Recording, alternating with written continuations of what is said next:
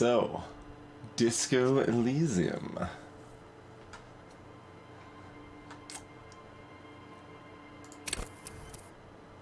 Okay, we select an archetype, or we can create our own.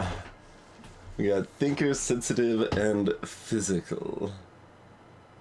Oh, PSY is not physical, it's psi. Okay. Bad with people, knows interesting facts, comes up with original ideas. Plus encyclopedia. Very psychological, magnetic personality but unstable. Might begin to lose his mind. Plus inland empire. Extremely physical, interacts with the world through his body, gets things done, but dumb as a rock. Although sensitive also only has in one.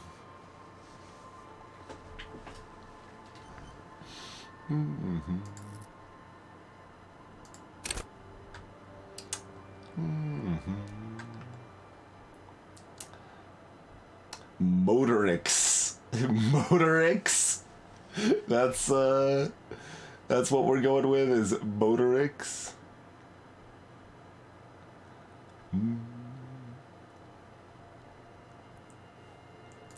So...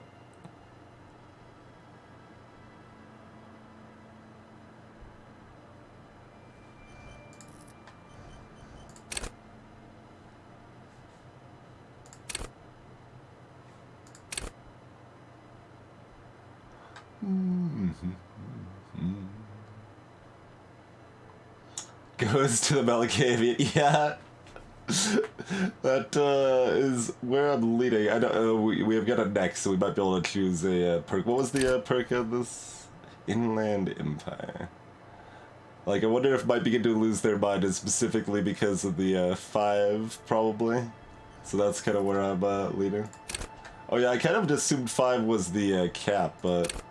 Oh, you can go 6 or higher. Okay, 6 is the highest, apparently. None of the defaults go above 5. I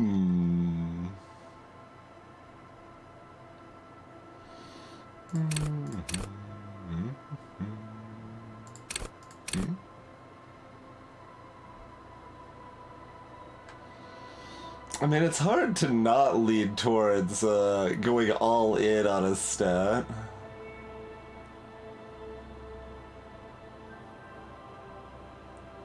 To some extent.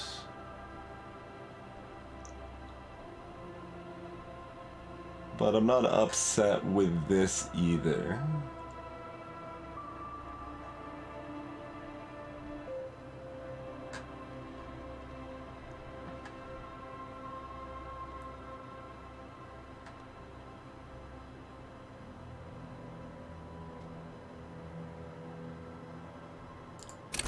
Sure. 3513. Oh, we've got a bunch of others. Your signature skill.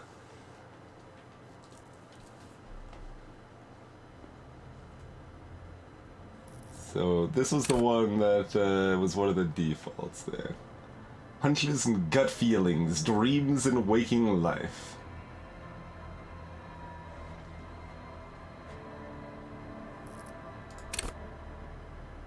Cool for dreamers, paranormal investigators, mental creators.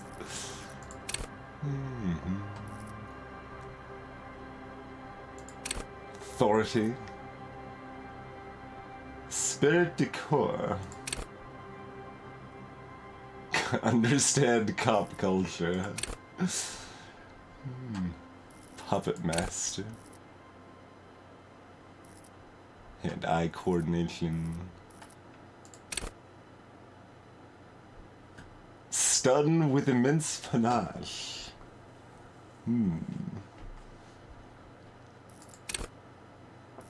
Locks and pockets. Pickin'. Posure. Logic. Encyclopedia is another one of the bases. Fascinating trivia. Rhetoric. Drama. Conceptualization.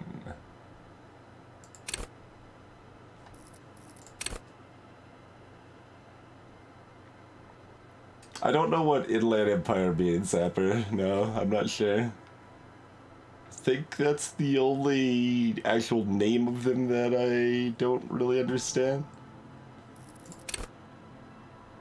Let's see. Half Light. I don't actually fully get that one either, I guess.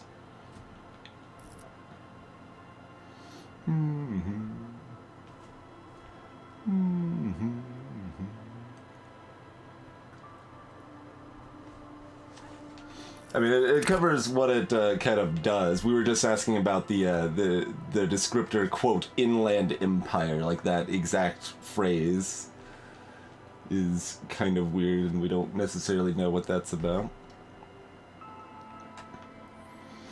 I mean, given the description lead towards Malkavian, starting with that, and mostly going with the default pick seems not unreasonable.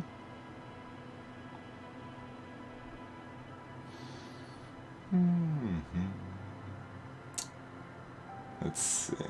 Yeah, there's a chance I would even pick it without that inclination.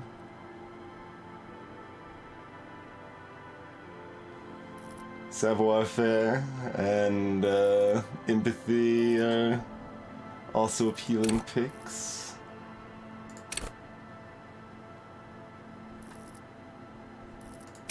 That description just sounds like another composure. That's morale up, though, not physical up. Visual calculus, reconstructing crime scenes, making laws of physics work for the law.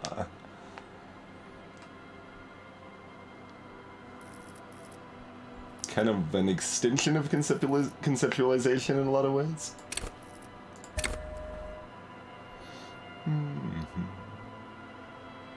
Okay, so that only adds 1 to whatever we pick, so that's not that big of a deal, probably.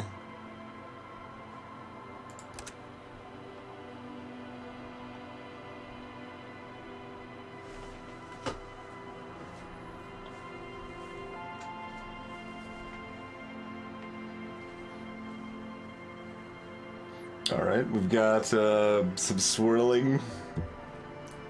Lots of swirling.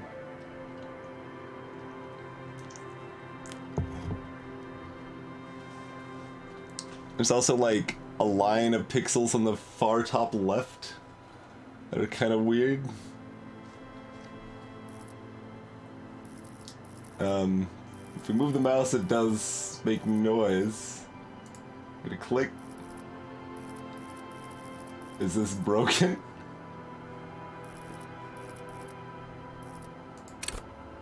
Yeah, I can select things that we can't see. Good. Okay. We're back on the screen because I hit escape.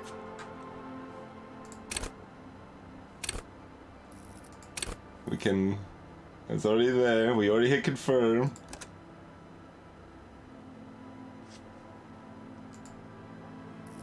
But we're still on this screen.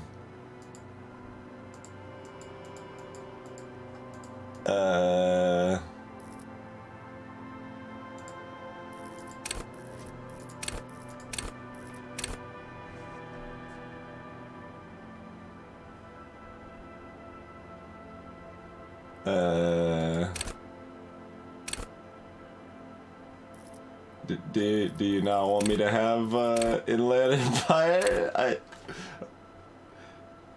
Do you want me to set an additional signature? Or a different one? You can only have the one, right? Yeah.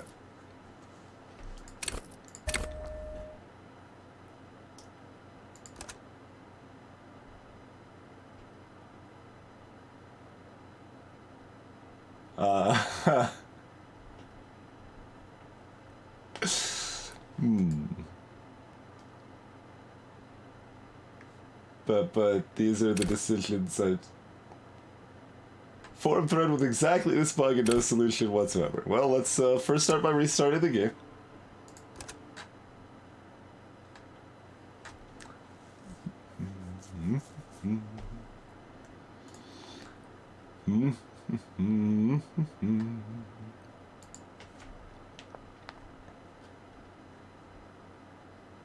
The man's already keeping us down before we can even get in the game to begin with.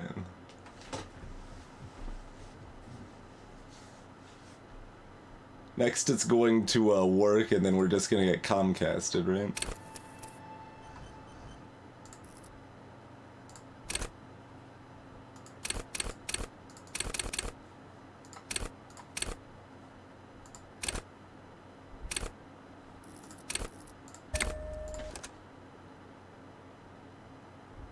Okay.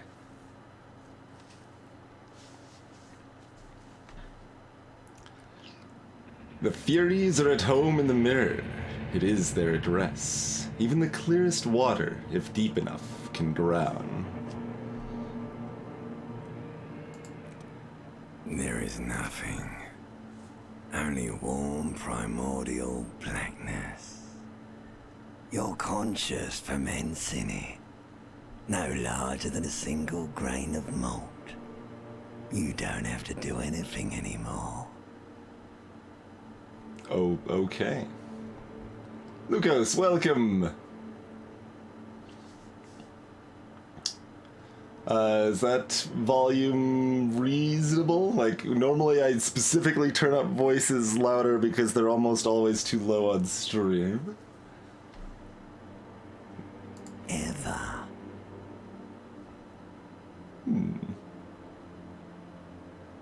Never, ever.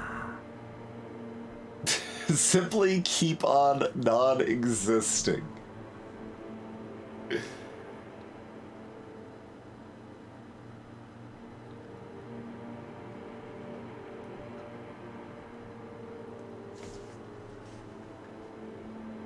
Never, ever, ever, baby. Fair enough. An inordinate amount of time passes. It is utterly void of struggle. No ex-wives are contained within it. Greetings, Gunther.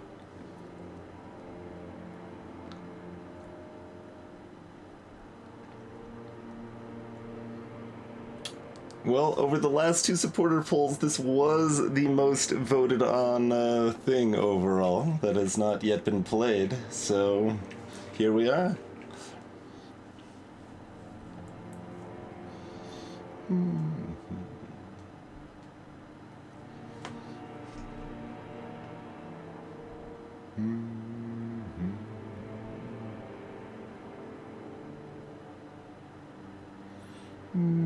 Sure, give me some more. You got it, sweet brother.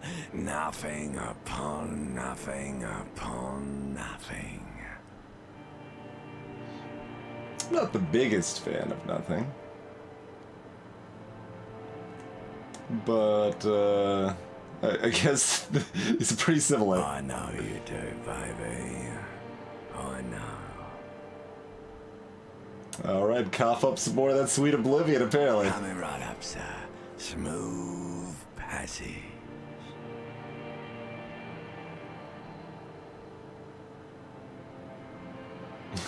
I want to get off now. I like pain and burning light and wanting things from people who don't want to give them to me. Do you really?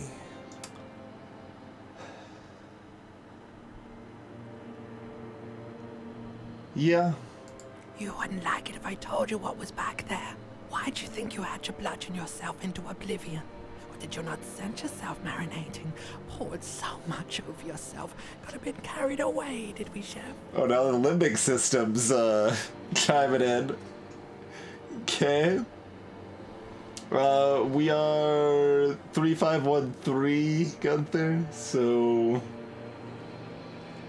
fairly similar to the default psych focus, but with like no physical and some of the other stuff instead.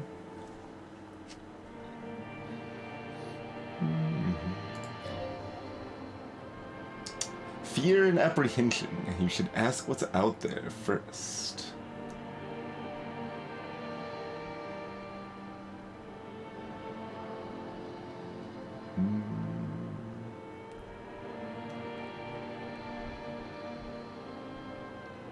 Alright, what's out There's there? this giant ball there. in evil apes.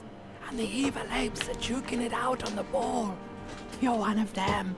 It's basically all just evil apes juking it out on a giant ball. Yeah, sure. Correct, got the... Hey, Stanford. How small are the apes? Infinitesimally small. How small are the apes? Infinitesimally small. Okay. You can't even make out it's a ball when you're juking it out. It's that large. This duking it out I keep hearing about. What's that? Vying for resources is a stupid expression you picked up somewhere. The part of the presentation you want to take home with you is this. You have to beat the other evil apes in the face, or you lose. That's sad and also inaccurate limbic system. Yes, Don't buy it. is. And you drowned in that sadness a long time ago. What exactly do you mean by drown? You're lost.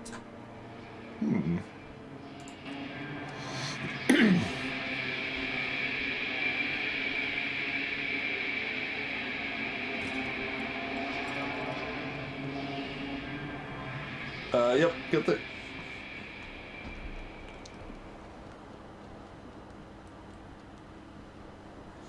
Alright then.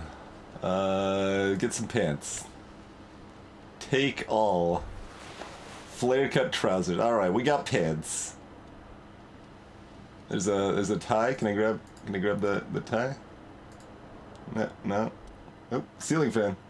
This fan has two chain-pull switches. One ends in a tiny fan, the other in a light bulb. A truly horrific necktie has somehow attached itself to one of the blades. Or has it been consigned there as punishment? You feel as though this creature is your friend and wants to reattach itself to your neck, so that you may continue your adventures together in this strange world.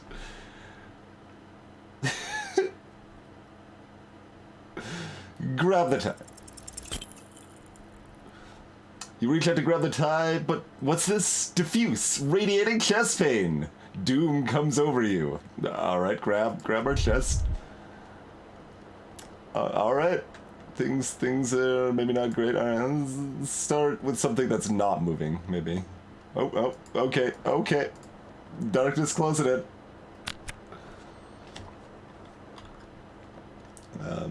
Alright, I'm holding tab. You want me to click here, I guess?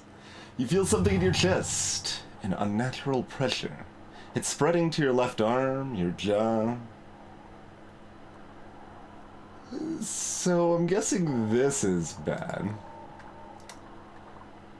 Very, very bad. This is the end bad. Well, let's try to remain conscious. All you can feel is pain and weakness. You have to surrender now. We all do. It gets so dark. You don't even see her face, like you always thought you would. You only see pain and fear. Cop suffers final heart attack.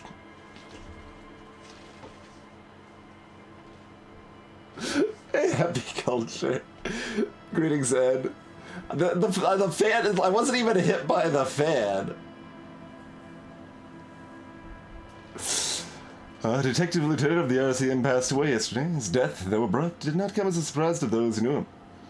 He was the heaviest drinker I ever met, Captain Ptolemy Price, the deceased superior's officer, commented. And that ain't easy on the ticker. He loved liquor, sure, said Detective Chester McLean, a friend and colleague. But I think before he ever had a heart attack, his heart was broken. According to an official statement given by the RCM, the officer was on the brink of solving a murder case. Alright, well, that was Disco Elysium. What should we do for the rest of the stream?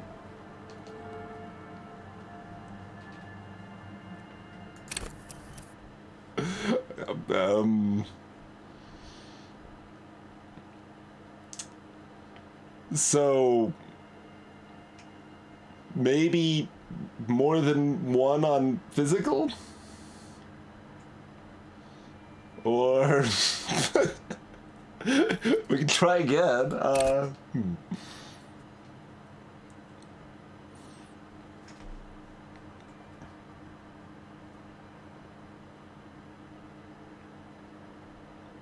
But I like these numbers.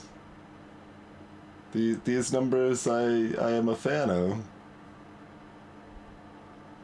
We will try it one more time.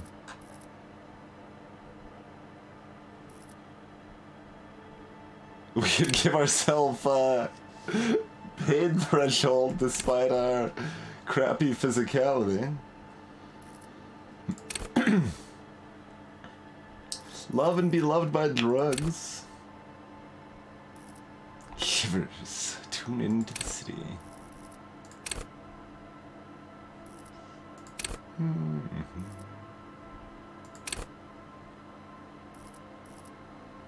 I mean, considering we clicked on a pair of pants and then a fan and then the game was over, I think we'll just try the same thing one more time.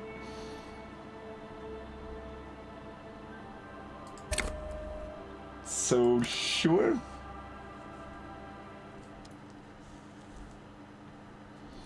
Glad I could get there. I got there. R.S. Thomas. There is nothing ever, never, ever. An inordinate amount of time passes. It is utterly void of struggle. No ex-wives are contained within it. What was that about X something or other? An awareness creeps up on you. A mass lies hidden in your dead angle, soaking in some lurid acidic sauce. It's bloated and shameful, a pool of meat surrounding you. This is a terrible line of questioning, and it will only lead to more awareness of the meat thing. Hey, Kimps. No. I wanted to know about the X whatever. Ex-love. Ex-tenderness. It is foolish of you to resurface to the loss. Not after all the damage you've suffered to get here. Some of it irreversible. Stay. Sail with me through the abyssopelagic zone. The abyssopelagic zone. Alright, let's You get off. wouldn't like it if I told you what was back there. Why'd you think you had to bludgeon yourself into oblivion? Or did you not sense yourself marinating? Poured so much over yourself. Got a bit carried away, did we, Chef? I did this to my son? Yes, your one disco mother. Alright. Well, let's There's this wait giant for ball him. there. You can't even make infinitesimal. Vying for resources. It's a stupid expression you picked up somewhere. Yes, in your luck. Alright.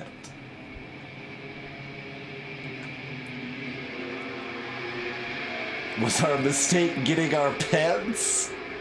I don't know, there didn't seem to be any downside to putting pants on, so I will once again acquire pants. Alright, we've got pants. Now, can we sit down? Can we do something that won't immediately kill us?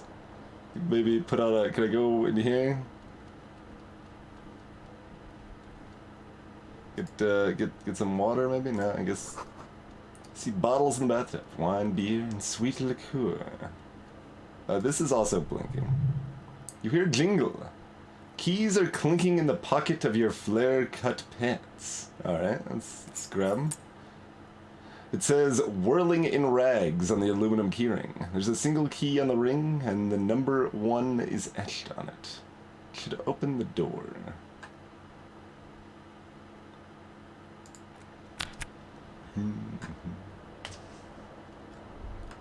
Oh, okay. Like, a lot of the stuff was already marked with interaction, like symbols, but there's other stuff here.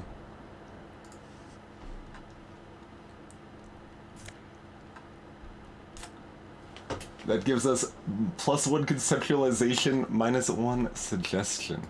I didn't see what the stats on our flare-cut pants were. I'm gonna press I, see what happens. Okay, they give us they give us plus drugs minus cool dexterity, huh? I don't know. We need better pants then. I want savoir-faire. Clearly. Alright, let's take a look at the mirror. A mirror hangs above a bent and broken sink. In a fierce discharge of masculine energy, someone has ripped half the faucet off. Hot water sprays from the base and steam covers the mirror. You cannot see yourself, just the outline of a man.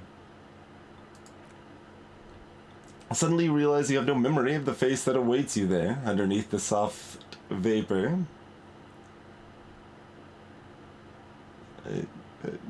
Nothing? Really? All recollection of the person you are, the people in your life, and even the world you're in has drowned in a sea of blood and alcohol. This was no mere night of drinking. It was a deluge of world-ending proportions.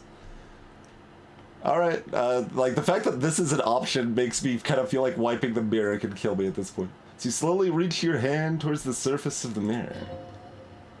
Abort! You clearly have not thought this through. You won't like what you will see there, and you will never unbecome it. Alright, maybe I should touch it first, make sure there's nothing wrong with my face. Yeah, there's definitely something wrong with it. What? What's wrong?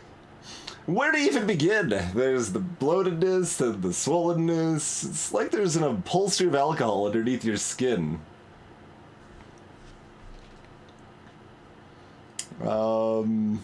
Alright. How's my nose? Your nose feels like a small balloon in the middle of your face. It hurts when you honk it and doesn't appear to be a particularly tiny nose either. Not with all the drinks it's absorbed for you. At least my tongue's okay? It's not. It's swollen and snail-like, wriggling beneath your fingers. Alright, I want to stop this.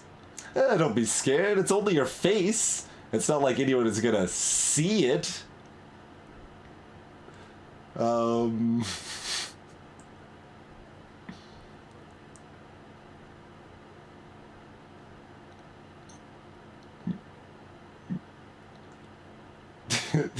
Our intuition like pointed us out that looking at ourselves was terrible, but at least we kind of know what's coming, so we're maybe okay now. All right, wipe the mirror. Oh, there we go. Behold, Griggs Dread.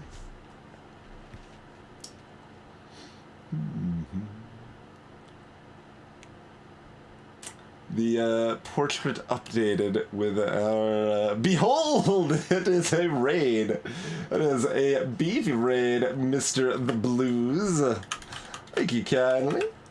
You should definitely give Off Blues a follow if you're not already. Hey there, Gridlith. Uriah Ampersam. Gulping. Esgrunt. Welcome, folks. We are checking out Disco Elysium for the first time. We clicked two things when we first started playing the game, and we immediately died trying to grab a necktie spinning on a ceiling fan. Trying to grab that gave us a heart attack. So this is our second run, and we just found out what we look like, apparently. You have no idea who this thing is, do you?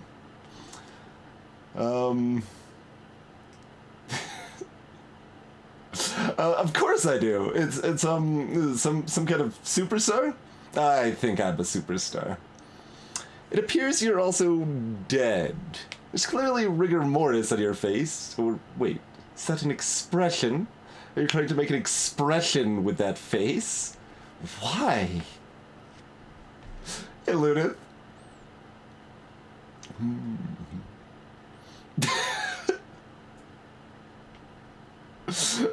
I think it might be because I'm a superstar. Please stop, it's horrible. You're scaring yourself.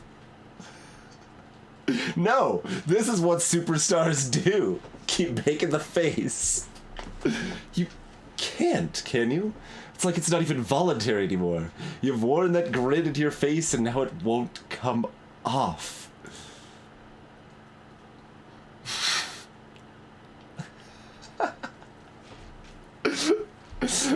some good options.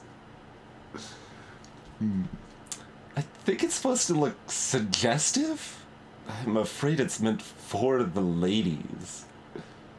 Please promise yourself you're not going to try it on any of the ladies, whatever happens. These are my options with my internal monologue. Alright.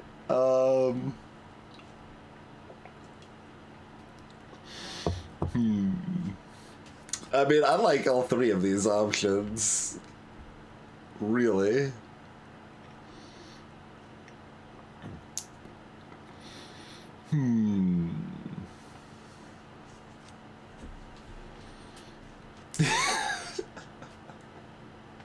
Parentheses lie.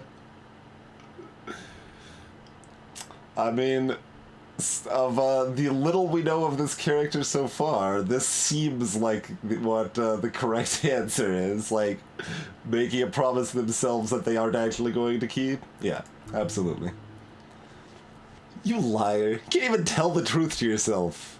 Go ahead, try something. We got 5 experience for that, apparently.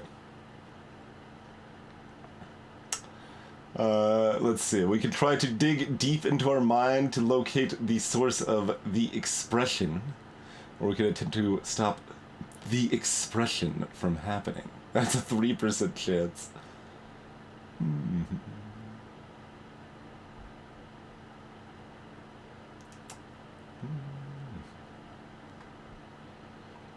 I mean, this doesn't sound like it immediately kills us, so we're gonna try it. 17%. Like the rest of you, comes from a bad place somewhere in the past. That's all you know for now. Alright, well let's let the mirror be for now. Make sure we don't click the ceiling fan, the deadly, deadly ceiling fan. We got a disco-ass blazer. Helps us understand the feds, apparently.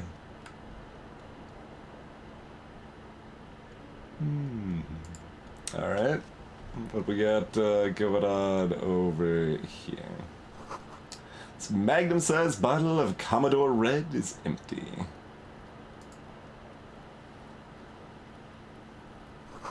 It's like someone tore out the tape while the song was playing.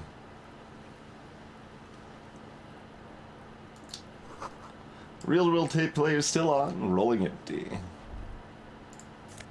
What is this? Oh, we can take an empty cassette case. All right. What do we got over here? Oh, we get a left shoe. All right. We have acquired a left shoe. What's this over here?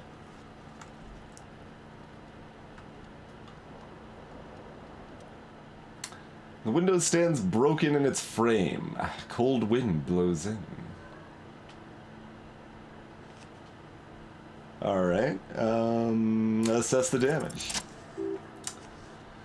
The shards face outward. Whatever broke this window came from inside. Did I break this with my hands? Fine web of scarring covers the back of your right hand, but none of it is recent. Alright, what caused this? More likely a projectile than a held object. There are no fragments on the floor from pulling a tool back in after impact.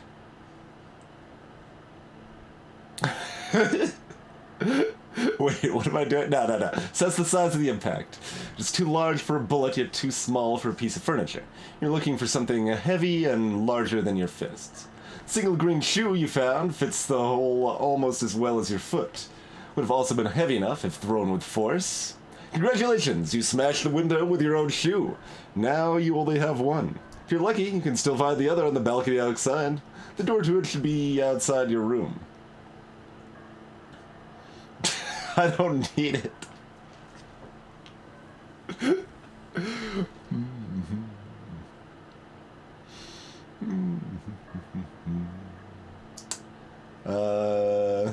We still in denial? Yes. Maybe it wasn't me.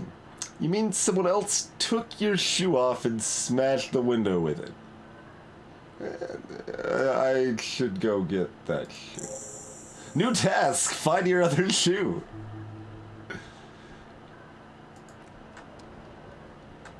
Alright.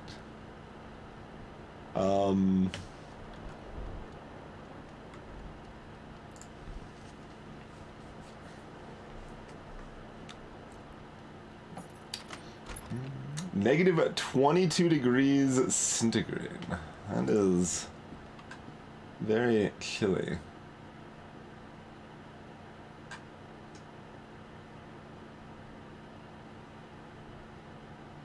Oh, they're talking about different locations, I guess. Alright, let's check the day. It's March of the 51st year.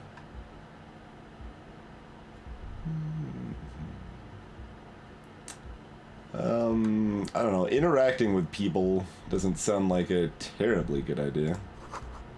Something on the table, go check it out then.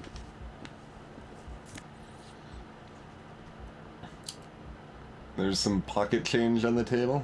I guess it's mine now.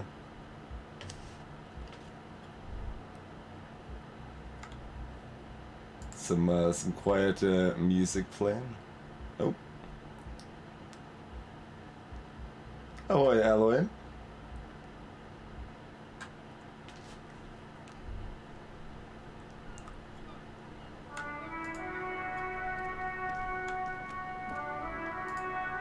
Shoe has been acquired. Snakeskin shoes. Alright. Man, those also give us negative savoir-faire. Our disco is not the type of style we're looking for here.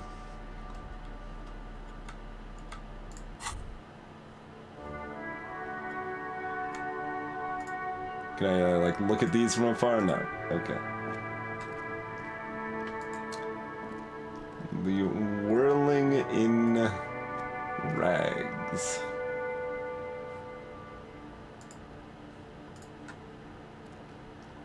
Yeah, I was wondering about that angle too, Zapper.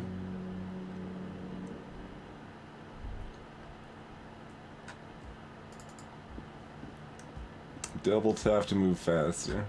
I don't know, that could kill us. Feel like exerting ourselves in any fashion is dangerous at this point. This is what I have been taught. Hello, officer. Oh,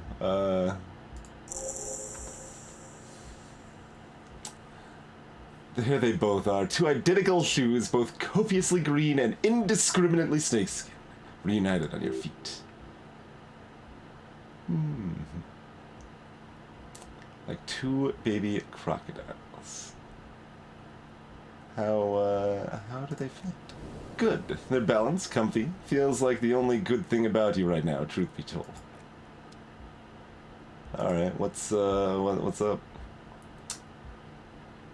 Miss Orange Disco Dancer. Class. Let's get a cigarette to her lips. Her eyes are brown and her face is speckled with birthmarks. She can't be more than 28.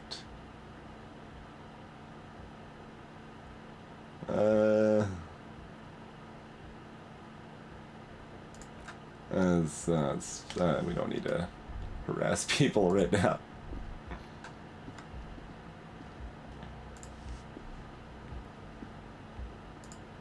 Getting the tie will kill me, Zapper. It's not worth the risk. Satirical newspaper Tremblement. Get a thought about that. Nothing on the front page rings a bell. Odd.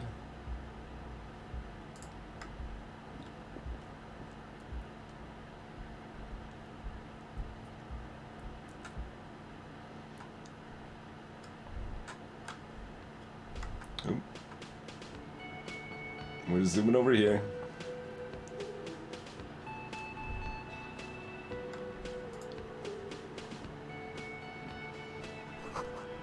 This is where the lyrics would be. Big old karaoke mic just waiting for someone to sing into it. We appear to not have the option. Probably good, because it seems like something that could kill us. Speaker is connected to the radio. Music is seasoned with static.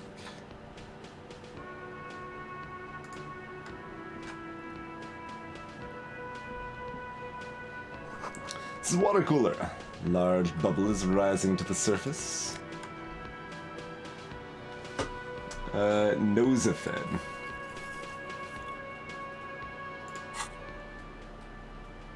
Health is at 1 of 1, so I don't know that that really does anything for us. Also, it doesn't... It's not in our normal inventory, anyway. Menu has been wiped clean. Only the word Monday is written on it.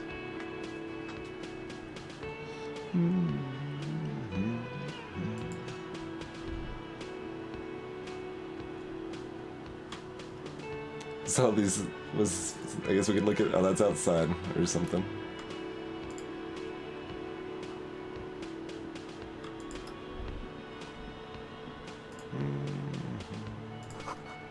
This royal pinball machine is unplugged. Alright, what's up? Hello, sweetie. Cryptozoologist's You wife. shouldn't keep your colleague waiting. Oh. Okay.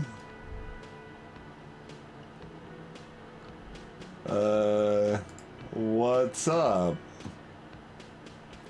The speckled man in an orange bomber jacket is tapping his foot on the floor. Looks like he's waiting for someone. You. As you approach, he narrows his eyes and extends his hand in greeting. If an assault were launched on this building right now, if the windows came crashing down and the whole world descended upon you, this man would hurl himself in death's way to save you. You are sure of this, but why?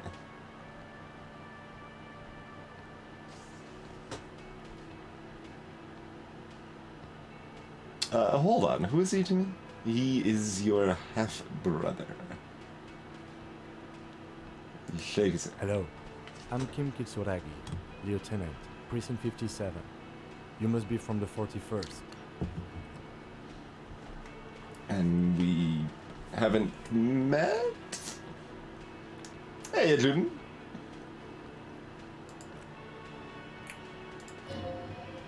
This is your chance to come up with a really good name for yourself. Get creative. Conceptualize.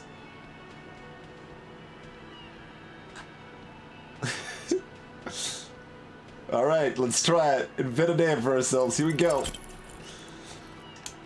Raphael Ambrosius Cousteau. It's so cool. It's very, very cool.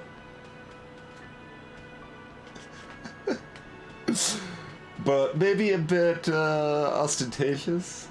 No, it's not. Raphael Ambrosius Cousteau sounds solemn and historical. This is an opportunity to start your life anew as a classier person. My name is Raphael Ambrosius Cousteau. Yes, well, It doesn't even process what you just said. Just move on. it looks like we had a little scheduling error on Sunday.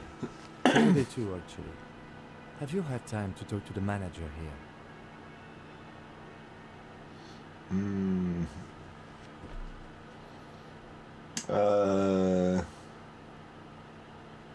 No. Then we should ask him for a rundown of the area. Get me up to speed. I understand the scene is out back, right? It also wouldn't hurt to assure him the police are finally here. In full force, I mean. Have you mapped out the initial interviews?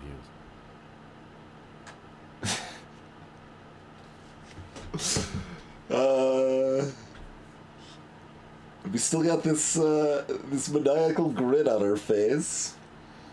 Who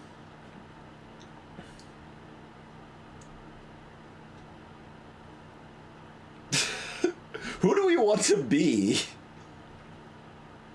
I don't really know who we want to be. But,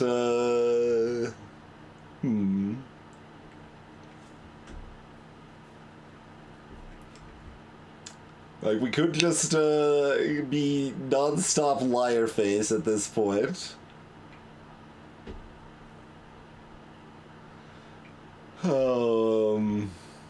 We could question them being with the police, even though they're obviously here to meet us, and apparently is our half-brother.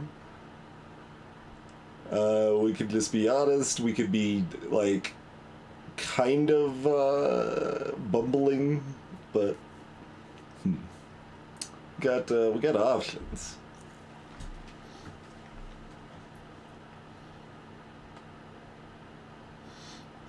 Alright, we really don't know what's going on.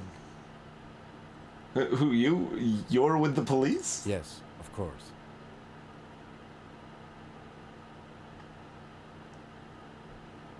What interviews? At the 57th, we like to prepare an initial list of persons of interest, and then just skim the surface, prepare the field, get to know the players. You don't do that? Maybe it's not an inter-district practice. Okay. We're painting more of a picture. Alright. Okay, we'll have time for that after we take a look at the coroner's case. Have you removed the dead body from the tree?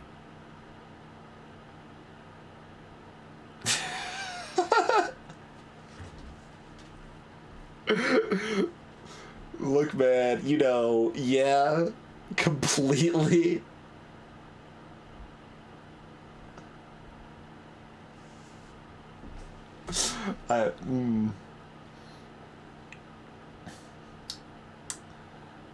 Dead body? Mm-hmm. I don't like dead bodies. Sure, but did you take it down from the tree? Look, man, yeah?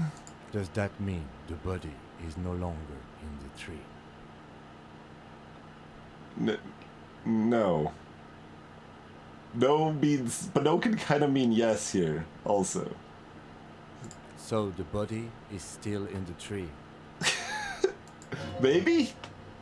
This is the first time you detect a wariness in the lieutenant's voice. It's obvious he would have preferred for the body to no longer be in the tree.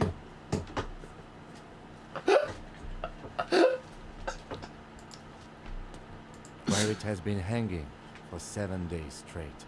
We should go there as soon as we are done talking to the owner. Alright.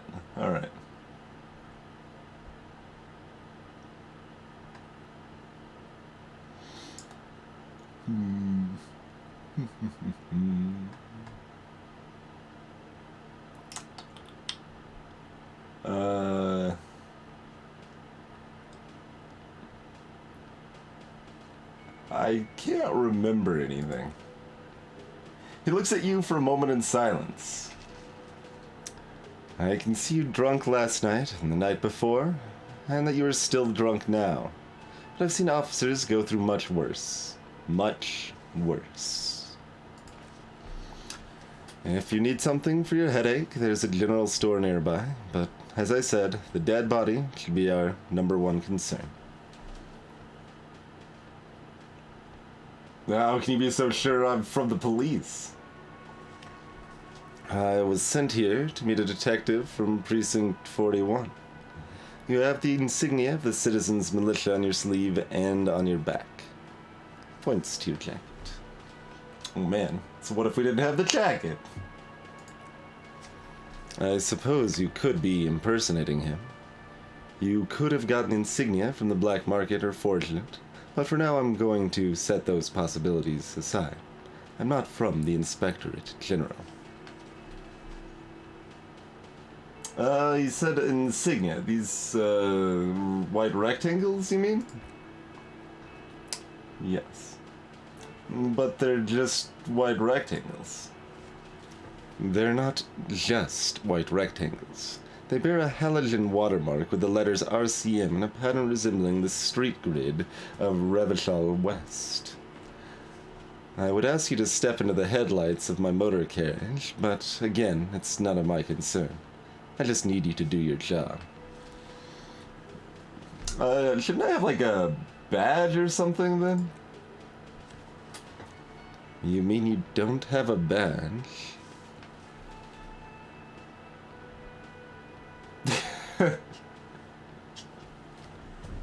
I'm a policeman, and I have my badge. I mean, we haven't just been blatantly lying to him for the most part, so... But, this seems like the least believable thing we can say at this point. It wasn't on me when I woke up. Losing your identification card is a serious matter. My vehicle has a shortwave. You can use it to report your badge missing. I would advise you to locate it as quickly as possible. But getting the body down should still take precedence. Alright then.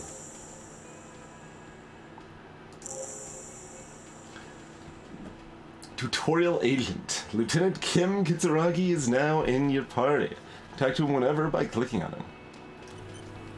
Alright then.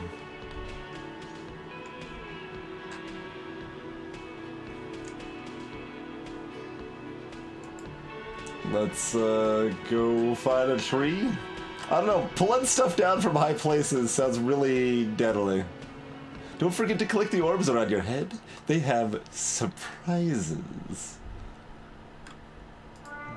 I'm guessing it's like over this way. So. You see a set of tire tracks in the brown slush that covers the plaza mosaic.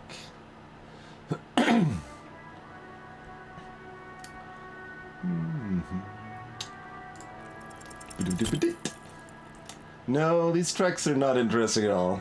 Let the street sweeper just sweep them away. What kind of vehicle drove through here?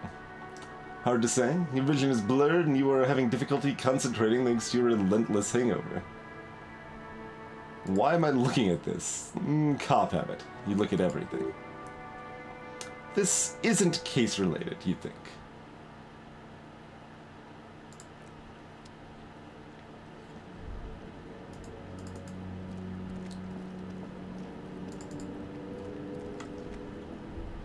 Checking, Hey, Kono's got this!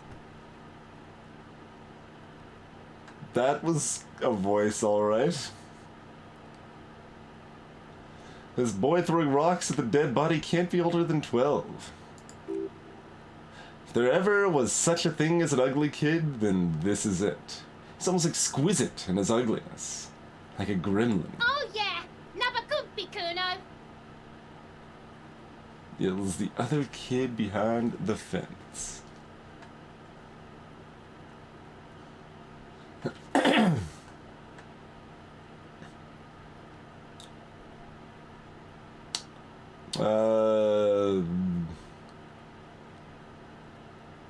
Nah, I'm not getting into this right now. Smells like spoiled meat and curdled dairy. A human being decomposes.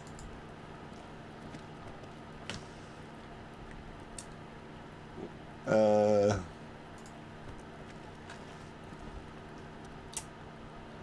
corpse looks at you with bulging white eyes. The face around them does not look human. It's swollen and ready to burst.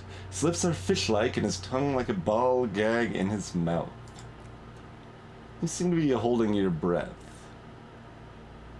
Yeah. Cargo belt twists his neck at an unnatural angle. The body below appears stiff. It's letting out an ungodly rot. The smell seeps even through your clenched nostrils. That's why you gotta spell though differently. That's what we tell the kids, Amber, that's right. Let go of your nose without throwing up. No? What is this? Why is it so bad? Active decay. The lieutenant raises a white piece of linen to his nose. It's okay to throw up, officer. No one is judging.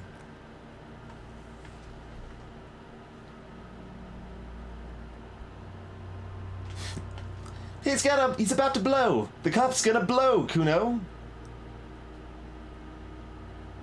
No, it's not. I'm out of here. What? Someone's trying to grow herbs in this greenhouse. I mean, we'll look at this. The kid's ladder is rickety, but still climbable. Ladder's for kids. It wouldn't hold the weight of a grown man. Well, that's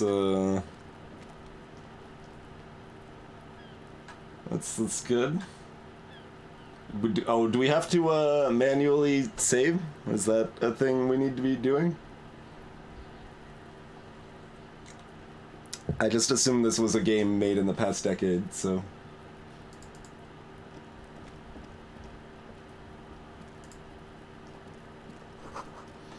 This winch mechanism has been oxidizing for some years. This box.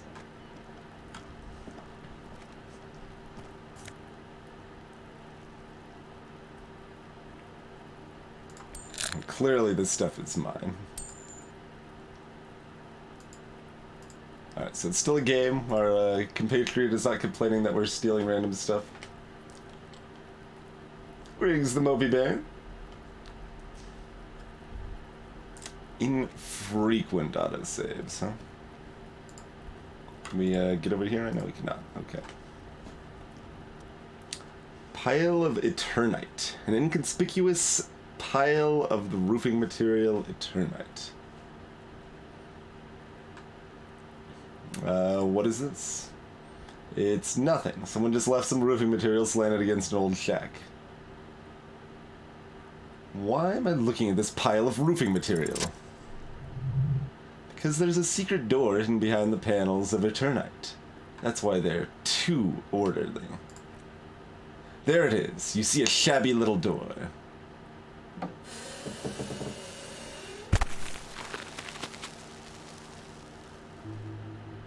We're just gonna, like, drop it? We're not gonna move it to the side? Alright.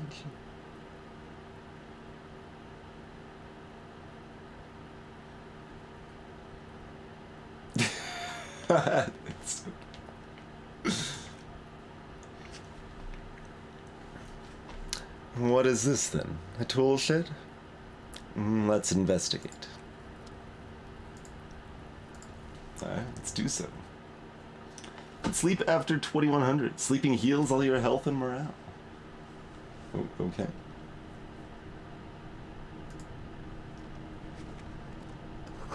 Empty tube of magnesium supplement. Silver plate with traces of bone yellow powder.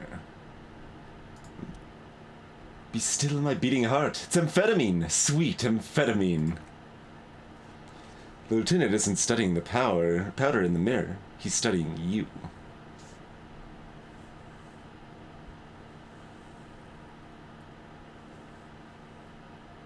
I was thinking about Blake.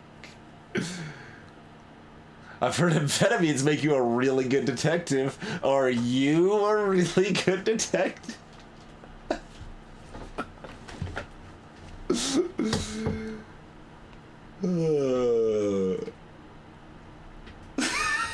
Okay.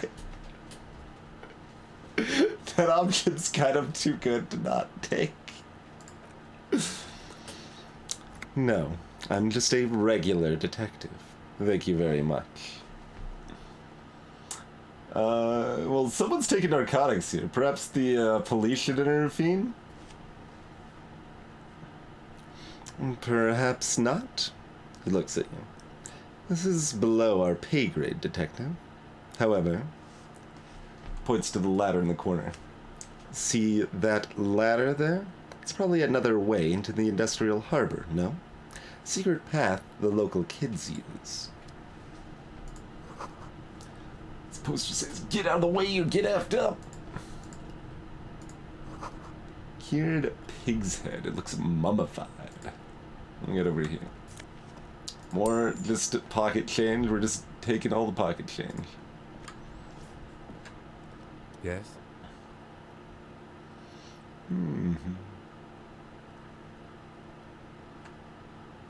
I think you should know that I can't remember anything. Just arches his brow. I feel like I must repeat this. I don't remember anything. There was heavy drinking involved. Have you tried concentrating on something other than your personal affairs? There's a sudden harsh edge to his voice, like he's tired of hearing about your personal affairs.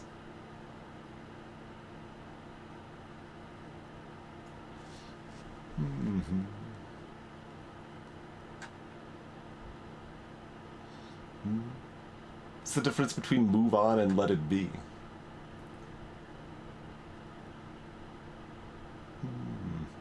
Alright, but I'm completely lacking in basic information about even this organization we're in. Can you help me? Well, move on and let it be are like synonymous statements, though, basically. Fine. We should get through this day first. Half hours begin at 2100. If you're still having trouble then, I can give you an orientation.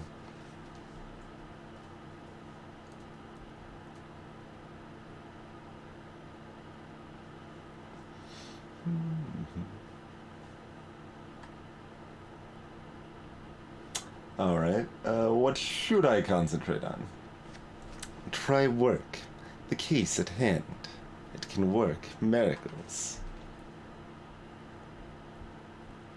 Yeah, I mean, the text before is different. It just feels weird that it, I guess they're just trying to flavor the text and make it different.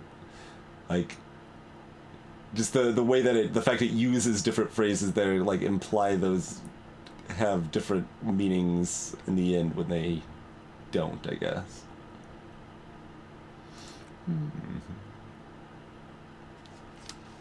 Focus on other people's troubles, not your own. That is the relief. Okay.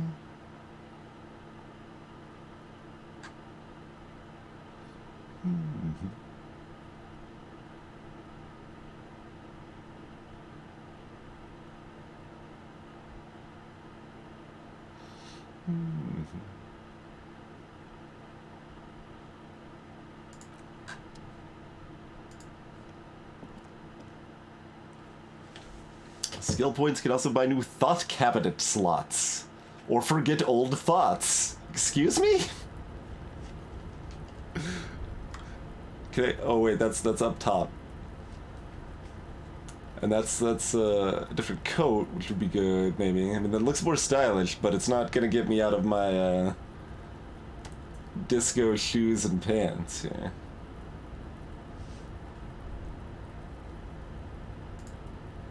And look at this stuff.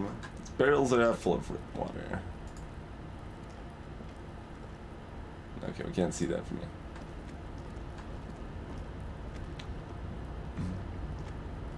Nope. Oh, where are we going? I guess we're going this way. Might as well look at other stuff on the way then. No? This doorway is going to collapse soon. Restoration pillars keep the ruins together. It's a bucket with a Grand Coron 37 postcard. Apparently has value. More pocket money. Okay. So why are we walking over here to try to access this? You're gonna... Oh, we're walking this way this time. Alright. Now check the box. Another Nosafed. More cash money on the ground. There's just cash money everywhere. I have to assume this is not very much money.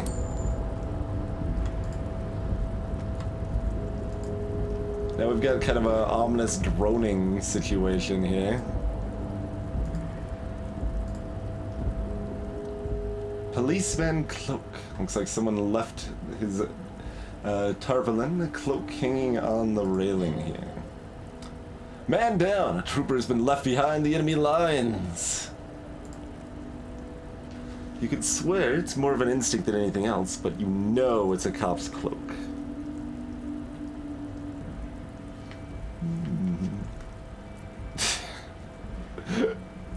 Alright, apparently we're going to freak out. Not that I know of, Formal, but I haven't actually checked options or anything. Yes, it's probably yours. It bears the RCM insignia, and you have a habit of being careless with your equipment. Gentle as the draw. You could probably make the jump. You look like you've done some track and field in your day. Oh man, see this is, we got two negatives to savoir-faire. I'm just gonna look around. The wind is aggressive up here. The lieutenant looks at the enormous crane towering in the distance, over the container yard. The look in his eyes is a mix of the engineer-like interest and the wonder of a 6-year-old seeing a horse for the first time. Let him have his moment of wonder. His eyes trace the crane's contour as if trying to memorize its majestic shape. Then he notices your gaze. Yes, we were in the middle of something. Your cloak. What exactly are we doing up here? What are we doing? We're awfully close to breaking into the industrial harbor. They're bound to have information for us.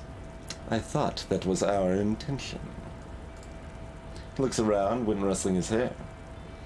Or it could be that we're just exploring.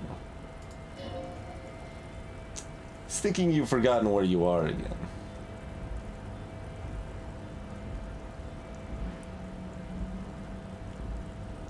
Do you really think this cloak is mine? Should I go for it? Jump? And the cloak? I do think it's yours, yes. As to whether you should go for it. He looks over the ledge at the cold pavement below. Well, it doesn't seem too dangerous. 2 meters, tops. Whenever you're ready to do it, I'll be right behind you. The cloak looks like a bag of goodies floating in the wind. Who knows what its pockets may hide?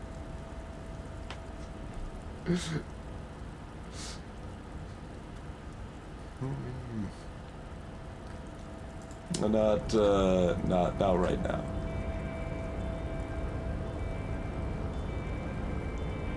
Like, can we just, like, how does this work? It goes from 28 to 58%. It's pretty good.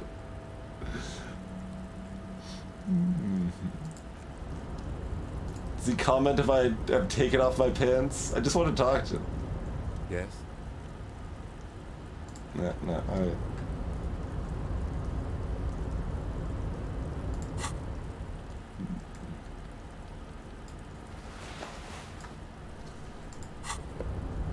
Negative power of dress shoes. I assume there's some way over here without killing ourselves. How do we even get down? How did we get up here? Over this way. Okay.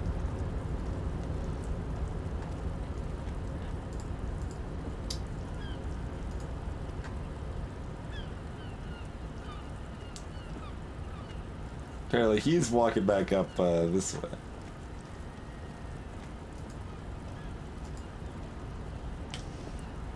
Is this all that we can access up here?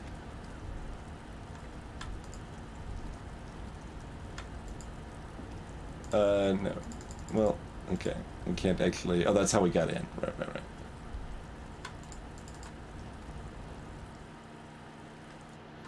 EV is one coat.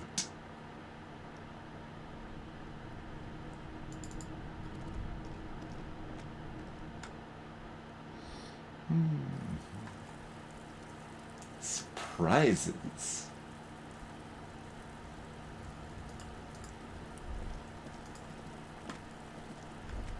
Did we look at the debris down here yet? There are several footprints in the mud left by work boots. Anywhere from 6 to 12 pairs have walked here. What kind of boots? Heavy workers' boots with reinforced toes and hobnails all over the yard. Isn't this something an industrial worker would wear?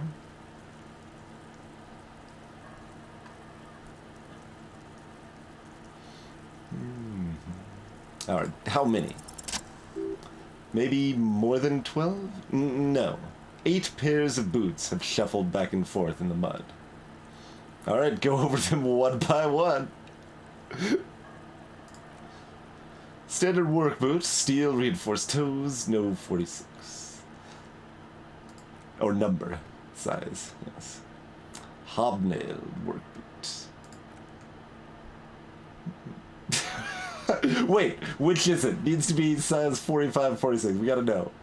You don't know. Some miracle you can tell a prints apart as it is. The cold must have preserved them. Alright. Another standard work boot. An aberration. Light as air. Even pace. Same make of boot. But number 41.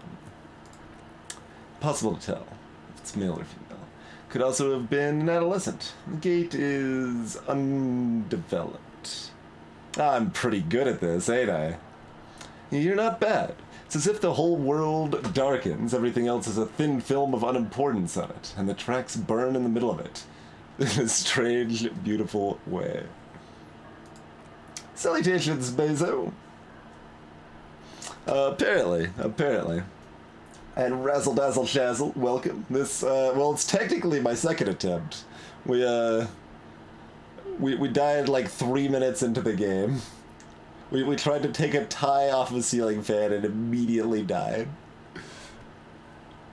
From a heart attack. So now I'm afraid to do anything. The glowing outline of a standard work boot, number 46, but the imprints are twice as deep as the others. The weight exceeds 200 kilos. And yet another standard work boot, 44, there's an aberration in the pattern of the sole, however. The right sole is smoother, more worn. 400 million! How many? Lieutenant has been tracking your eye movements. 8. I was pretty off then. I counted 20. Way off. Way.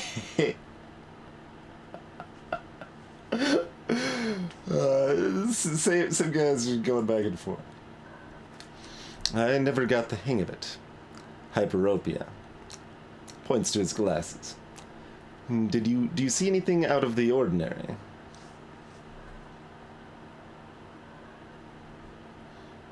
Alright, sure. Light step. No way to be sure. Got a heavy one. 200. He thinks for a moment. Could it be the combined weight of 2 people, one carrying the other who's tied up? Let's say a heavily built worker carrying a similarly built, soon-to-be dead man. He might be right. 200 kilos of living weight is unlikely.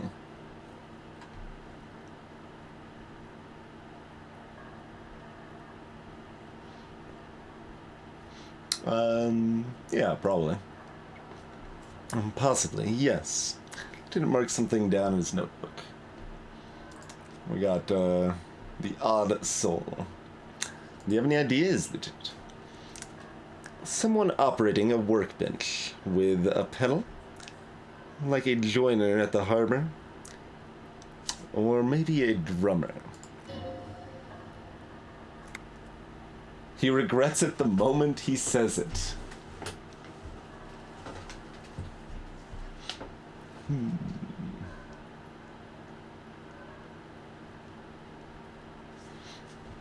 Alright, we can just nod. I don't know why I said that. We're not looking for a drummer. We're looking for a group of dock workers. The lieutenant clearly appreciates the chance to clear up the drummer issue himself.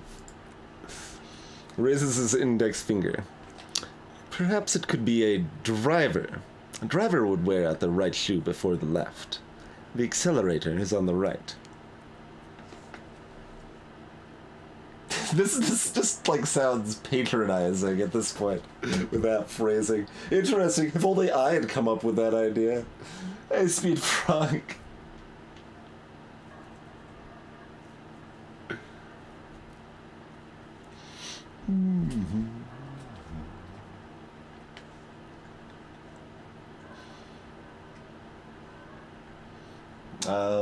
Not thoughtful.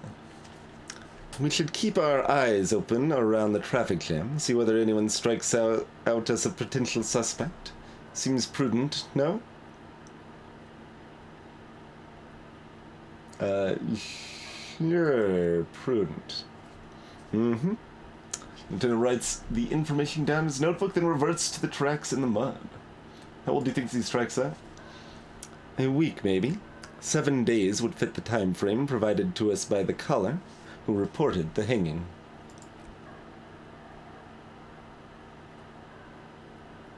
It is not impossible. How do you know? I pulled last week's forecast for coastal Revachol. 7 days below freezing. The day before, the day of his hanging, was the last warm day. Correct again. Sub-zero temperatures would preserve the tracks in good state. The commotion here could have taken place a week ago. What do you think happened here? What do I think? A mob of people brought something heavy to the tree. One of them was carrying the victim. They shuffled around, especially under the tree. Then, after hoisting him up, they stood in a semicircle facing his direction. At first glance, this appears to be a lynching. Indeed, they all stood in the road here and looked at the tree. Alright. Still don't think I want to try to take the body down, though. Still pretty much feel like reaching above my head for heavy things, or, well, anything, heavy or light for that matter, will just kill us. So, we're gonna go check out some other stuff. This trash container's locked. The sliding lid has a padlock that says Whirling in Rags. There's something in there. Not necessarily connected to the case, but still, this is a game after all. Why am I looking at you, trash container? You're just a trash container. We really are the Malkavian. Perfect. We chose correctly. The body is downwind from here. Maybe you prefer the smell of garbage to the smell of death? Keep the hunch to myself. The lieutenant leans in to inspect the lock. How do we get the lock? You can try using a pry bar. There's one on my motor carriage. Or... No or! Pry bar!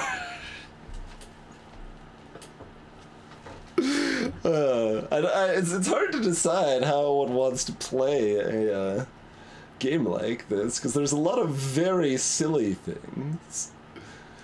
And the silly things are fun, but we can still enjoy the silly things even if we don't choose them, and then we can just choose them occasionally, right? I'm okay with this. Or we could ask for a key from the manager of the Whirling in Rags. He probably has one.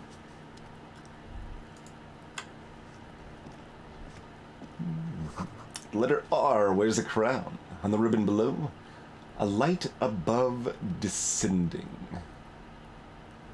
Light above descending.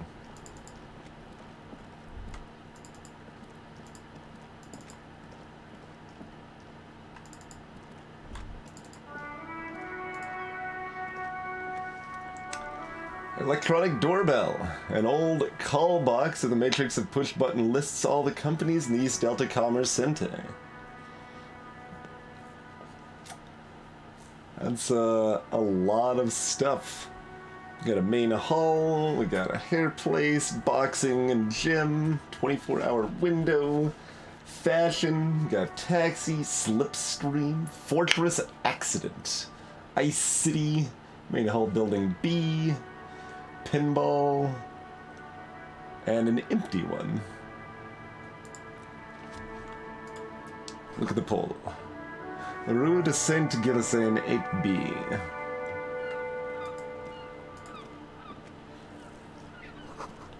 There are bottles inside. You could pick them up if you had a bag.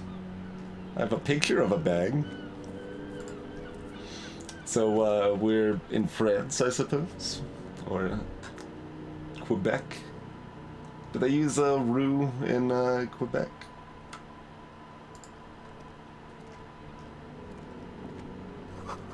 A heap of snow melts in this wheelbarrow.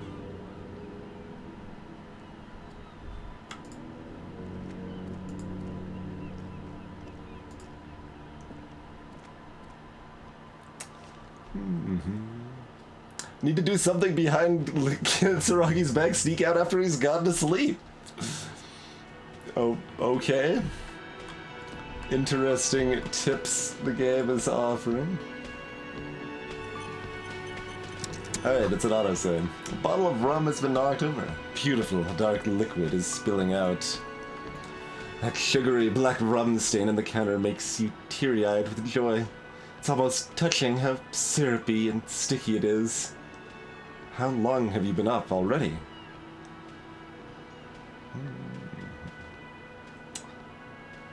An hour? Sweet lord, a whole hour! And you haven't thought about rum and lemonade in all that time? You've truly extinguished all trace of yourself. I've been secretly thinking about it all this time.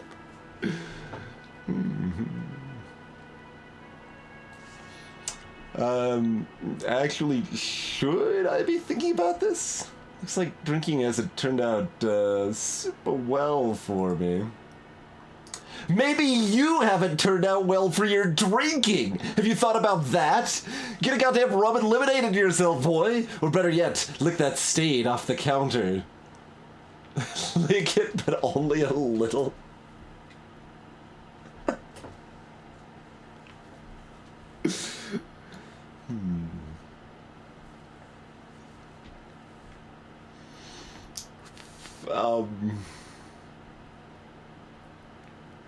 Don't look at parentheses lie. Lick it, but only a little. Calmly, the lieutenant looks out of the window, then to you, licking the tasty rum stain off the counter. But only a little. Then out of the window. What are you doing? He asks without turning his eyes from the street outside.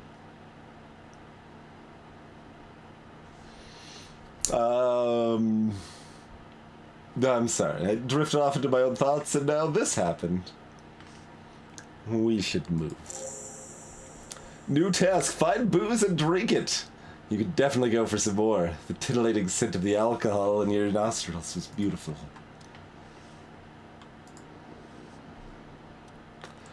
A man is sleeping at the table, wearing mud-caked boots and rolled down overalls. The back of his shirt reads "Wild Pines," encircled by a logo with a tree. On the counter, rolled out of his open hand, you see a blister pack of headache medicine. We have an 8% chance of waking them up.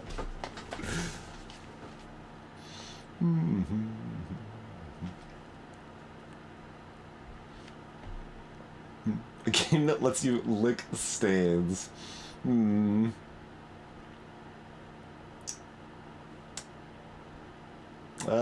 is this? No idea. Looks like he works for Wild Pines, a logistics company who owns and operates the harbor.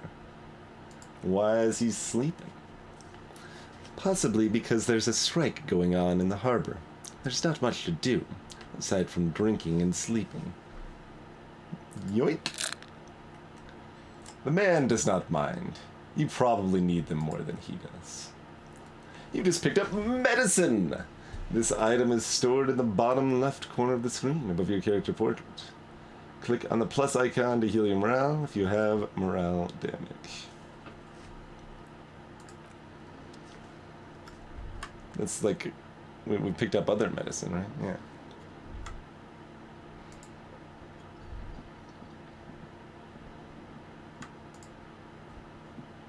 What's the sign over here?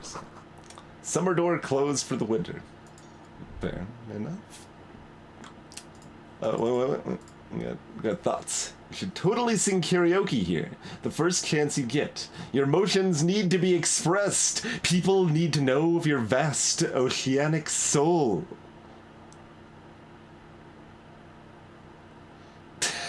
These options, though.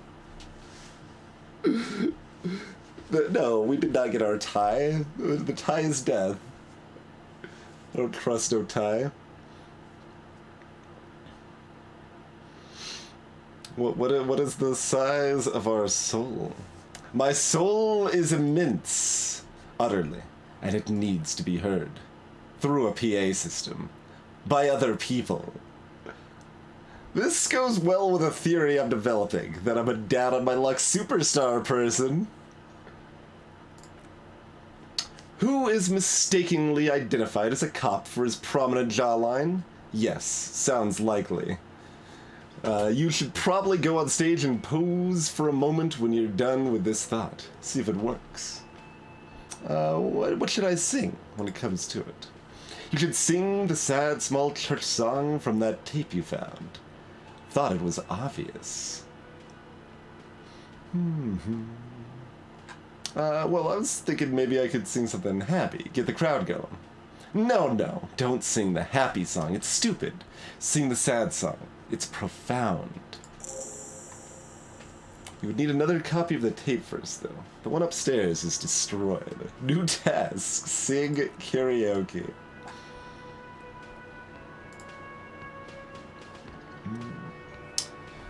Gout, the cafeteria manager. Man in his late 20s with a thin, unimpressive beard notices you approaching. He drops the ledger he was holding and turns to the lieutenant. Could he be irritated with you? He avoids eye contact altogether. Like you're not even there. Mr. Gart, right? You run this place. Yes. Tersely indeed. I am Kim Kitsuragi from Precinct 57. This is an inter-district investigation, so joining me from Precinct 41... I'm currently in between names.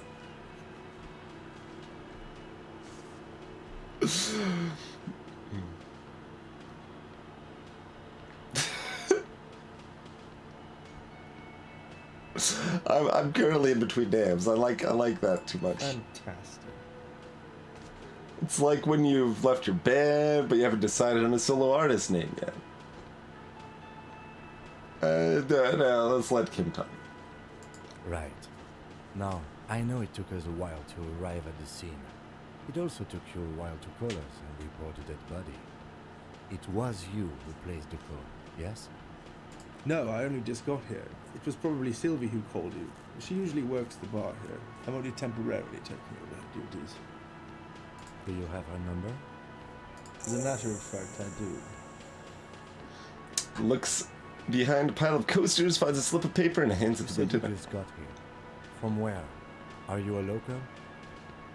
What? With Martinez? No, I live in Jamrock. I only sometimes come here to keep an eye on the place. This is just one of the many, many cafeterias I know. Many. But you still know your way around, yes? In case we need directions. What's this bird in front of them, by the way? Yes, I know where some things are. But as I said, I don't live here. I just used to work here. And I'm not going to start working here again, if that's what you think. I didn't imply that. Detective? Mm-hmm. Who, me?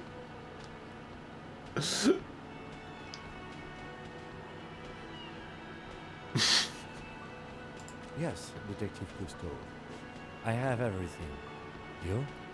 Said the name with a purposely straight face. Oh, you mean, do I have questions? Yes, he means do you have questions for me, like a police officer would.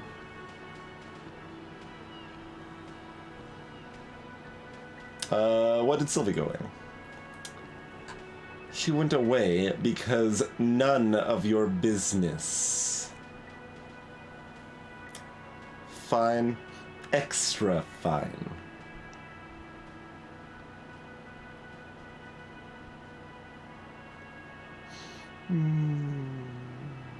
Alright, that's all.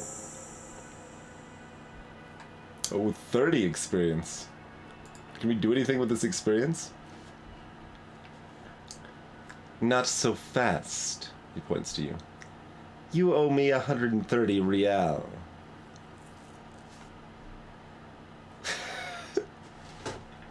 See, we should just not be wearing pants. Pants are clearly a mistake.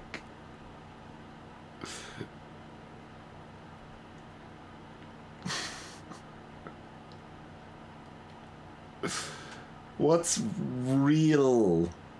Oh, excuse me. You owe me 130 real. He pronounces the R with a mock aristocracy. Damn it. I hate that aristocracy and aristocrat have different like base pronunciations. The IR, or Intersalary Real, is the global reserve currency. Whatever part of the world you're in now, it's safe to assume he means you owe him some money. Oh, I understand. You mean I owe you money? Wow, you're a genius. Yes, that's right. Money. You owe this establishment 130 real. Points to the red ledger on the counter. You're under arrest. I mean...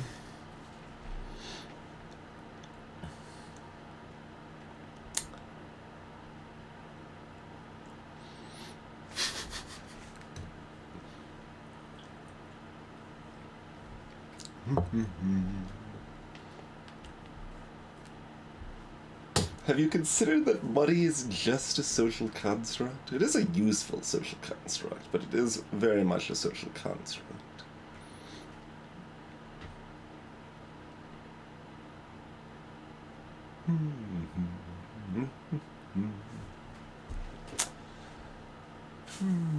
Yeah, I mean, it's kind of what I'm... I'm pondering things.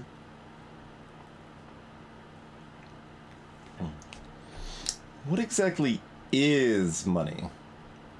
What? Are you a philosopher?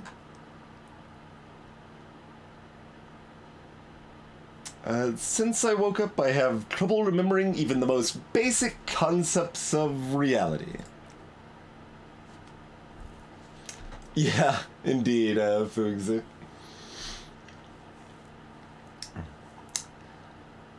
Money is what grown-up people use to pay for things. Things like this hostel room, or 8 bottles of potent blend and 9 packs of Royal Extra. We use it for everything, really. Interesting. Where do I get some of this money?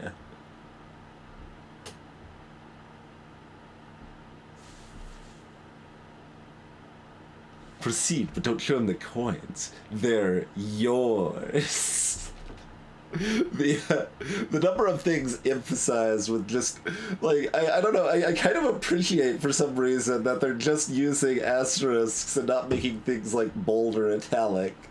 For some reason, that's just an interesting stylistic choice.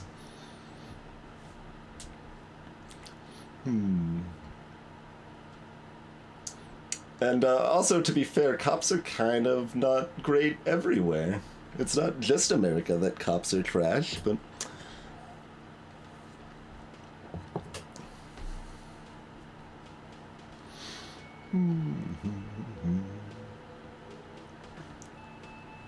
Interesting. Where do I get it from?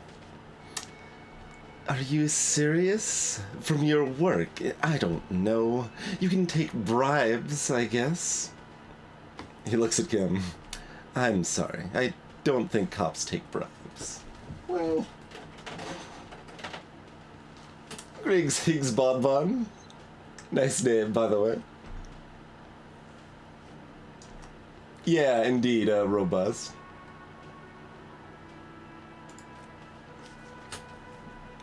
Some do take recompense. The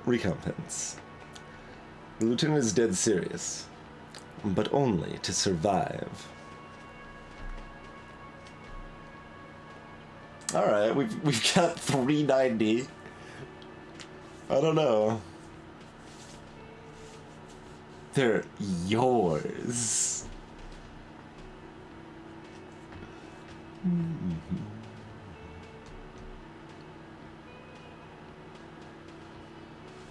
Why do I need it? For survival, to pay me. Unless you want to become a hobo. Do you want to become a hobo? There's nowhere else to stay in Martinez, and it's a cold spring outside. Money doesn't make you happy, but it lets you be unhappy for a while longer. If you run out of money, you die. It's like that for all of us. Me, too. That's why I need you to pay me. Stops and says, mostly to himself, I'm not an asshole.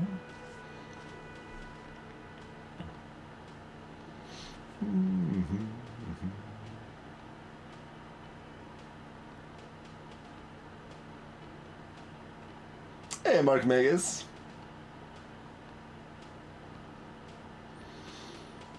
Alright. There's a shuffle of nylon as Lieutenant Kitsuraki looks for something in the pockets of his orange bomber. That's cop 4. I haven't offered to pay because I don't have any money either. You're under arrest. Still an option. Where was my, guess I'm a hobo now option?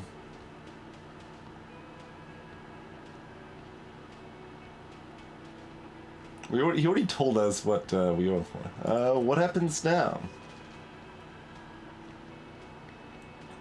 Turns to the lieutenant. I'm sorry, but he has to pay. I can't let him stay here any longer if he doesn't. If he doesn't have the money by tonight, then...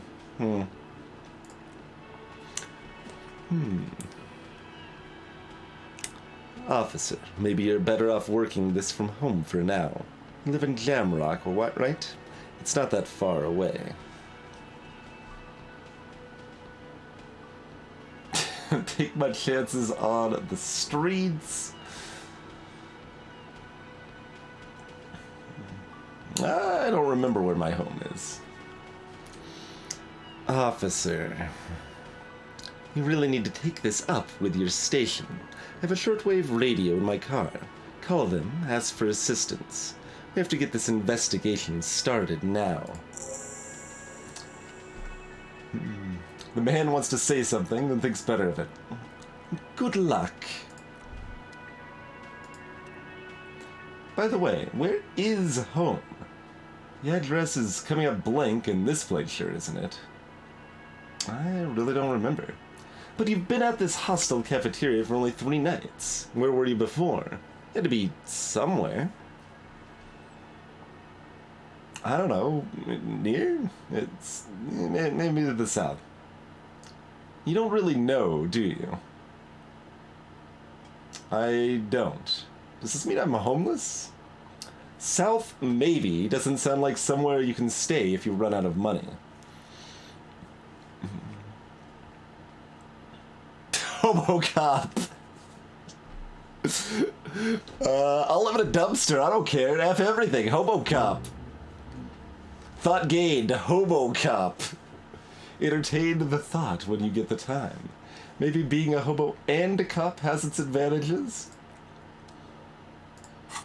Alright, we have gained the... We can internalize the thought of hobo cop. What? What even is this game? Look at this Liz. The Jamrog Shuffle. The Bow Collector. Bankruptcy Sequence.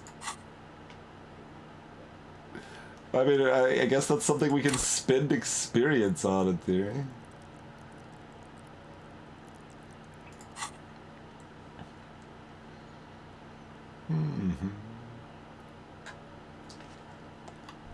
We still need to ask about the key, though. Yeah. By the way, I'm going to sing karaoke. Is the trash container back here? No, belongs... mine? No. It belongs to the whirling in rags. Thank you for cleaning that up. Why do you keep the container locked? Why? To keep the hobos and drunks out, that's why. And the neighbors, too. They put their trash there and they don't pay for the garbage company. I thought as much. And are you the only party with access to the trash container?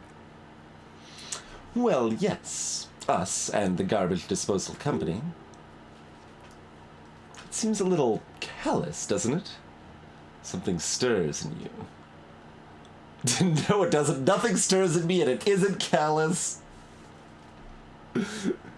What's this feeling? Prod at him and find out. What if I told you I am a hobo? Greetings, Hyotes.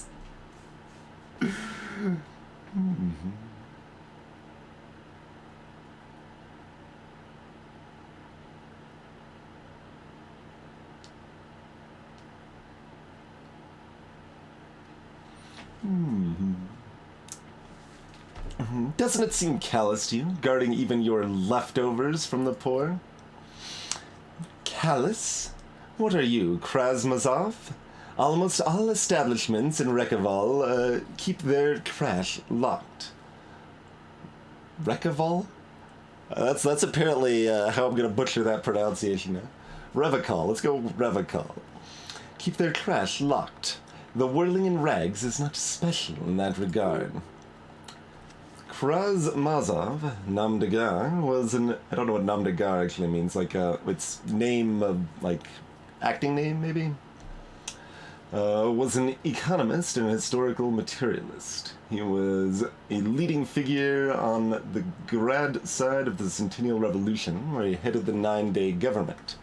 Mazov is considered the father of scientific communism, Mazovian thought.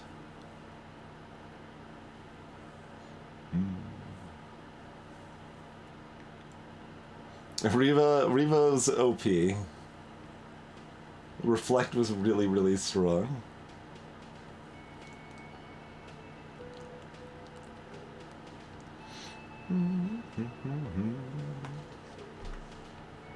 Yum yum, tell me more. He killed himself.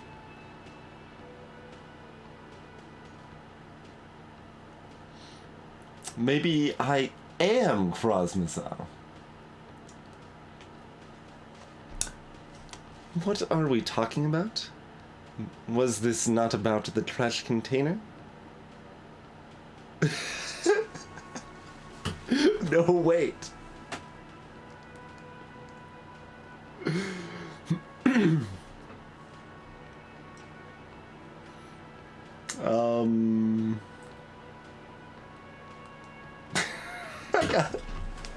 No, wait. What if I am Krasmazov? We should return to the case of your mistaken identity at a later time, officer. This was about the trash container. What if I told you I am a hobo, or soon to be one, rummaging through that trash? Will you keep me out too? Yes. Good call. So would I. Teach a man to fish. I'm not a fishing teacher. He spreads his hands. That is not why we keep our trash locked. Any place with a kitchen does it. It's not political, I assure you. Well, we need those keys. What for, Mazov? Are you planning to nationalize my trash container? It concerns the case. Please cooperate. Takes the keys from under the counter and hands them to you.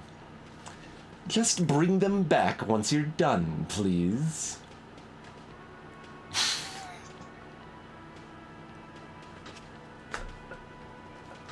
By the way, I'm going to sing karaoke here. Absolutely out of the question. You wait and see, cafeteria manager. Absolutely in the question. First we find a sad banger, then we sing this place to shit.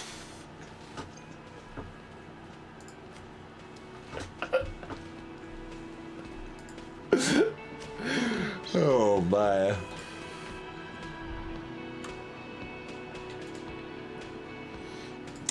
What's your Hello deal? again, sweetie. I see you met up with your colleague.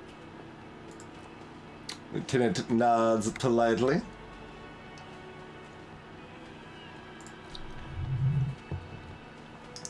Wait, who's Sweetie?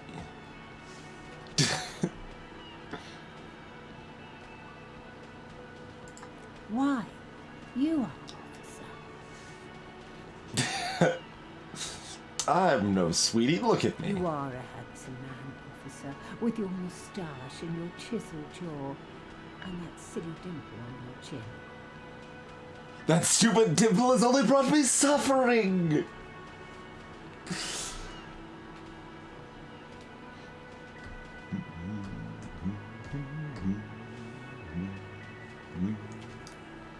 Yeah, I meant, like, it definitely feels like there's a lot of variety here, Eos. The dimple of a superstar!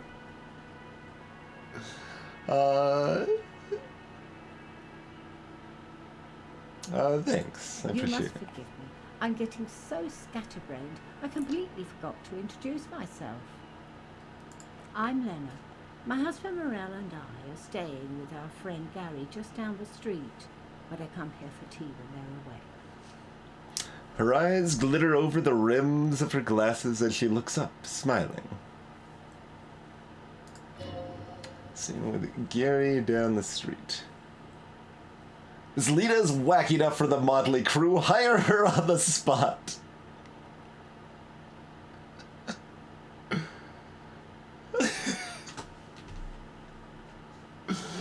Sweetie needs money. Does Sweeties get money?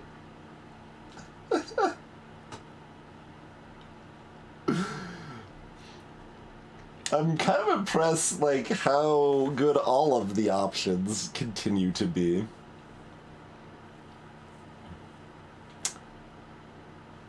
I don't know if you've noticed, but I don't know where I am or what I'm doing. Or anything. Her eyes follow your movements with some concern. Yes, officer, you look rather dazed, like a stunned fox. But surely things can't be that bad. She won't judge you, no matter what you say.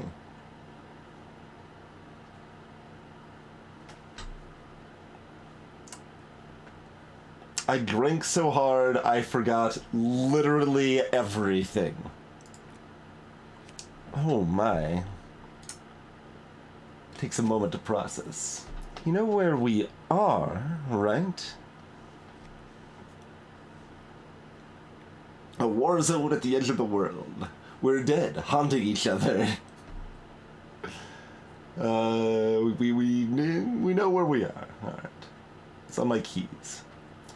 And where is the Whirling in Rags cafeteria itself located? In hell. We're all in hell. See, I don't especially want to be snarky. I mean, she's been really nice. See, I have no idea. Oh, I guess I did know that. But this is Revicol hell, or who knows? She flashes you a worried look. We're in the city of Revicol, dear. Okay. Yes, and Revicol, she examines you. I don't know diddly squat about Revicol. What kind of place is this? Gray eyes widen. How would I even begin to tell you? Revicol is the most beautiful city in the world. We're fortunate to be here, you and I. I haven't seen very many other cities personally, but everyone says so. Revicol is a rare jewel. The city used to rule the world, though it has seen better days. There's a pause as she studies your expression. You must look quite lost. Speaking of history, you know what year it is, yes? All I know is we are approaching the end times.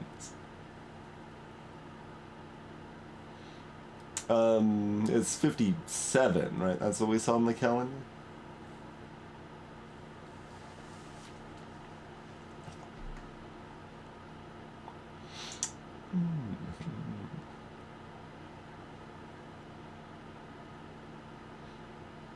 Maybe it was 51. Maybe we actually know.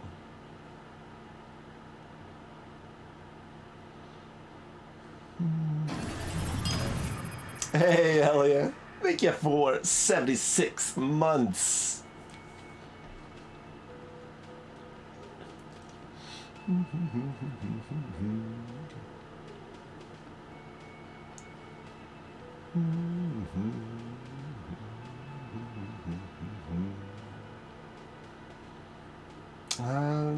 I mean, I guess we theoretically know this from what we saw, so sure. It's the spring of 51. Kind green ape pin. That's right, dear. How splendid. Here, take this pin. Knowledge should always be rewarded. Apparently we get a pin for knowing that it's the spring of 51. Relief is palpable. She was getting pretty worried about you there, but now she relaxes her shoulders. Ooh, that's some text. I can tell that this is texting for you, so I'll just ask one more question. What regime are we living under? What mode of government? Oh my, good question. I'd like to think it's the dictatorship of the proletariat, but something tells me it's not. Our leaders are fierce warriors who traverse the plains on steeds. Civilization cowers before us. We are governed by intelligent machines that perform calculations to determine the freest market. Everyone hustles and grinds like a badass visionary. Radios are being used to control people's minds and distort our perception of reality, concealing our true masters. Oh god, no. Cop. We are living under the cop regime. Well, that feels the most present, I would say.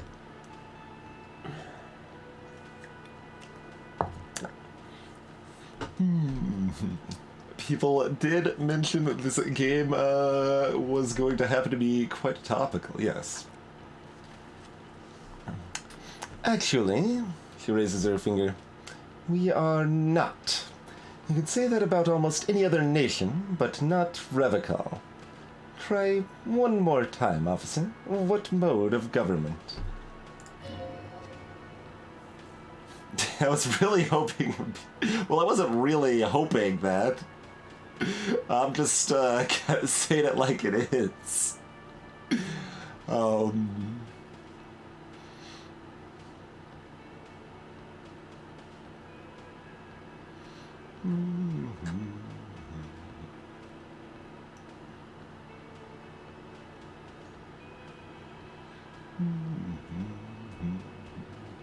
Dictatorship of the proletariat. It's an interesting phrase. Sure. I'd like to think it's the dictatorship of the proletariat, but something tells me it's not. No, sweetie. She smiles a sad smile. It's really not. There used to be people who thought that way. Other people who wanted those things, but they all went extinct. Revachol is a zone of control, led by an alliance of foreign powers called the Coalition. We almost have no government of our own, and certainly no dictatorship of the proletariat. But they still have cops. Good question. Oh dear. She shakes her head, suddenly very worried. You were doing so well. There aren't any cops in Revachol, not the traditional sense. The status of law enforcement has been a complicated matter since the revolution. But we should stop for today, sweetie. You look like you need a break. Besides, I'm not the best person to explain the big things to anyone.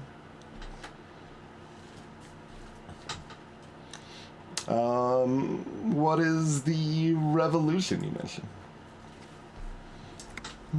I mean, it is time for a break. She isn't wrong. A defeat, I'm afraid. The people of this archipelago tried to build something new, something different. The rest of the world didn't like it, so they came and ended it. This was 42 years ago. Whatever it was hasn't stopped me, but you don't live here. What does this have to do with there not being any cops? It has something to do with everything. I really don't know how to explain it better. I'm just a poor woman, she thinks. What do I know of these things, and how can I help you?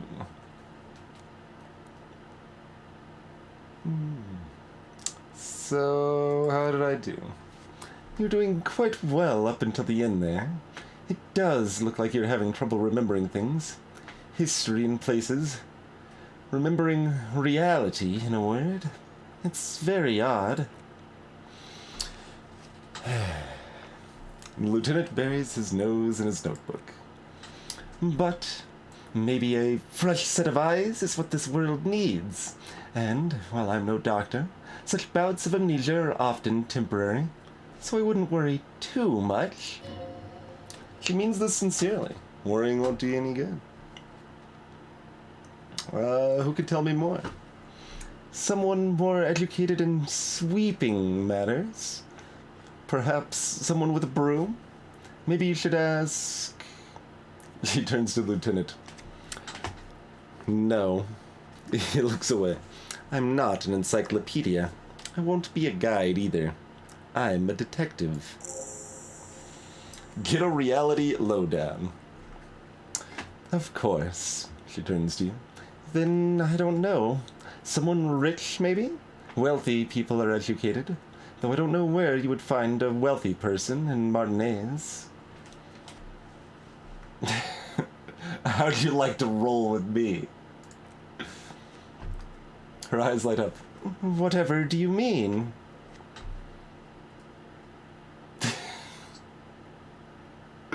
I want you to be my wheelchair partner in fighting crime, ridding backyards of corpses, catching sequence killers. Sequence killers? Oh my. She sounds impressed. But I think you already have a partner, sweetie. A partner who needs you to help him get a corpse down from a tree. I know. But there are also side mysteries. Sequence killers and forays into the paranatural. I can assure you with absolute certainty, there are no sequence killings taking place in Martinez. Now, gentlemen, no need to squabble. She turns to you. I wouldn't be much use to you anyway, sweetie. Why? 3 heads are better than 2? Thank you, but... She looks out the window wistfully. Martinez isn't the most wheelchair-accessible place, you see. I'd slow you down.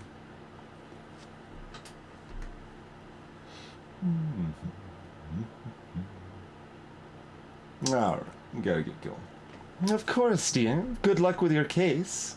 He gives you a small wave.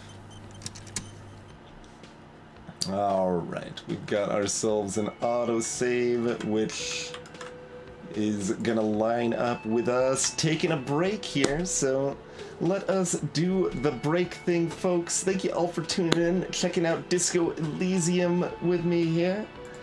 If you're new, I'd appreciate a follow. Got all these handy links there.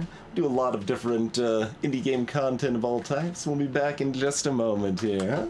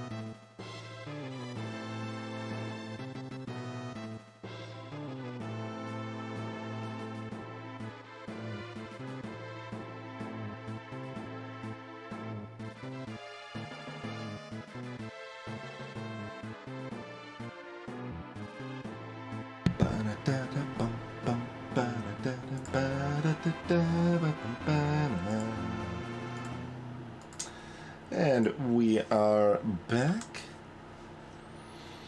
Let's see.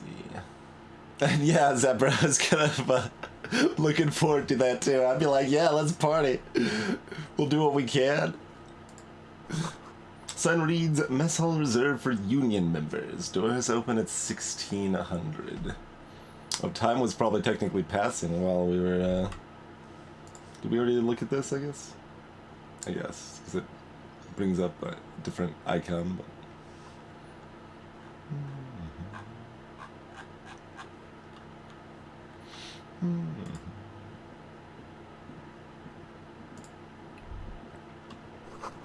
The door is bolted. Sign reads, kitchen reserved for personnel until 1300.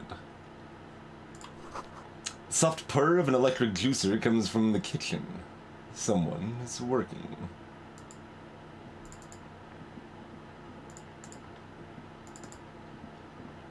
Alright, to the trash! Failed white checks can be retried by increasing the relevant skill. Okay. Yes, we do have, in fact, available time here. That feels a little loud.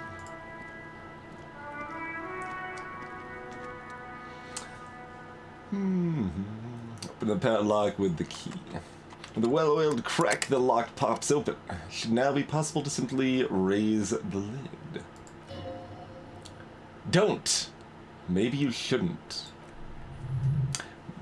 Maybe you shouldn't. Of course you should! This is your time to shine, Hobo Cop! Dive into that dumpster for extra content! What is...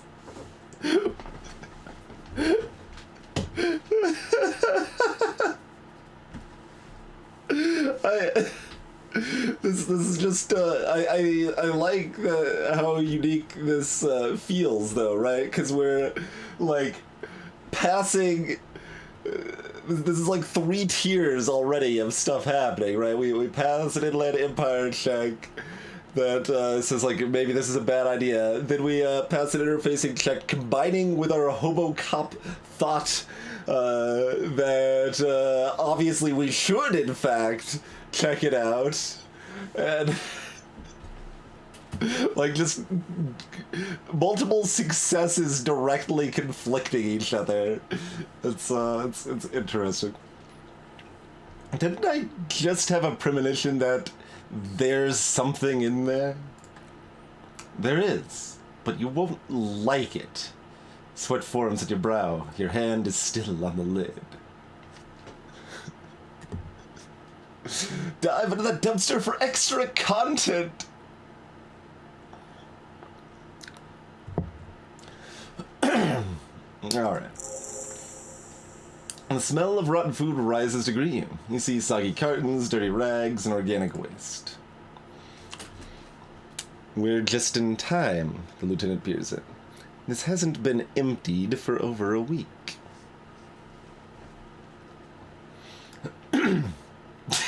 Dig in Hobo Cop style for extra content. Wow, an Armistice caliber 50-knot cannon, half wrapped in paper tissues.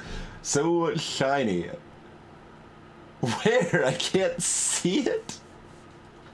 Is this supposed to be a game meta like comment here, or which I mean the extra content basically already was, but this feels even more along those lines.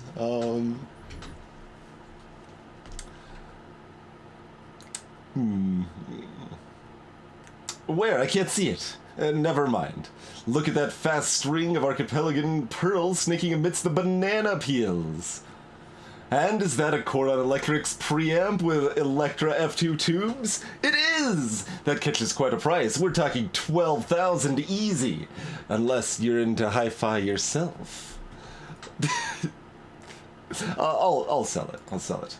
No, you won't, because none of those things are real! They're not actually in there. All you see is food waste and crisp wrappings. A cruel jest. There must be something. All you see is the broken mug with a racist depiction of the Yellow Man frolicking in saffron. An antique? Only in its social sensibility. Oh, we don't have a choice. Okay. Apparently we're taking the mug. Mm-hmm. The man briefly glances at the mug, then returns his sight to the trash. Look under the boxes of carton. You see milk and egg egg with one broken egg in it. Some pasta wrapper picking up the soggy packages somehow feels familiar. A box falls into pieces in your hands. Bastille Soliel cereal. There are plastic pasta packages. Ooh, we got a nice little bit of alliteration there. Plastic pasta packages below. And turbo noodles. Nothing of note, however. Pick of the rags. Amongst the threadbare kitchen towels, something catches your eye.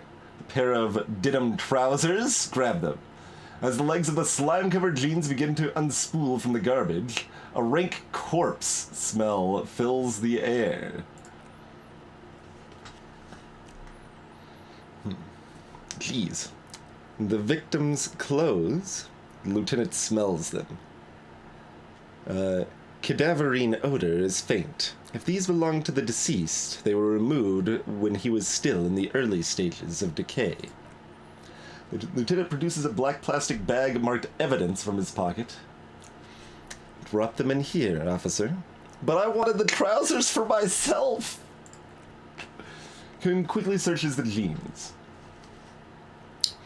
Guitar mark blue jeans. Pockets empty.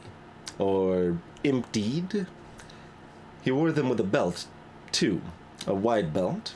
The loops appear stretched, but looks into the container. The belt is missing. That's it. You see anything else in there? I have another bag here. Something slimy catches your eye. Reach for it! A drab, long-sleeved shirt, olive-colored, appears from the food waste, dripping with pus. Bag it! This is a military-type overgarment. No label or serial number. This is the kind of rip-knit shirt that's worn over light armor to conceal it in an urban scenario. Nods to himself. Anything more? The rest of the rags are just kitchen variety waste. Just garbage. Trivial check. New task. Who put the clothes in the trash? Alright. We should go to Gart again and ask if he knows who put the clothes in the trash. Could be as simple as someone from the hostel cleaning the yard. Or that one. Nods towards the red-haired boy behind him. Advise against confronting that force.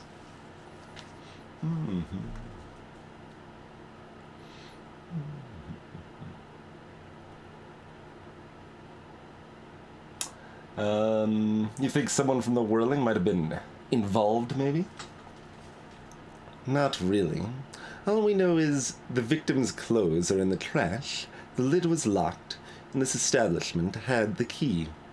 It's just a small loose thread. Yeah, we need to ask the kids who put them there.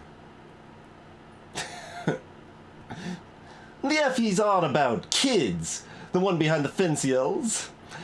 You hear that, Kuno? He thinks you're an infant or something. See? Alright, what's in the food waste? Yeah, it's just organic waste, cold and slimy on your hands. Apple and potato peels, mostly. Unidentified sludge and the occasional chicken bone thrown in for good measure. But hey, nothing. It's nothing. Nothing more to see here.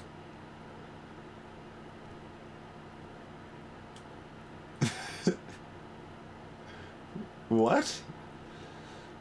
A blue piece of plastic sticks out from the apple peels. It's shiny. Looks like the corner of something. Something larger. A clipboard. A blue plastic clipboard with moist papers hanging from it. They look badly damaged, but you can still make out forms and notes. Written in a man's handwriting. Sure?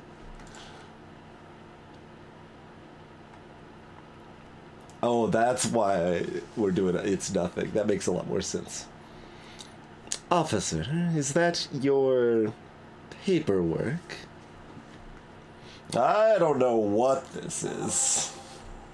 Secret task complete. Find your paperwork. Secret task.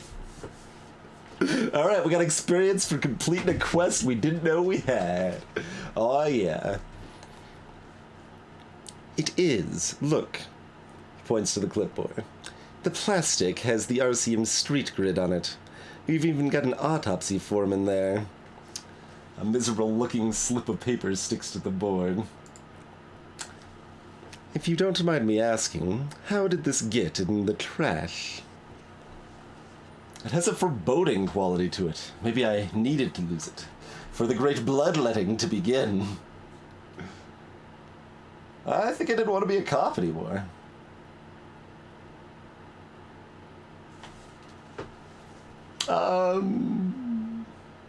I mean, all of these answers have some panache. I didn't think I wanted to be a cop anymore, so I threw it away. Well, he doesn't know what to say. His eyes express a rare condolence, and then he picks it up. Luckily, we found it. You should take stock of what remains, just to be sure some has not made it into the hands of the RCM's adversaries. Organized crime and the like. There might have been police secrets in your notes. I don't know, man. Sounds like an order. I don't take those. No, that's fine. Okay, I'll do that. Read your ledger and name the case. It would also not hurt to start taking notes on the case. It peers into the trash where soggy curtains and rags stink uninvitingly. Now tell me what your eagle eyes see, or are we finished? We're good. Some items, such as the ledger you found, are interactable. Go to your inventory and find the Interact tab to read your paperwork. Okay. The container sounds a muffled gong. That's one thing off the list. The lieutenant sounds relieved. I think we got it all. Open the lid again. No, we're good. We're good.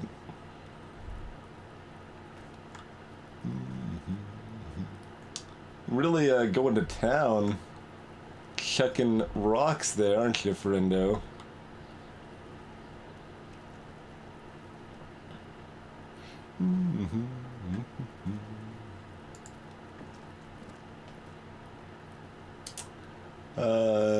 We've got like 50 million options. Well, threads anyway. I don't know about options per se, but certainly multitude of threads. What's this?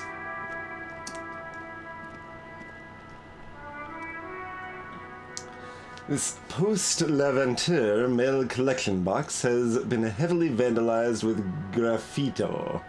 A closer inspection reveals 2 bullet holes in the front. Okay.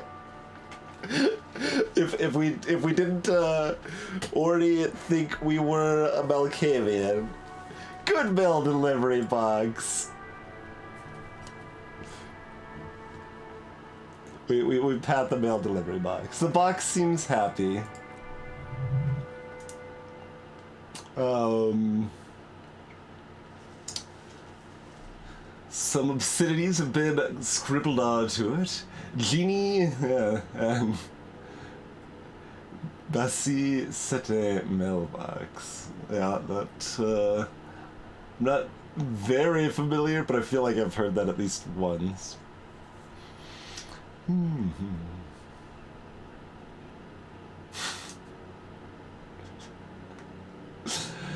Been there, post-Levanter mail collection box. Been there.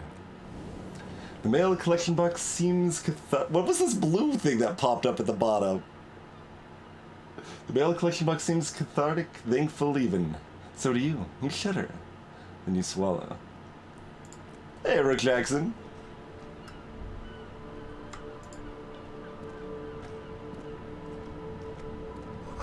Some great tectonic forces crack the pavement, like an eggshell.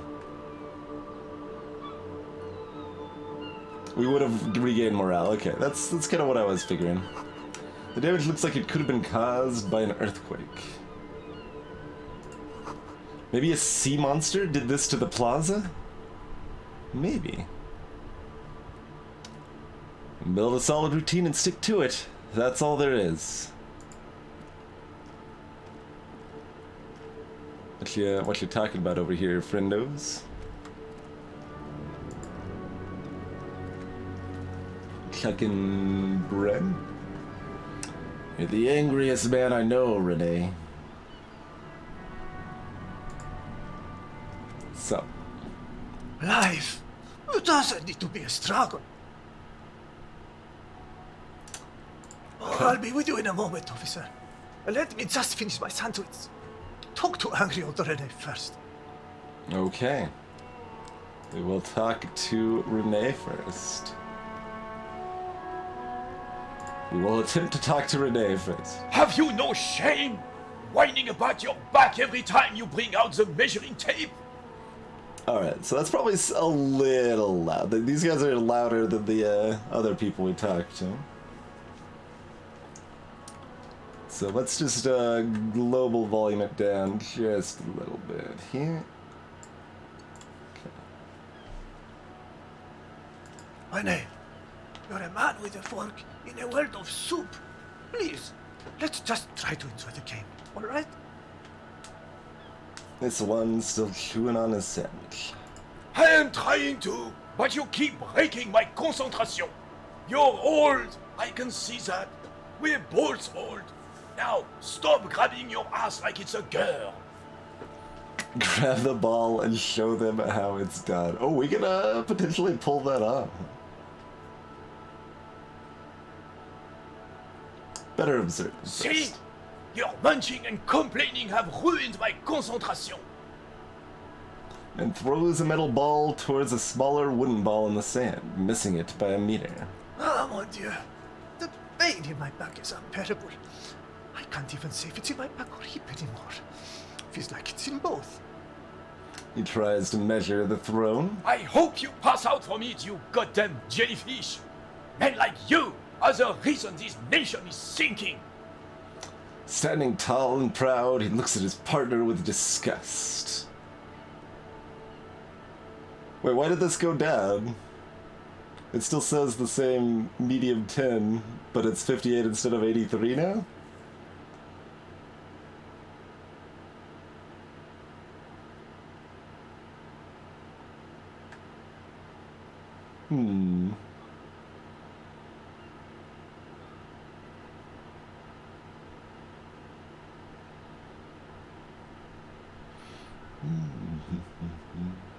Observing made it worse. I don't know, Fugsy. Trying to throw a ball could kill us.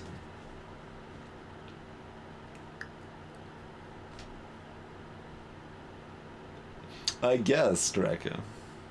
Can we, like, actually see anything that's happened here that makes any sense? Sort of. Things move, maybe, kind of. Can we see this from above? We cannot. Okay. Coin-operated viewer has been binged up, inoperable.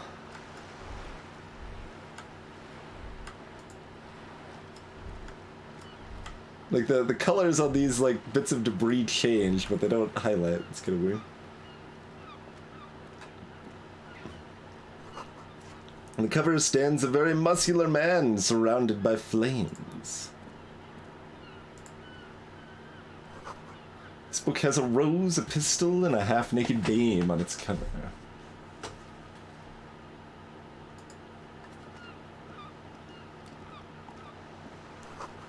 this book, this is a book about pate.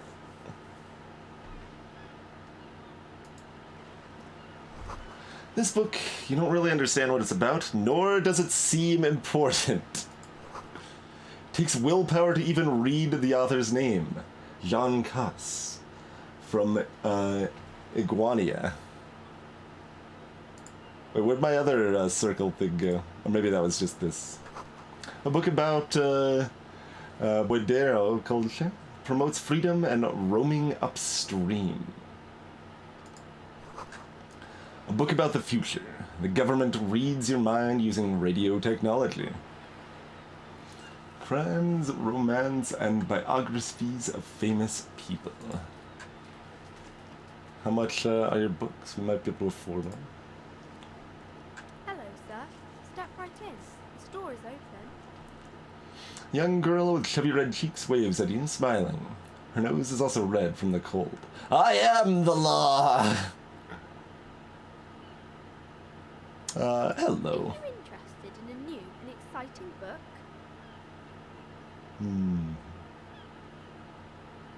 I actually just want to talk to her about books, but that doesn't appear to be an option.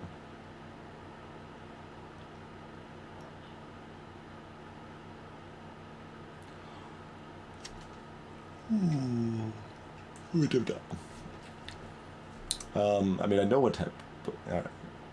Well, can I ask you some questions? I'll try to answer any questions you have. I hope they're about books. Well, I want to ask questions about books.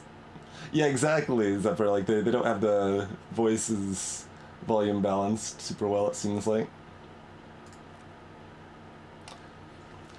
My name is Annette, sir. My mom, her name is, See, you're supposed to voice this line, so I have any idea how to pronounce this.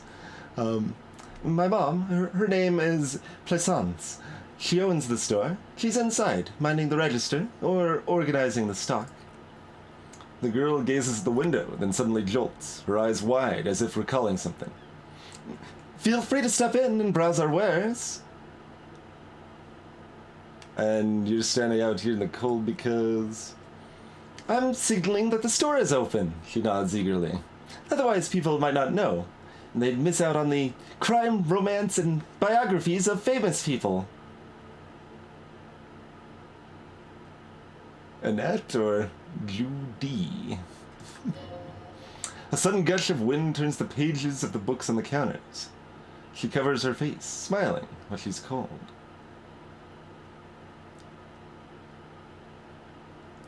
Pat her head. I can help by brutally dismantling the free market.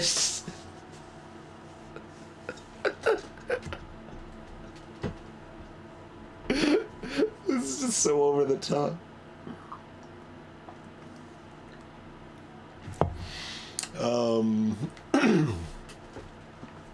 You're cold. Can I help in some way? Kind of you to offer, sir. She doesn't know what else to say. What could you do to help her anyway?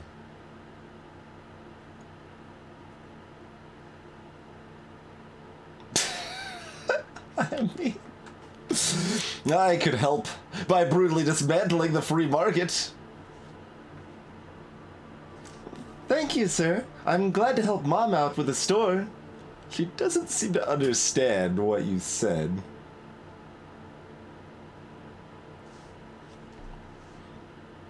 Who are these famous people?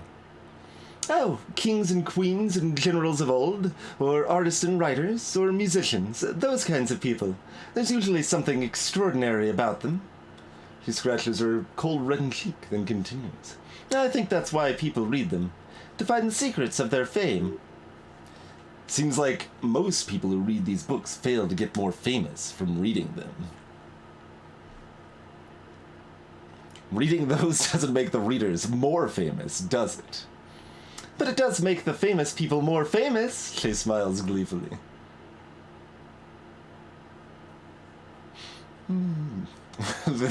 Bunch of dorks.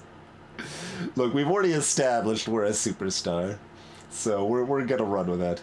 Fame sounds delicious. Maybe someone will write a book about me one day. Why would they do that, sir?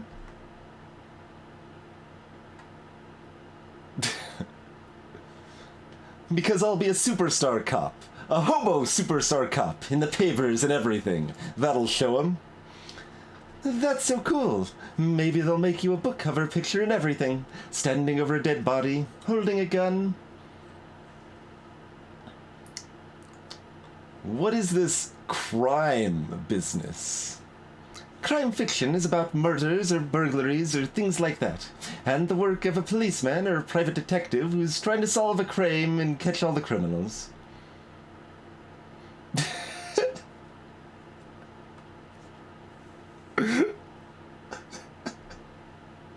Wait, not crime fiction. I need to know what crime is. It's that bad, pointing to your head. Crime is what we were solving before this conversation began. Okay, I get it. Crime murder gets the people going. Mm-hmm. She tots. And it's kind of like a puzzle, too. You can guess who the criminal is or how the good guys are going to catch him. I'm a policeman by myself, by the way. You don't look like much of a policeman. She examines you as if to find something policeman-like. Okay, then maybe I'm not a policeman. Or should stop being one.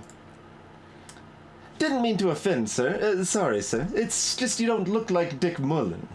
She points to a book cover on which you see a strapping Vespertine officer. He stands grimly over the body of a dead woman. He used to be exactly like them, then I decided to live a little. Nobody actually looks like them. It's not your body that's important police work, it's your... We just gotta have reasons to keep pointing to our head, apparently.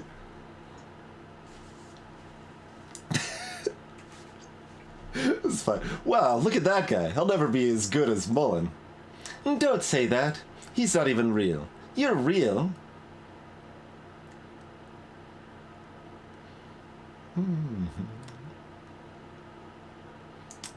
I don't like any of these answers now. A real hobo. Overshadowed by a fake man? That's harsh. She looks at you with sympathy. Cheer up, sir. It's much easier being a fictional character. He doesn't have to deal with real things.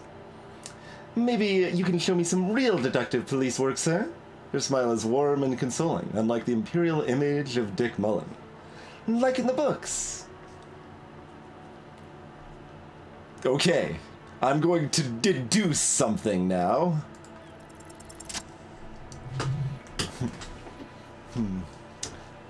The girl keeps her hands folded, hidden. Why is that? Hey, why do you keep your hands folded? What do you mean, sir? She looks wary. She knows where this is going. Every time I deduce, people get hurt. Exactly, Dad. Exactly.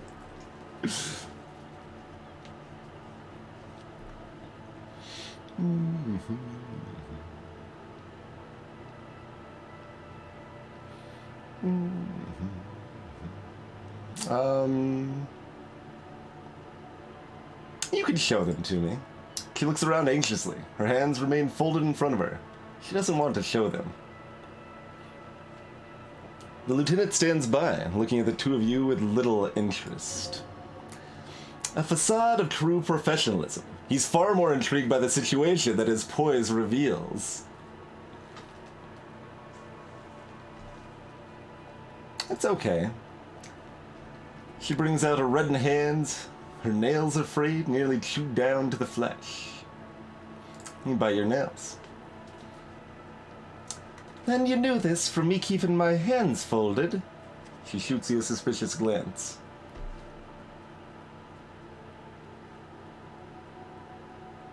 There are a few other hands.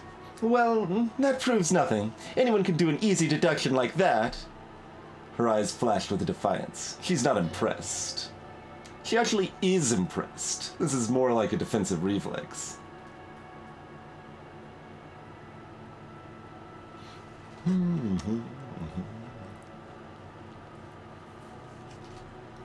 Afro Sergeant does have an afro, Iltris, but we have not met them yet.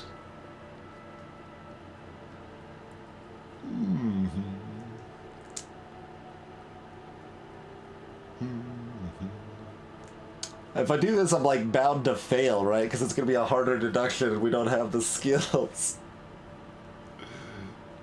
Own me as hard as possible. Exactly, Robust. I'm like, I don't like either of these options. Like, abort, everything's terrible.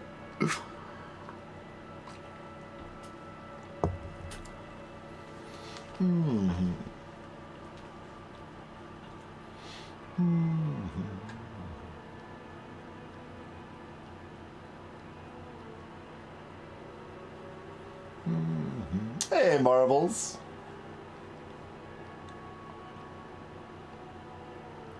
One more? I bet I can figure out why you bite your nails. I got a few reasons in mind. She nods, half provocative, half enthusiastic.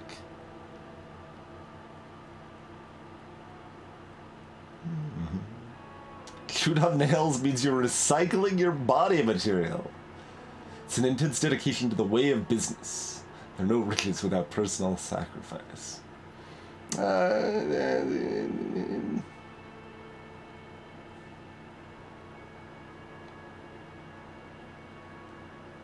See, like, if I say something like, silly like this, she'll probably not think I'm being silly.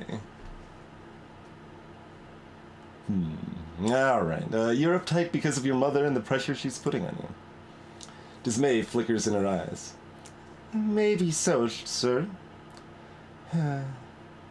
Okay, I know, it's a bad habit and I shouldn't. Either way, another ace deduction by the #1 detective in town. It was okay, sir. She's still got a rebellious streak.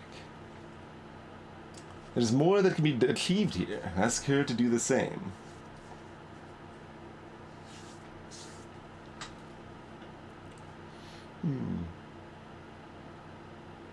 Alright, my composure is telling me to let her destroy me.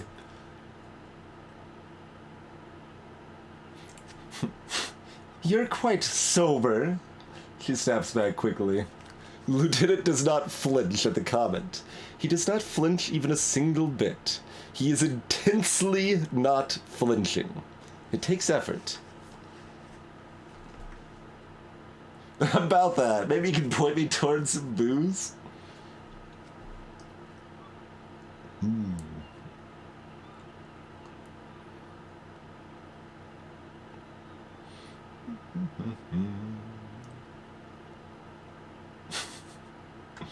Alright.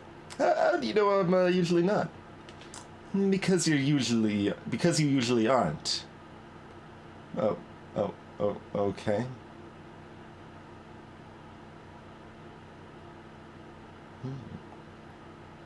I am also sad my head hurts. I'm sorry, sir. She looks you in the eye, sympathy gleaming in her face. I hope things get better soon.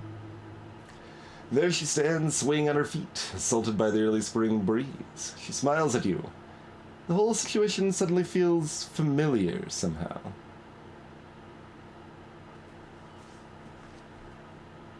What are you missing here? Why does this feel familiar? Nope. You have absolutely no idea. Familiar how? You must have forgotten something you heard again.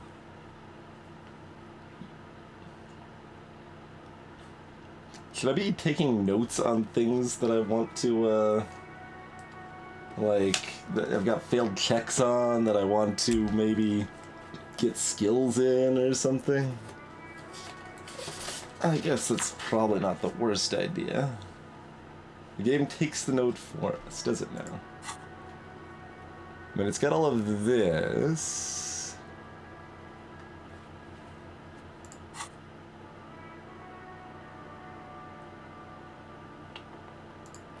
I don't think it has what I'm talking about, though, does it?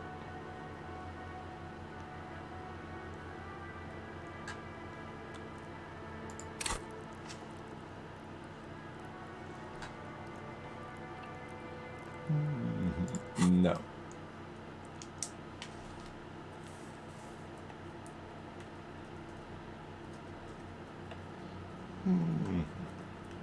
Alright, so book suggestion.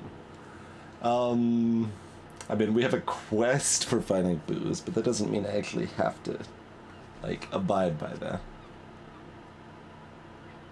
Yeah, that's what I was thinking, Andreas.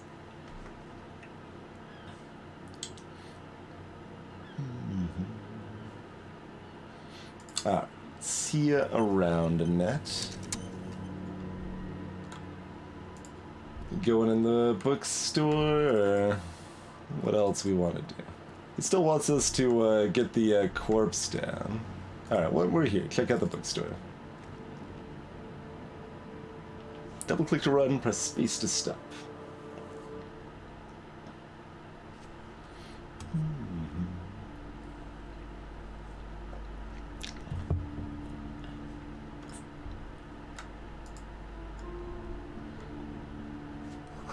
Gift books and Bolton candy. Man from a Hejmal series. The display rack is brimming with worn paperbacks featuring an extremely muscular, sword-wielding barbarian on the cover. Nearly all the titles contain the word Hejmal somewhere. Tell me about these muscle man books. Just the phrasing of that whole statement. Storekeep, tell me about the muscle man books. We'll just look through the display. Rows and rows of Heldaramen blur your vision. You make out some titles. Man from Hejmal and the Mammoth Riders. Man from Hejmal, Return to Hejmal, and the Solipstick Man from Hejmal and the Hejmal Man. Good God, how many are there? Maybe 100? Man from Hejmal and the Sages at the End of the World. Man from Hejmal and the False God. Man from Hejmal and the Scorched Earth. Man from Hejmal, the Hejmal Colonies. Man from Hejmal and the Swamp Beast. Man from Hejmal and the Snow Crabs. Is this Pierce Anthony?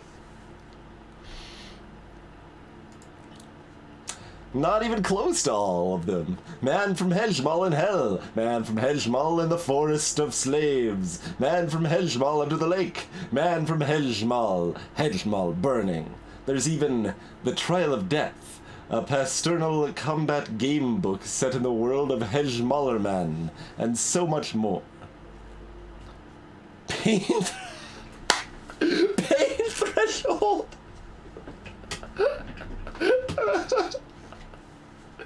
Pain threshold check.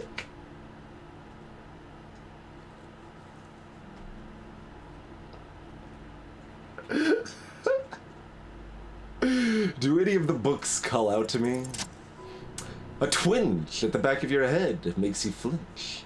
Your eye starts twitching. What is it? Your hand reaches towards a book with a glossy cover art of the very muscular man from Hejmal, in chains, kneeling in front of a staircase leading to a throne. A woman sits on the throne, leering at the man. She's laughing at him, belittling him. Between the throne and the Hejmaler man lies a bonfire, casting shadows on the wall. The shadow of the woman's headdress looks like a pair of devil horns. The title reads, Man from Hejmal and the Devil Woman. Interesting. I thought I did make a command for that, Sling. I feel like I may have said the same thing last time that command was attempted. Let me make a note. I won't forget this time. There's notes about FTL dances.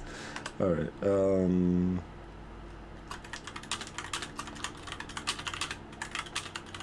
yeah, alright.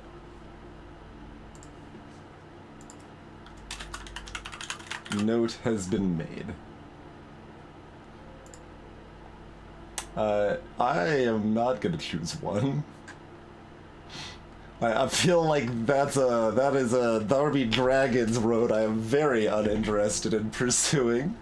Interesting. We do not have $9. The display rack before you was burdened under piles of men from hedge melons.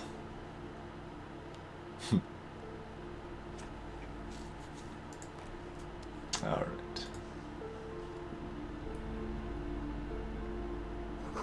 Old sports magazines tucked away in a dark corner. What's this display in the middle here? Mountain of board games! A small mountain of colorful board game boxes. There are numerous types of games for all ages. A lot of shelf space seems to be taken up by Wirral-related merchandise. Wirral? This is definitely a game to make me look at not worldly with my attempted pronunciations of things, I'm sure. An endless variety of source books, lore books, and codices litter the table. The topmost book is titled Welkin Compendium, 2nd edition. There's also a large hardbound tome with intricate cover art, The Hunters of Catuac, Boreal Creature Compendium, and a Pick Your Path adventure gamebook titled Tales of Wirral, Cavern of Velkrag. Books in a board game section? Who wants to read books?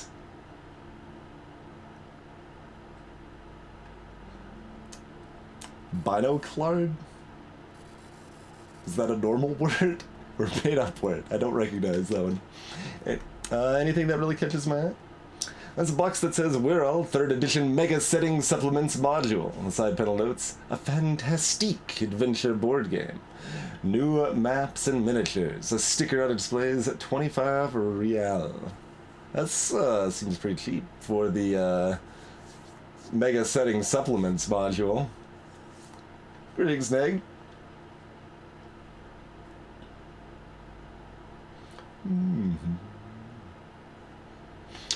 Storekeep. What board games do you have here?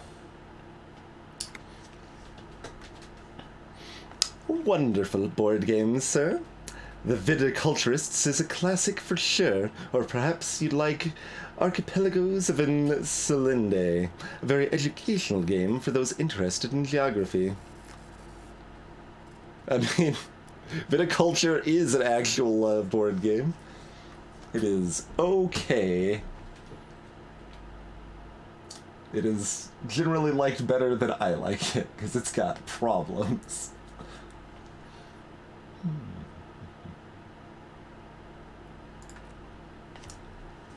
Robritter is a fun game of economic competition, but can get quite intense after a while. We have games for the whole family. You can play with your children. I see the term Robritter. That one I actually do know. That is German for robber baron. Refers to kind of medieval Germany with like robber barons being like some semblance of lord that cropped up and had fiefdoms and serfs under them and kind of often terrorized the populace and stuff.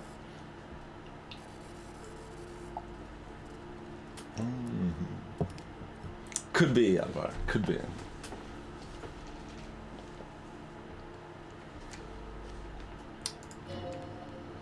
Who are you going to play board games with? Do you have friends or family?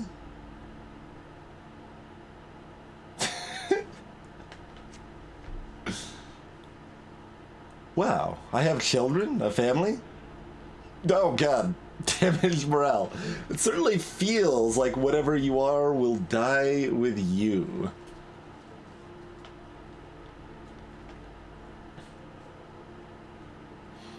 I don't feel as if I have any kids. Friends are technically like family. She fiddles with her pendant, thinking. For playing with friends, I'd recommend Suzerainty. It's a civilization building game where you build a civilization, then set off to brutally colonize and repress other civilizations. Yep. It'll cost 12 real. Man, look at all the stuff we can spend money on.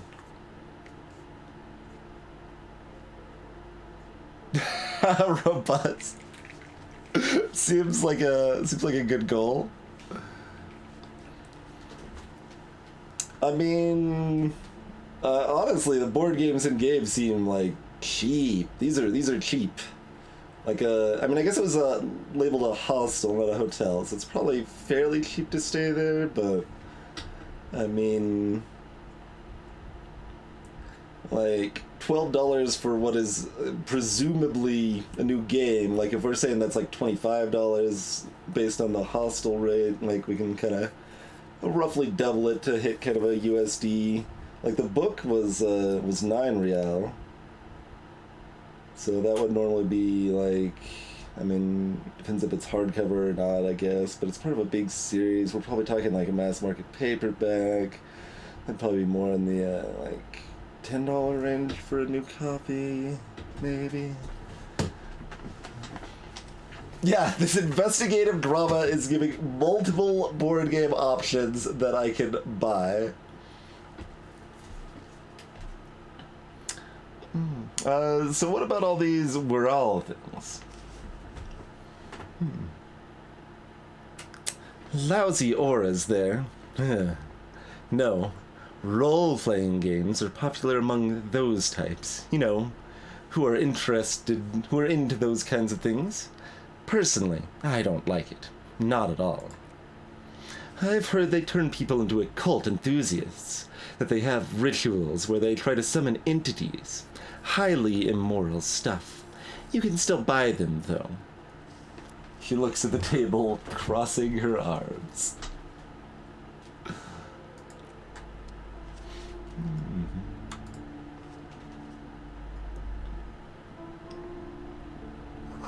The book collects the national recipes of Arda. They're all about lake trout.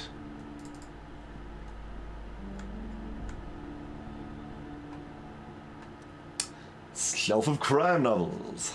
The shelves are overburdened with books from the same series. You see the name Dick Mullen all over again. Take a look. Crime fiction is a disgrace, an asinine misrepresentation of physical attributes and the arduous everyday work of actual police officers. These books greatly overstate the excitement of police work, glossing over how long it takes to actually follow up on leads and eliminate dead ends. What's more, they completely ignore the psychological hardships of, year after year, coming into contact with people during the worst days of their lives. Not a single mention of all the stress this work creates upon the officer's family. Detective fiction just doesn't tell the truth at all. Now, would you like a list of the books found on the shelf?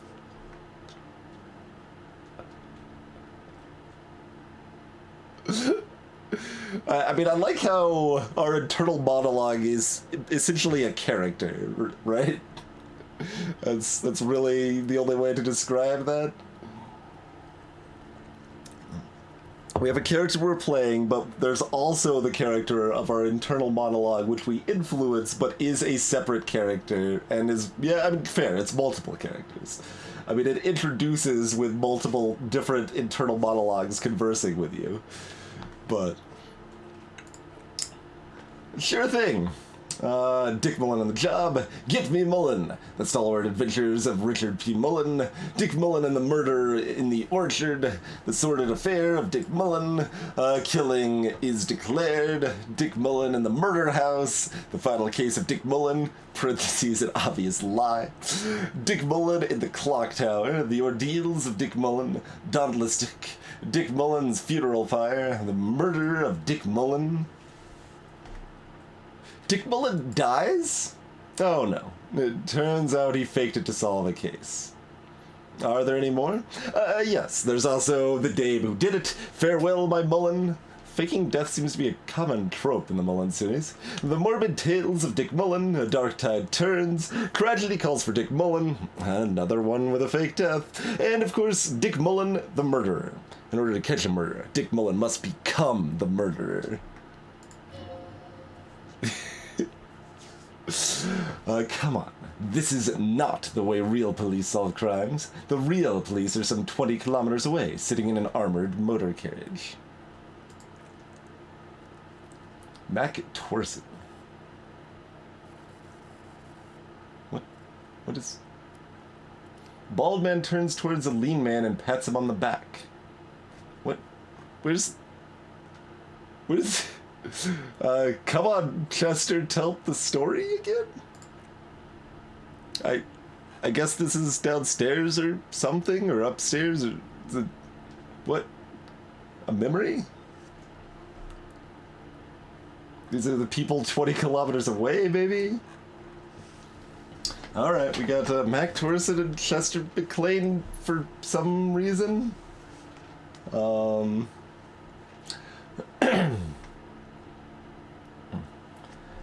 on, Chester, tell the story again. Again? Man, I tell that one at least once a month. It's not that interesting, Chester replies. The F it is, the bald man replies. And these guys haven't heard it. He mentions the civilian sitting in the back seat. You see, Chester here, pokes his finger at the lean man. Chester faked his own death once. Gosh, why? One civilian looks on, amazed. The bald man bellows a reply. Very effing dangerous case, ain't that right, Chester? They almost got you that time. Yeah, sure came close, Chester mutters in return, then turns to the rapt listener. Alright, so I was telling this guy called Francis the Shoe. The inside of the motor carriage is thick with cigarette smoke. Outside, it starts to rain.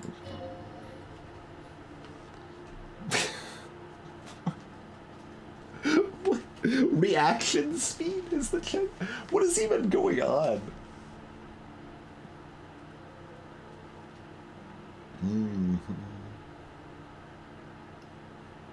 Don't look at the keyboard while typing.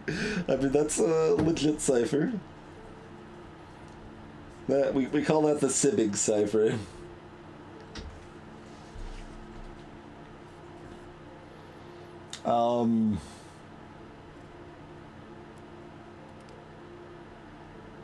Who is Dick Mullen?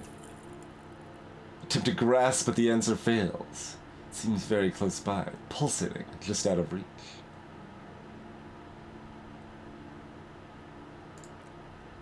I guess so, Robust. I'm still not entirely clear. I guess I got what they're going for, probably. It's a tome of fascist magic. Rather candid. A quaint picture book brochure. Very colorful.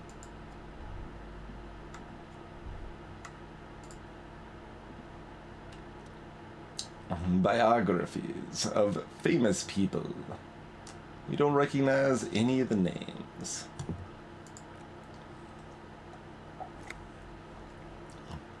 Browsing through all the books with all their names makes your head spin. None of these seem important or relevant. It's all just vapid egoism.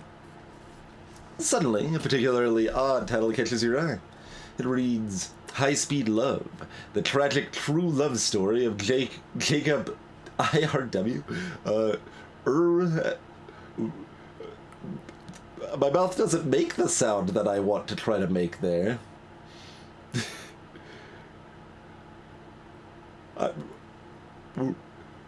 I've become a dog, apparently, trying to... and Alfie de la Traz, by one Cecilia Averbrook. What's the name? High Speed Love chronicles the romance between two of the finest tip-top tourney racers in history. One of them is the madcap driver Jacob Eru. His blonde mane graces the cover. Next to Iru's life story, you see a slim biography of an Occidental rock star called the Anti-Star. He's famous for shooting morphine into one of his eyeballs and cocaine into the other. Next to that, Revicalian radio personality Gualame Bevy stands in front of a rundown drug den. He's a permanent fixture on Channel 8, reporting on real-life crime and ruining cops' days.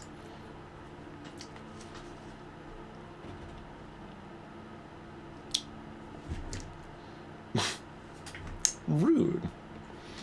I really must insist you buy one of the books. You're interrupted you're interrupted by the shopkeep. Reading them is not for free. Do still browse, though, but not too long. She understands she has erred against the customer and immediately corrects course. I'm sorry, I didn't mean to rush you. You are browsing. Go ahead, take your time. Time is commerce.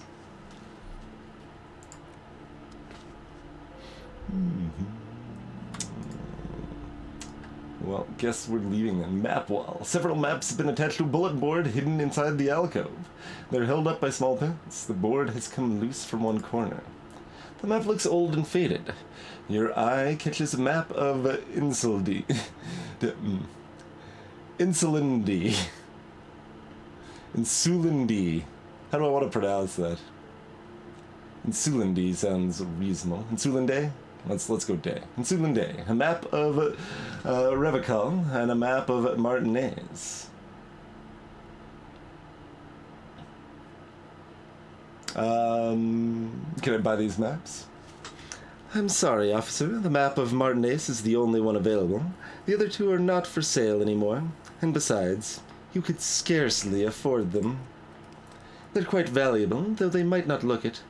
The map of Martinez is 90 cents, though.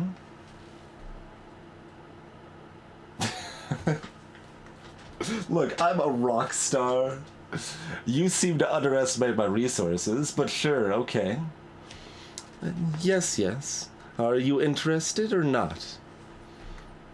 I can try to steal it. Alright, fine. 90 cents? Done.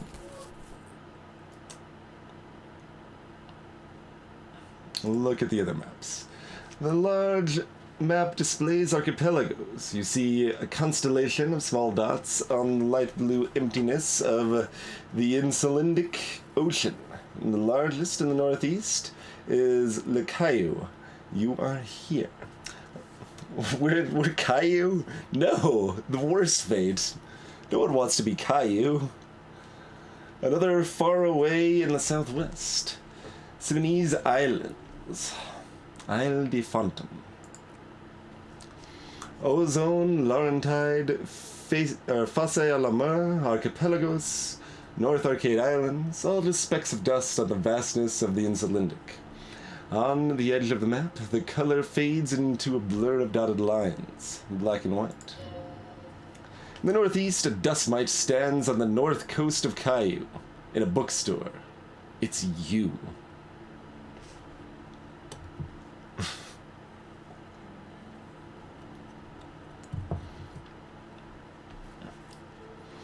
Can you see cities on the islands? You can. On Caillou, Revachol, single black star. On Ozone, Fond de l'Air, and Verdemus. On Archipelagos, Croyant Moraine, Villiers.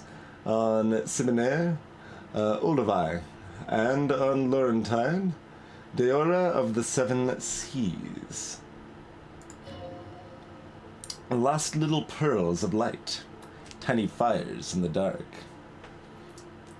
Greetings, T-Chief. The ocean breaks apart into a tangle of cosines and azimuths, all pointing into pale nothingness. Mundi is the north azimuth. Garad is the northeast azimuth. Samara is the east azimuth. Seol is the west azimuth. Isolus, they're called. Connections to other worlds. Words past the Insulidian. Worlds? Worlds past the Insulidian, unknown to you. You only know you've never been there. Impossible encyclopedia check. You have little idea what they are. Distant stars? Gods? But looking at them makes you feel almost non-existent. Whatever they are, the Isolas are immeasurably large compared to you, and very, very far away. Perhaps they are gods. Gods of distance and outer dust. We've done a handful of other things, Sheaf. I mean, the first thing we did was put on pants, and then the second thing we did was try to retrieve a necktie spinning on the ceiling fan, and immediately had a heart attack. So this is our second run, technically.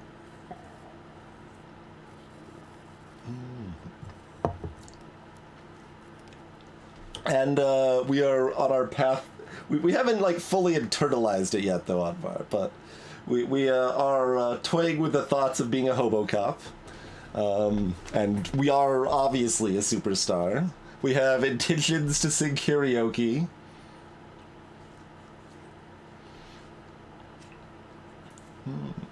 Alright, let's check out the map of Revicon. The north coast of a verdant island is shattered by the delta of a river. It is the River Esperant. Countless bridges put the shards back together, connecting city blocks to river islands. La Delta says a great artificial heart in the center, teeming with life forms and construction. To the east, rolling hillsides. Le Jardin, Stella Maris, the suburbs of Saint Baptiste, swallowed up in the megacity. They sound rich to you. This is Revicon East. What's west of the river? Coron. It's somewhere to live. Not bad. Then there's Jamrock. It's bad. People shouldn't live there, but they do. Which apparently is where I live. Then Faubourg. It's almost as bad and much larger. Then Coal City. It's the worst. Alright, well, we live in the second worst place. Nice. I mean, excuse me, we're a hobo cop. We don't live nowhere. You feel you're just west of Cold City, somewhere above Jamrock and close to Cold City. Alright, we learned more about that. Another boring book, just discarded over here. I guess we bought something, so... Paranormal books. This bookstore is not strictly about crime, romance, and biographies of famous people. There's also a wide range of paranormal literature. Home is where you tap your head, is what I think.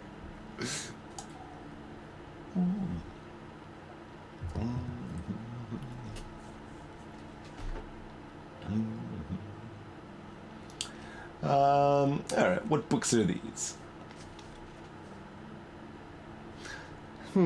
Sir, please, no browsing in that shelf. She narrows her eyes. That wisdom is not for free.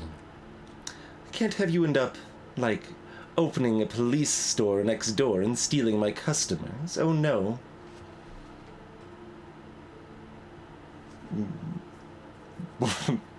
Look through the shelf. Amidst the various books you find one written by someone named Matthias W. Dundas. It's about wholeness, unity, and balance.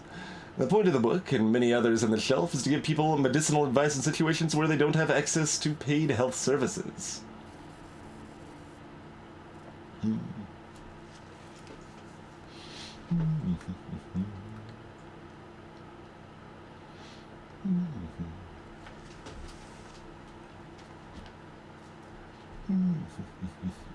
Knowledge should be free. And no worries, Chief. I would say that I'm like not super concerned about most spoiler stuff probably, but I will trust the mods to time stuff out if they would like.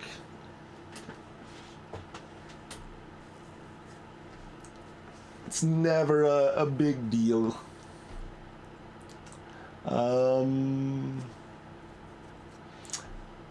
How does that work? Serves platitudes while also telling everyone that traditional medicine, the kind people don't have access to and which costs more than this book, is garbage and would only give you cancer anyway without even curing your cold or anything. Wholeness, unity, balance, on the other hand, can basically take care of anything. Though it's important to note, when it's up to your mind to heal yourself, then it's because of your mind that you're ill in the first place. Yeah, it's such a dangerous line of thinking.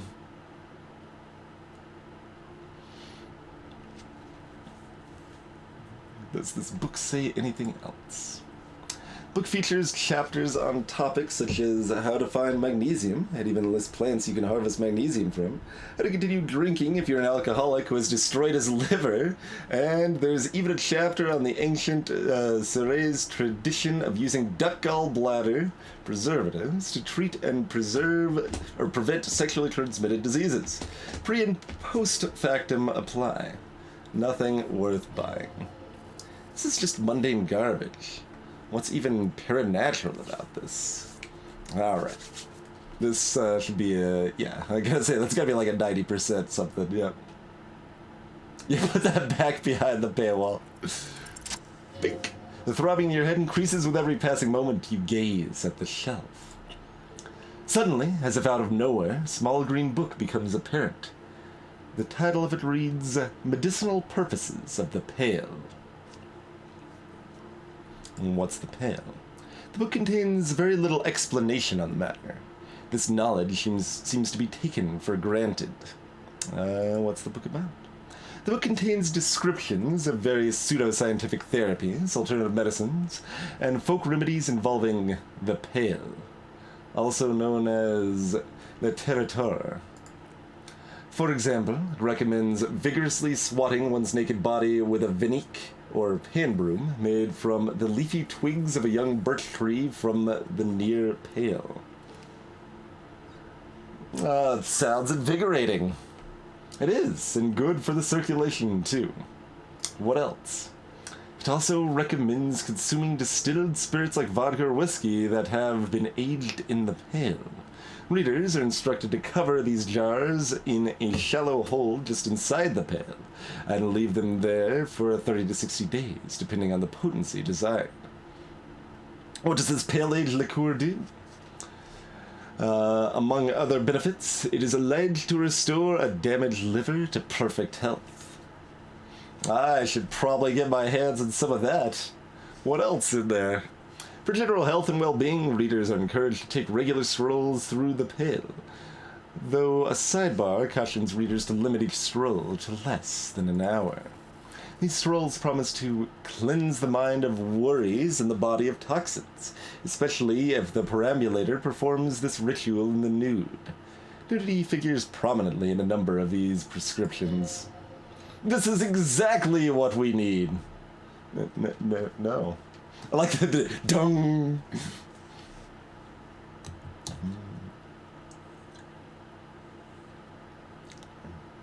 Anything else of note?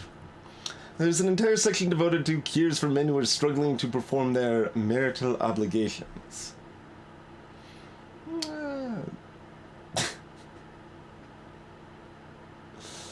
I would prefer to be Hobocop than Holistic Detective, I believe. No.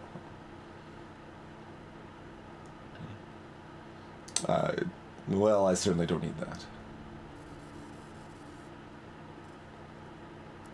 That was actually pretty cheap.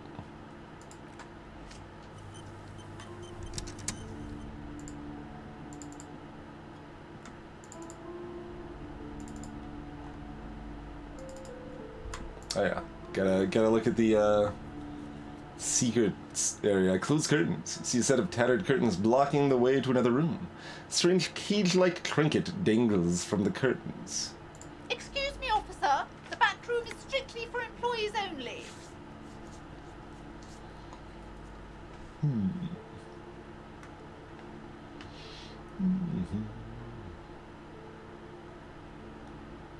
Well, it doesn't need to be holistic. Just maybe we'll lean Malkavian, not necessarily holistic.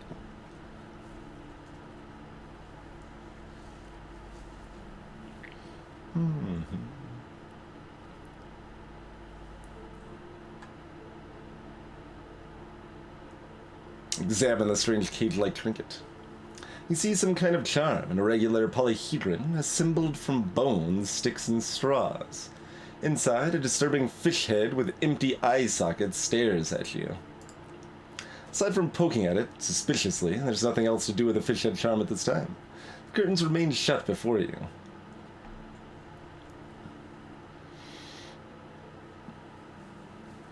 Ignore the curtains for now. It's referencing Vampire the Masquerade, Anvar. And especially Vampire the Masquerade Bloodlines, a game where you can play as a Malkavian. Malkavians are, well, kind of like our characters, so they're basically, there's different vampire clans that have different kind of traits, and Malkavians are semi-psychic but also insane, basically. I guess would be kind of a short description. But I think I credit like 70% of the reason I liked playing Vampire the Masquerade Bloodlines to the fact I was playing as a Malkavian.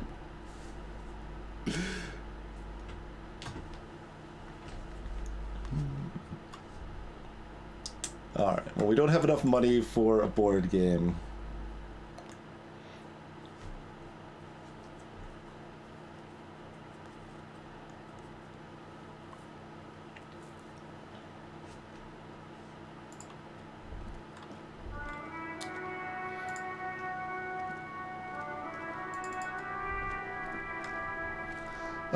Do we want to interrupt their game? Do we want to keep wandering around? Do we want to finally get that body out of the tree? We didn't have enough to level up still, right? We're 90. Okay, we're almost there.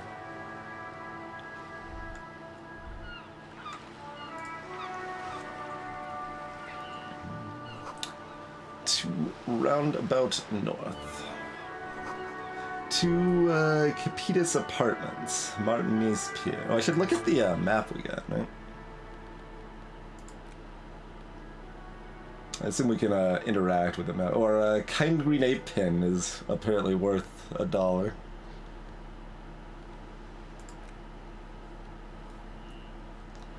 Let's see.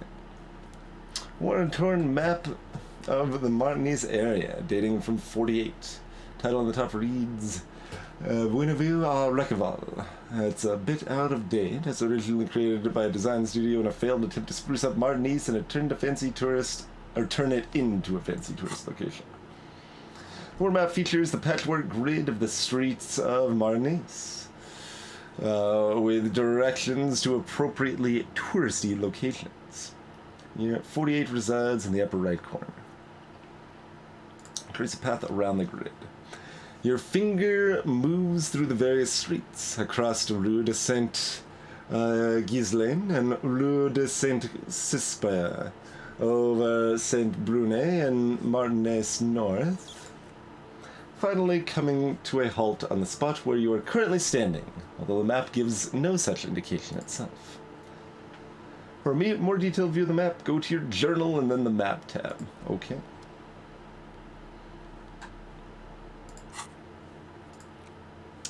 Okay.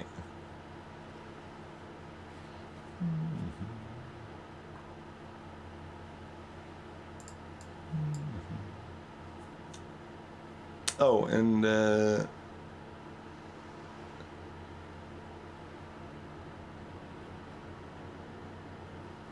okay, so these are open checks are under the map tab for some reason. All right.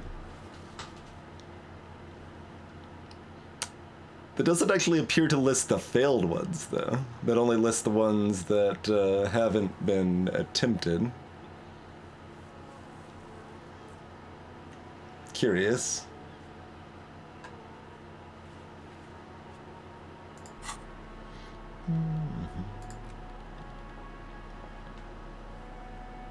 We can interact with the yellow man mug, apparently.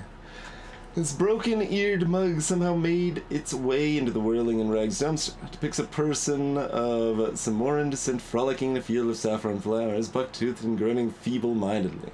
Seems to be a cheap knockoff of some colonial-era antique. It's just a racist mug. What's there to read here? Not much. There's actually quite a lot to read here. Look at all that content. Oh boy, here we go. What are you gonna say about a broken, tossed away mug that you dug out of the garbage? Okay.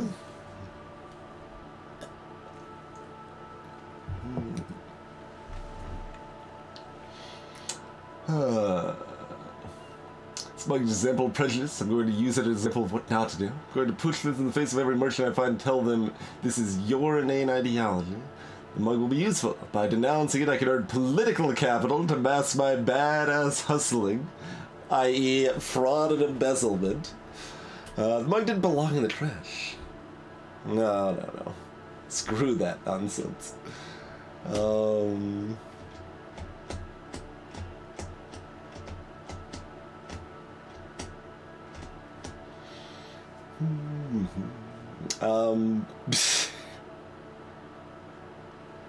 Alright, political capital or example? Alright, clearly political capital. If you want to earn some change by guilting people, go for it, but if you want to earn some real dough, finish the case and start getting paid again. I don't know about getting paid. Ledger full of notes, written man's dense cursive. Have a closer look. Maybe it can be salvaged to start keeping notes on the case.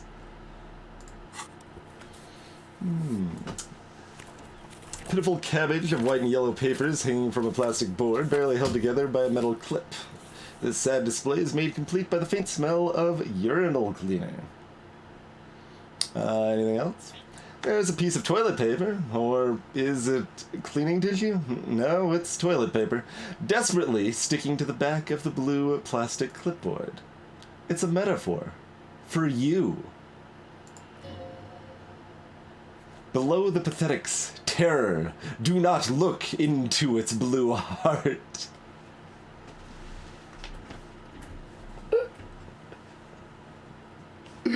There's some good writing here for sure.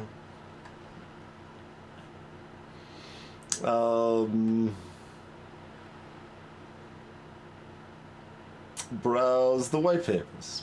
They're not exactly white. They're yellowed in patches by sunlight and alcohol and cover in dense blue handwriting. Ink escapes into watercolor patterns, reaching its tendrils across entire pages. The paper itself is checkered with faint red lines forming short paragraphs. Once in a while, there's a red stamp that exclaims, "Case files! Commit to paper!" The case files themselves are plenty. You count more than 100 sodden, crumpled-up, earmarked pages falling apart in your hands. They appear to be sufficiently organized and extremely dense, if mostly illegible. I don't have the endurance for that, what are they about? Work, strife, poverty, the Jamrock Quarter. These are handwritten logs of investigations dating back to January of this year. The exact number is hard to estimate due to missing pages and an odd naming convention, but there are at least 20, maybe 30 cases undertaken, not completed, mind you. It's the middle of March. You have attempted 2 cases a week on average.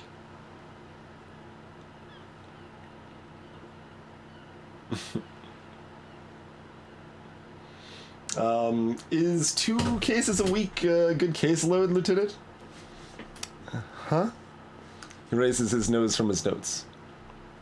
2 complex cases to undertake is a lot, yes. You really have to push yourself. I would not suggest it, lest you start making mistakes. Do we just keep being... No, we're a little more to ourselves. Non-return to the case notes. Arson, petty theft, spousal abuse, handwritten logs and investigations dating back to January. Stamp case files, yes. There's mention of a naming convention here. Yes. It appears you employ a, shall we say, robust yet literary system. Each investigation has its case number written on the margins. Yet, still more tellingly, most are accompanied by a name. A title, one might say even. One that draws inspiration from Snoop fiction and Vespertine cop show staples. Oh my, they're written in capital letters, too. Yes, all caps. One is called The Next World Mural. Another, The Square Bullet Hole Murders. Another yet, The Unsolvable Case. Others appear more lighthearted. The Guys at a Couch in an Unexpected Location, and The Murder at the Hookah Parlor. Even the rare article-free Collapsing Tenement.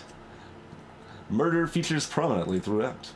It's going to take an effort to piece these case files together, but it can be done later, once you're done inspecting them up close.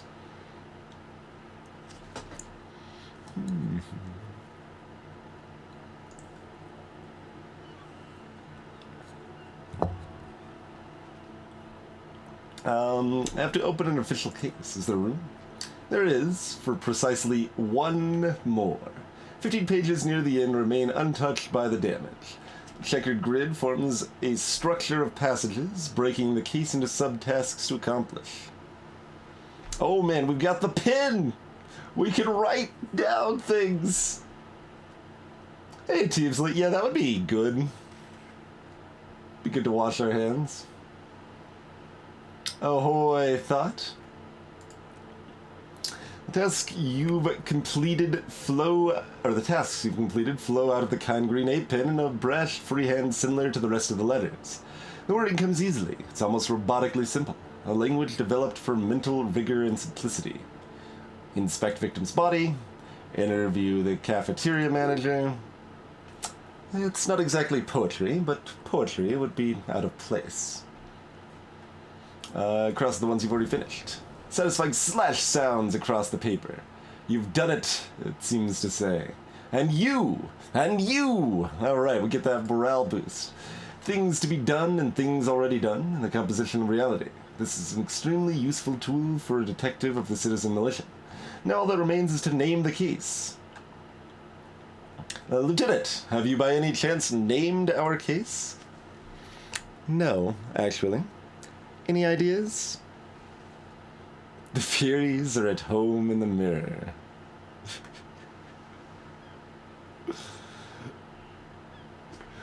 I mean, yes. Furies, yes. Well, it's obvious he doesn't like it. I don't know. I have to be honest. I'm not experiencing the internal strife that refers to. And also, he furrows his brow. Could we make it less poetic somehow? Just a normal case name, you know. Think. What would that be? A good, normal name. Yes, you know what that normal name is, but it's so plain. Anything else, please. I don't have another name.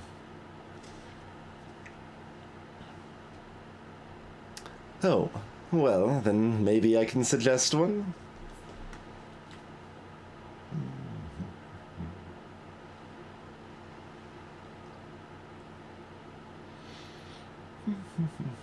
No.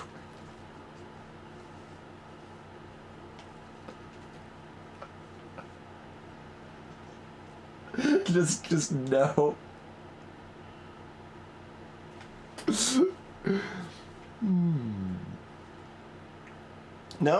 No. Okay, then. He returns to his notes abruptly. The case doesn't need to have a name. It actually does. It actually does. You've offended him. All right.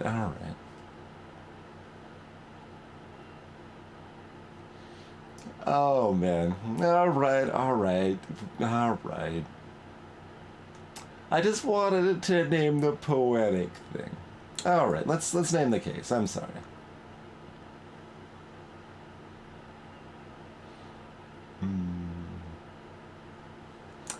Sure. Hanging Man. Great. That's great. That's actually what I was thinking too. The Hanged Man. Good, strong name. We have a very good name for the case now.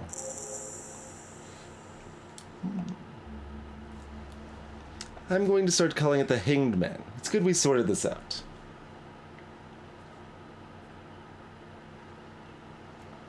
All my cases employ a naming convention similar to what we used on ours. Yes, how very childish of you, he mumbles. In your, and my, defense, almost everyone in the Elysium uses the titular system, in addition to the official alphanumeric. Why is that? It's a holdover from the early days of the RCM, right after the revolution when the organization had little idea how to do things. It persists in an unofficial capacity. Officers use these titles to refer to their work among themselves. I seem to have a case named the Square Bullet Hole Murders.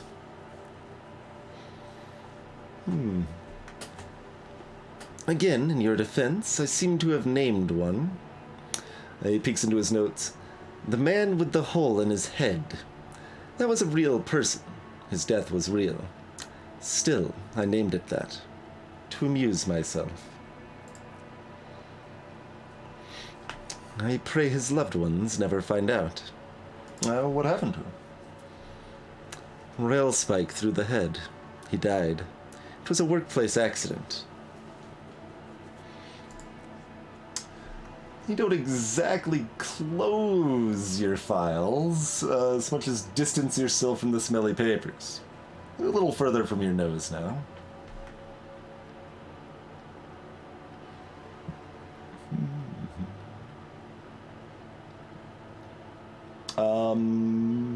Sure. Can I browse the case files now? Yes! You can piece them together using the alphanumeric code in the margin. It always begins with HDB41, then date of initialization and time of arrival in the scene, followed by the title.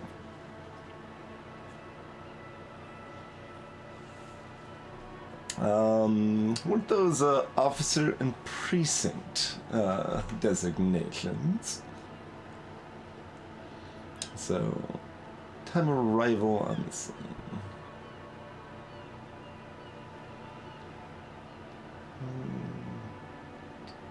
So, January 12th, yes. Even though I recognize day than month is a better ordering, it's still, like an awkward translation for me.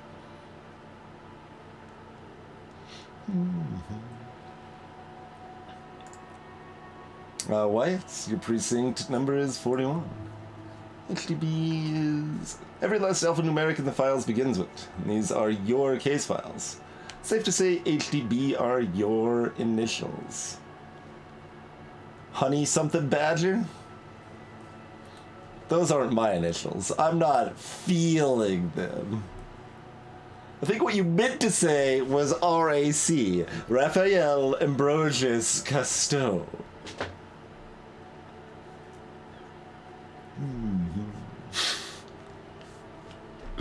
Nah, man, those aren't my initials. I'm not feeling them. Feeling isn't really the jurisdiction we're in right now. I'm talking to logic, so probably for the best, because HDB feels like bad news from yesteryear. How long does it take to read a case? It takes about half an hour to piece one together using the system you've devised. Where do you want to start?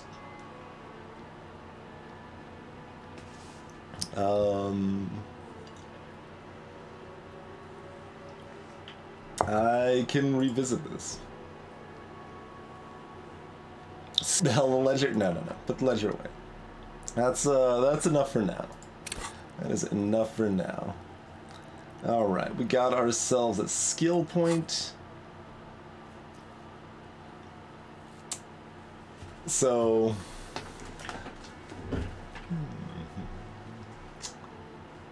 Research time on a hobo cop is 4 hours and 20 minutes, huh?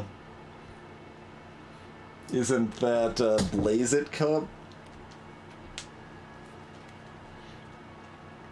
Upsides can be disheveled, doesn't have to wash, carries himself with a lurched gusto. Hobo cop doesn't need anyone or anything. No one can kick you out because you don't have a home. Never pay rent again. Never again hear, you're drunk.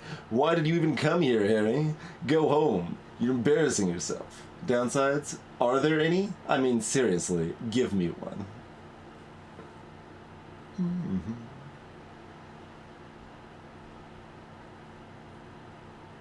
Oh, nice.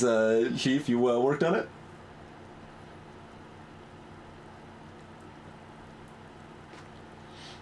That was the assumption, Eltrius, yeah.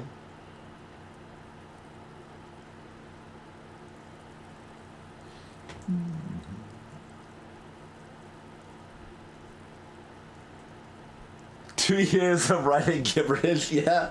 That sounds about right. That is very much what it takes to make something like this and have a lot of varied option paths and stuff. Always end up making like you've got to make so much content that like the average player only ends up seeing what, about 15 to 20% of it, probably. The bookstore stresses you out, huh?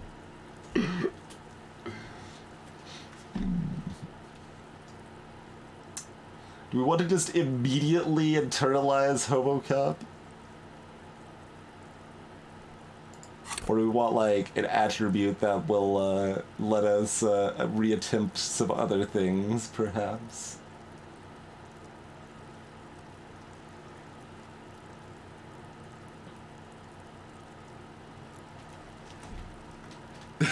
Nice, robust. Yep, that's definitely another thing that very much can happen in something like this, Chief, where things just keep spiraling. It's like, well, we've already added all of this, I guess we could add this extra bit here, and wouldn't it be neat if we also had this option, and there should be a check for this, and but you managed to actually release the game, and to much aplomb, so didn't fall in the trap of like, no, we still can't release it, it's never done, and keep adding stuff to your own detriment, which is kind of difficult to avoid, I would say, for something that can be as sprawling as this. I was heading there, you got postponed 4 times, okay. Yep.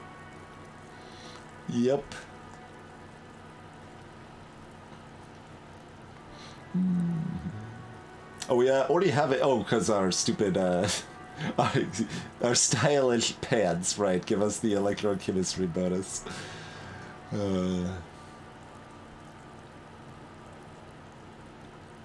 Oh, that's unfortunate, Chief.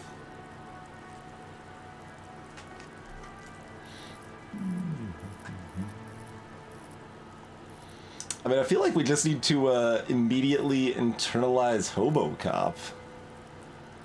Do we really have any other reasonable option?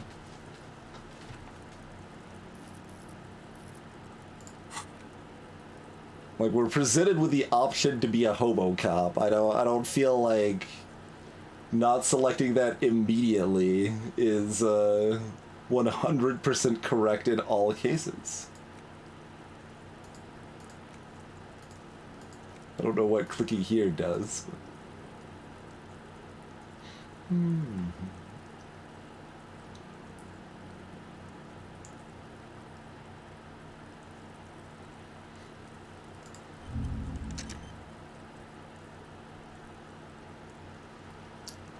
Apparently we got oh, we've got to then spend more to unlock. I mean, it's gonna take a lot to internalize more stuff, maybe. But.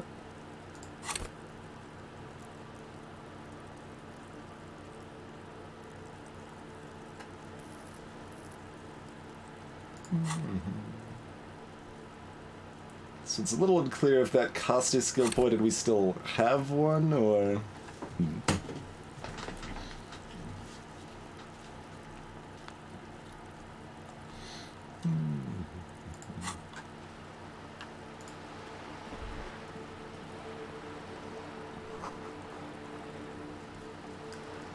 I gotcha. Okay, opening new slots cost time. Something about broken windows?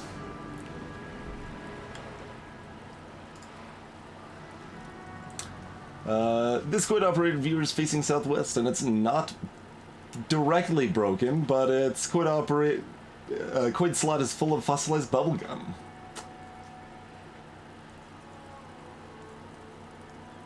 Poor little viewer. The metal feels cold and wet under your palm. It looks unhygienic. Take a look inside. Thick layer of graffito covers the lenses. You spell out the word ONK written on the other side. The N and C scribbled backwards. Damn kids! Kudo!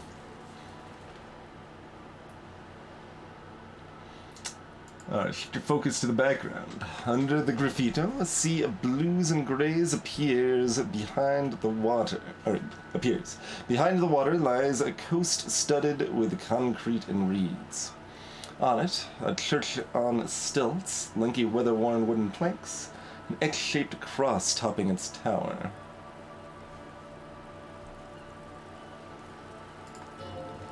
The church looks old and weather-worn. There are no lights in the windows. Around the large wooden building, you see chunks of sea ice gathered on the beach, and a small tent set up on the ice.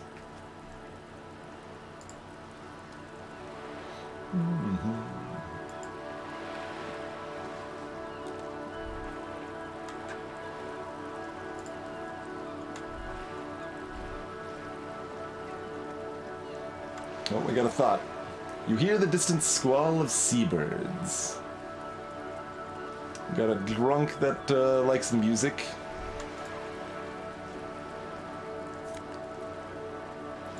Oh man, we got some more hobo change. We've got enough that we could buy a terrible paranormal book now.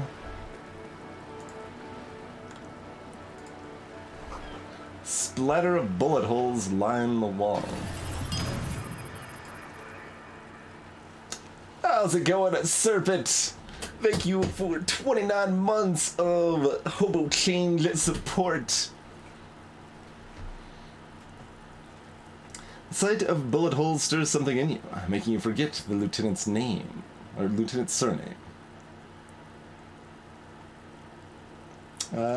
Look closer. The fading marks are too degraded to draw any forensic conclusions. Just chips in the sandstone. Kim, look! Bullet holes! Where? He looks around. Someone's been shot. We should solve it.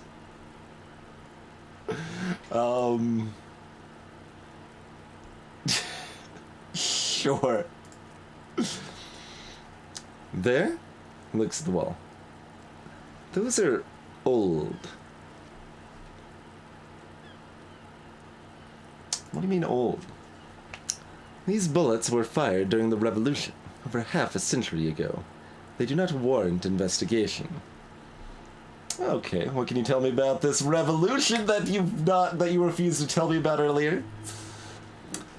Not much. I don't have a fresh perspective on it. Shall we go? Rude.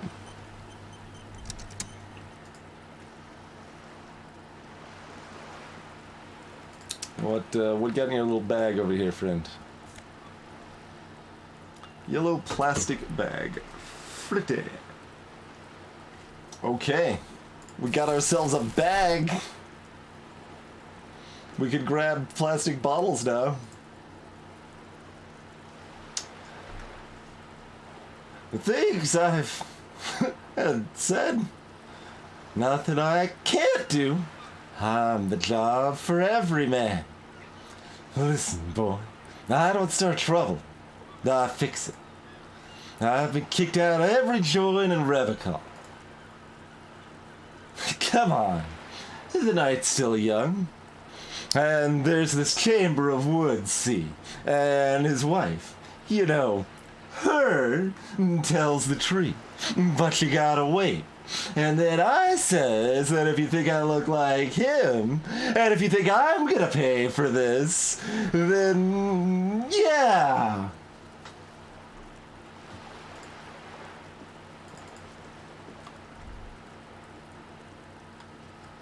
How about this viewer? Maybe this one works. 25 cash money cents. Coin to operate, viewers facing south. The instructions manual says to insert 25 centimes and pull the handle while looking inside. Then use the focus knob to zoom in if necessary. Alright, check it out. That was a loud insertion of money. Your money disappears into the coin slot. Clunk the ring of metal. Pull the handle and look inside. The curtains on the display open. You lean in to catch the view. It's blurry, different blues and greens. In the middle of the shimmer stands a drab gray shape, like a ghost. Focus it up. The lenses shift. The ghost sharpens into an islet in the bay. In the ruins, a man-made structure is visible. A half-sunken sea fort. Its concrete almost reconquered by nature. It looks as if it was abandoned quite some time ago. Nothing but a rotten tooth remains of the anti-aircraft tower. A lonely birch tree grows out of it. Its leaves ripped from it by the winter wind.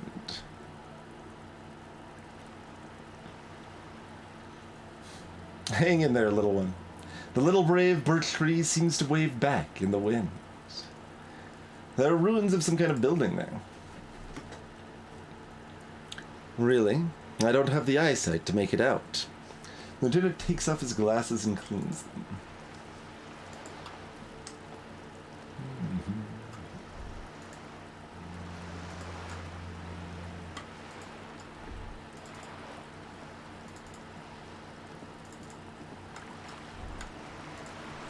Lonely, cormorant surveys the sea, indifferent to your approach.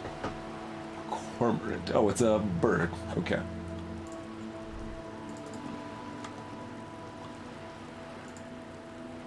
That's all the way around. What's over here? Can we access any of this? We can, in fact. Backyard wall. This is a wall on the side of an apartment building. Why am I looking at this wall? I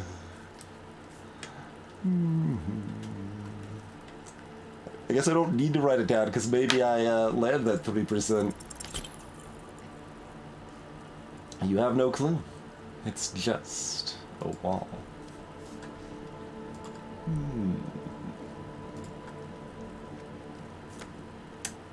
Oh man, more money. Another 24 cents. Are you trying to sneak up on me? Come to slit my throat in my sleep.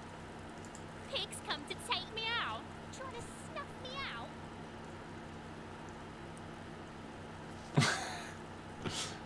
Are you sleeping right now?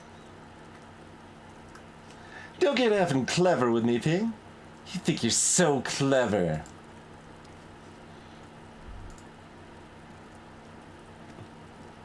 I do, in fact.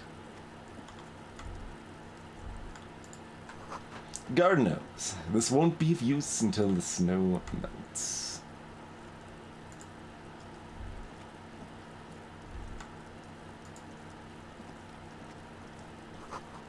Chairs and tables eaten by rain and rot. Got another box over here. Another splattering of bullet holes in this wall.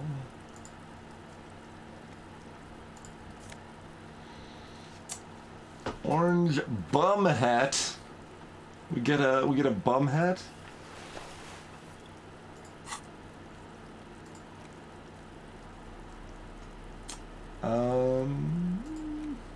Orange beanie with a couple of big ass holes in the side. It's like it might have been used as a mask during an armed robbery. All right, getting our hobo cop on.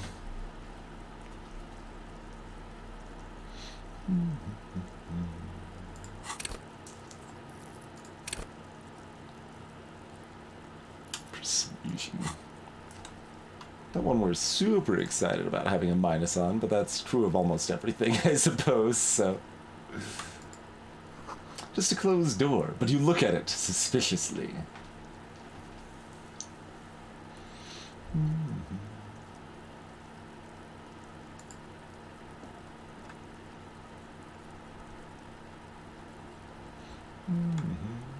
But does it have a balance mod ship name after it? Is it really a bird? It's a good question. It's a good question.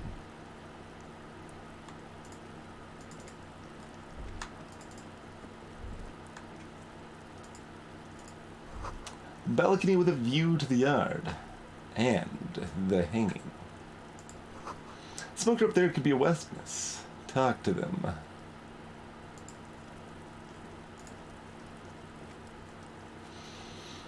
You see a young man on a balcony nursing a cigarette.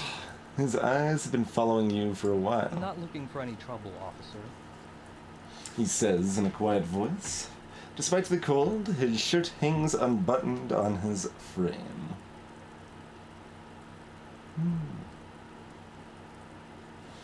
Trouble's already found you. No trouble for me. I just want to know what's going on here. I don't want to be seen talking to the gendarmerie, if that's okay. I just want to finish my cigarette. Don't let him go. This could be your witness. The balcony has a great view of the whole thing.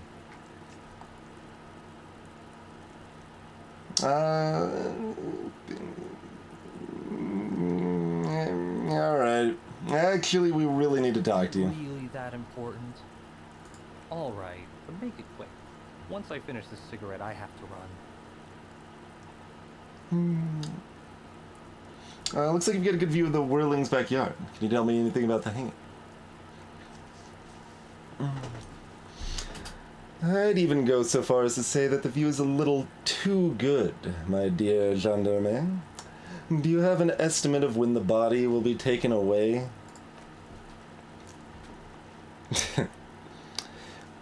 We will remove the body as soon as possible. But, my companion here is really afraid of reaching up to grab things because they have a memory in a past life of dying to such an encounter. Now tell us, where were you last Sunday? Oh, he waves lazily with a cigarette. You already asked me that, didn't you?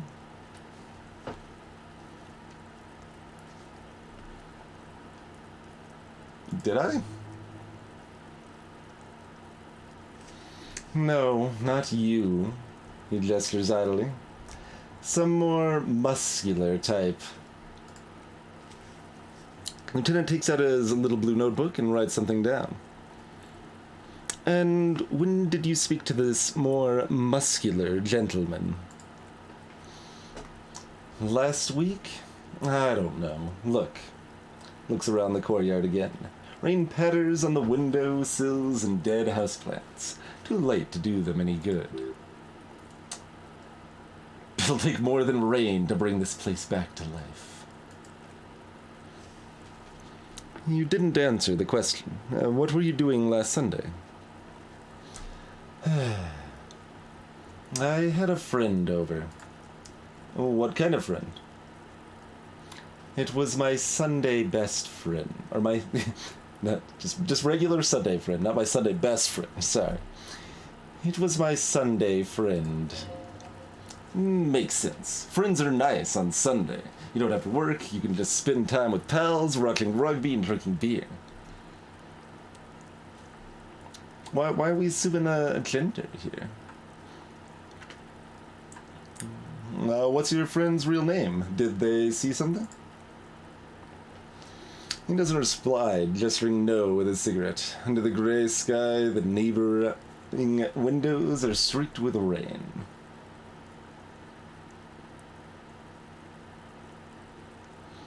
Oh, the what the what wind and rain? What's there's another word there. What's the adjective? Oh, it's two syllables, right? Wind and rain.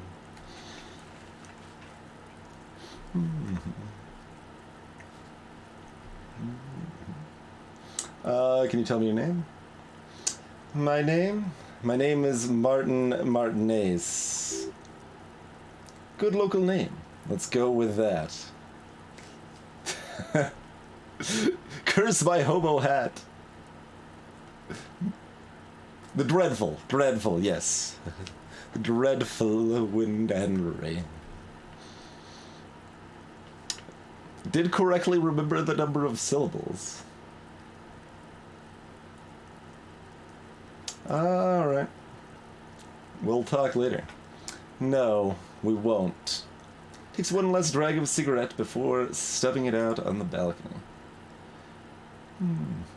Now, if you'll excuse me, I really need to get going.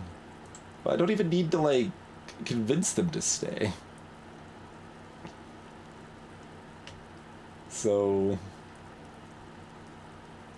mostly, why would I?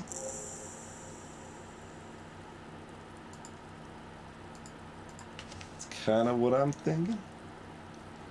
Well, that's a jaunty little walk you have there, friend.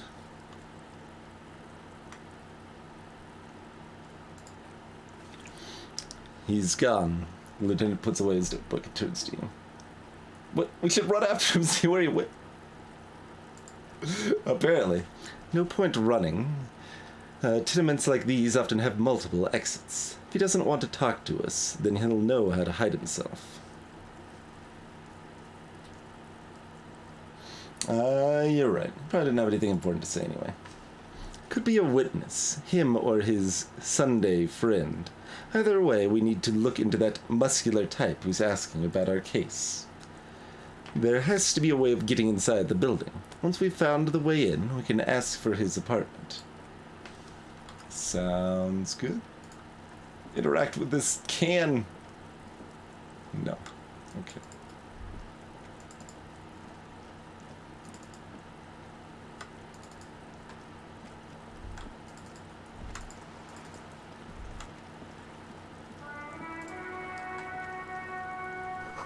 There's a girl up there. Did she spill the paint? Oh yeah, it's all the way down here. Is she talking to us? I guess so. Yeah, you better keep walking.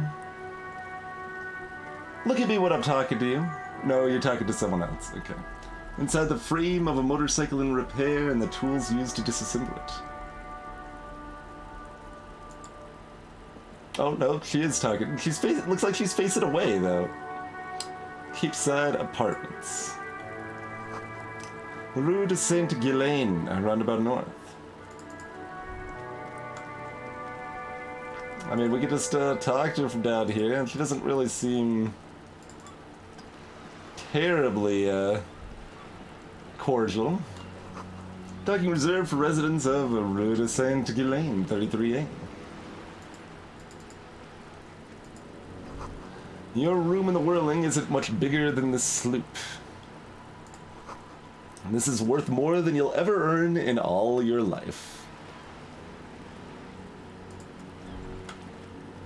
What's up, boat friend? Actually, before we talk to her, we should take ourselves a break. Like, wait, I have no water left and my throat is dry. When we're playing a game that is entirely about talking, where we're talking even more than we normally are on stream, that definitely seems like a mistake. So let's do the break thing.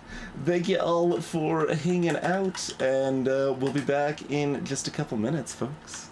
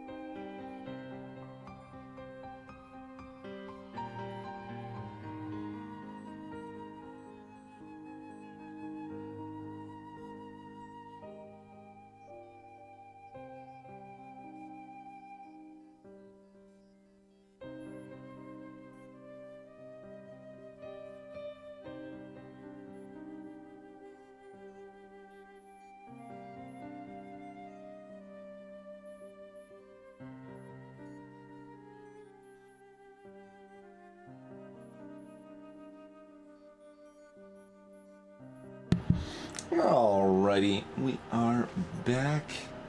I suppose summer has properly arrived. I should definitely get my window open before before my next stream. It is over 80 Fahrenheit in my room right now, even though it's 3 a.m. Little toasty. I don't know exactly what temp, but it's 77 outside of the rest of the house, and this is at least 5 hotter. Ha, no. Oh, I should also mention that we have a dev key for Disco Elysium here, and we got one from GOG in this case, and they asked me to link it up there. So if you are liking the game and want to check it out yourself, you should do so there. Hey, Paris. Are you saying gross to the key or gross to the temperature? Or just in general. Maybe just in general. That's also a possibility.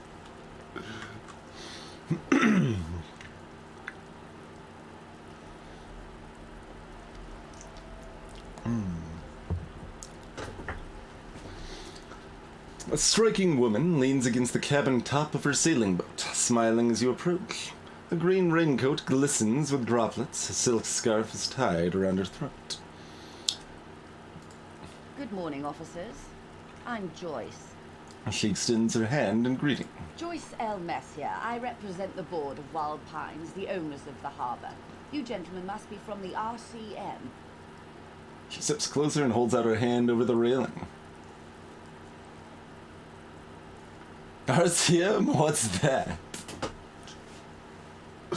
Let's shake her hand. I'm glad to see you here. Her grip is tight and cold. Hey, motherboards. We have already died, motherboards, to trying to retrieve our necktie. I was dispatched to handle a strike, not a lynching. Anything I can do to assist the RCM in this matter, I will, gladly. That is good to hear, madame. My colleague will take the lead on this interview. I should let you know that he is recovering from an unusual medical episode. Very unusual. But I can assure you of his ultimate competency.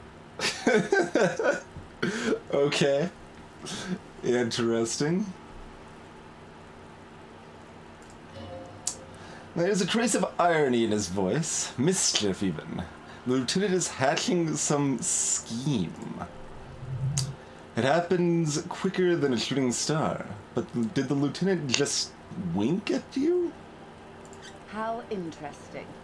I wish you a swift recovery. In the meanwhile, you have my full cooperation and the full cooperation of the Wild Pines group. It's hard to get a read on her precise disposition, but she appears helpful. You're on a boat!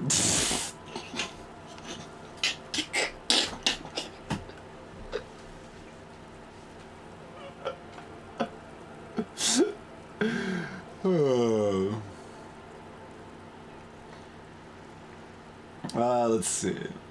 Tell me why Pines, tell me about the strike. Tell me about this lynching.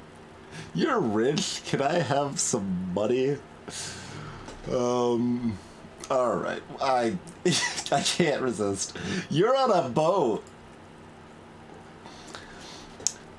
Why, yes, I am. She looks at the deck under her feet. Green and white sails flutter overhead.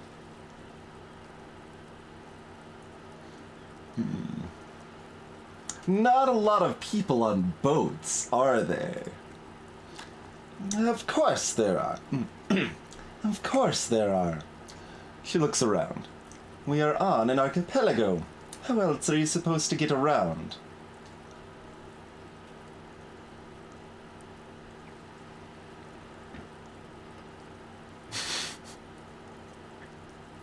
I feel like I had to lead in when Kim introduced me in this fashion.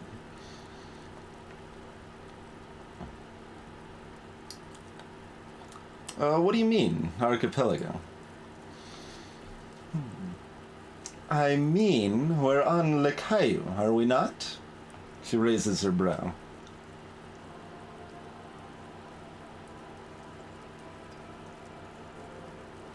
Understood. About this boat of yours. Did she have a name? The boat? No.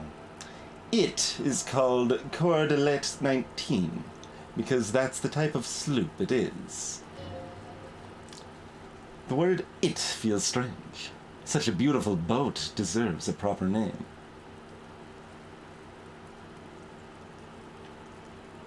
Cool, but your boat really needs a name.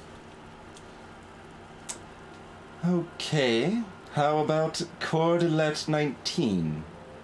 Why? She taps on the side of the boat, makes a hollow sound.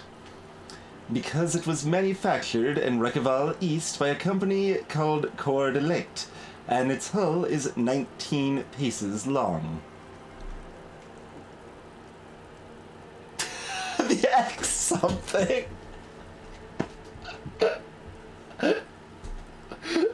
Sleek Fish and Dolores. Alright.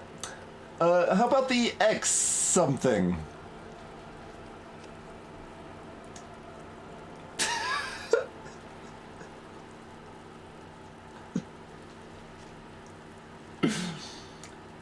The X something?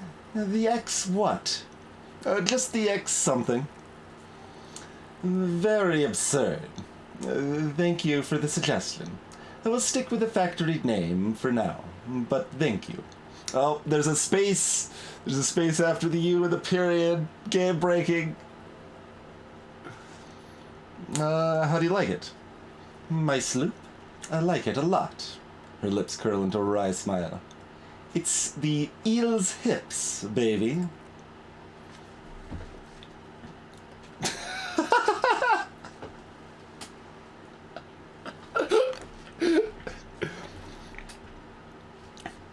I'm enjoying this part of the interview. It has so little to do with the murder we're investigating. I really do, Lieutenant thinks. Is she thrown off yet? He's looking at the woman, assessing her.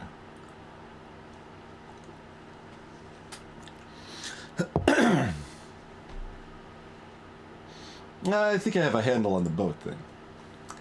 Good. She takes a sip of her thermal cup.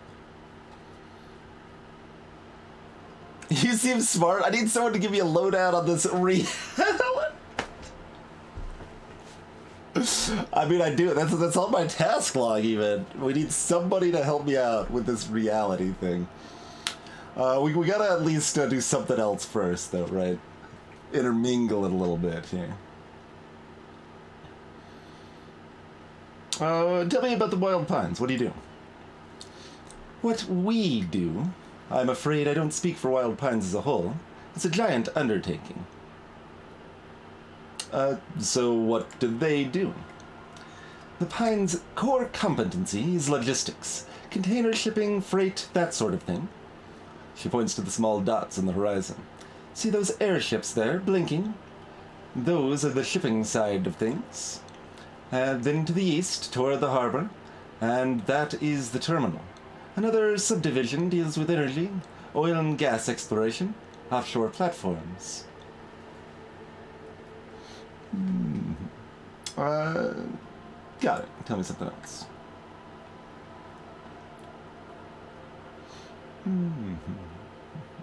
What can you tell me about this truck? Everything, she smiles. Right up to, but not including, trade secrets. Wait, what if I want to hear about trade secrets? First, you'd have to repeal the Emergencies Act of Trade and Ailments, or, alignments? Is that a separate word that I'm unfamiliar with? Maybe.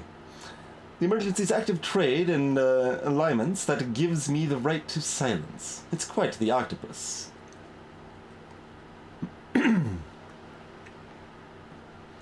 What wouldn't want to disturb an octopus. Better let it be. I'm glad you see it that way. To repeal the act would mean repealing the coalition government, the one that leases you the right to police West Revachol. But I am derailing us. You wanted to know about the strike.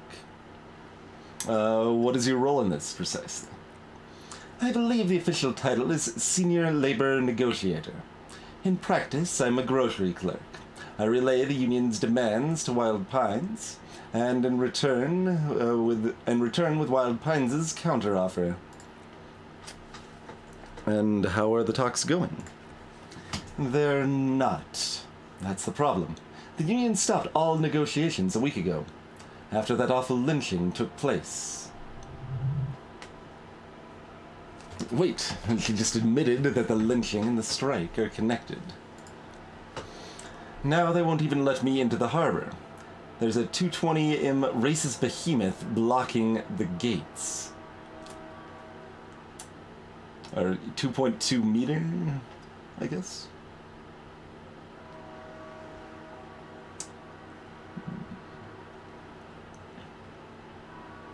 So the strike is connected to the lynching.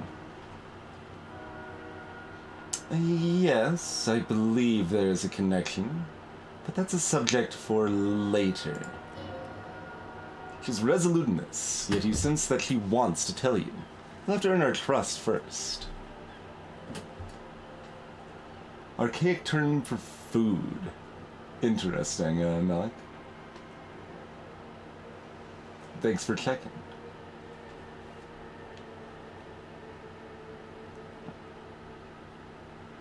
Oh yes, Zapper's got you covered on the details there, motherboards. Tell us more about this behemoth. What can I say? The union employs a giant covered in tattoos. A racist giant.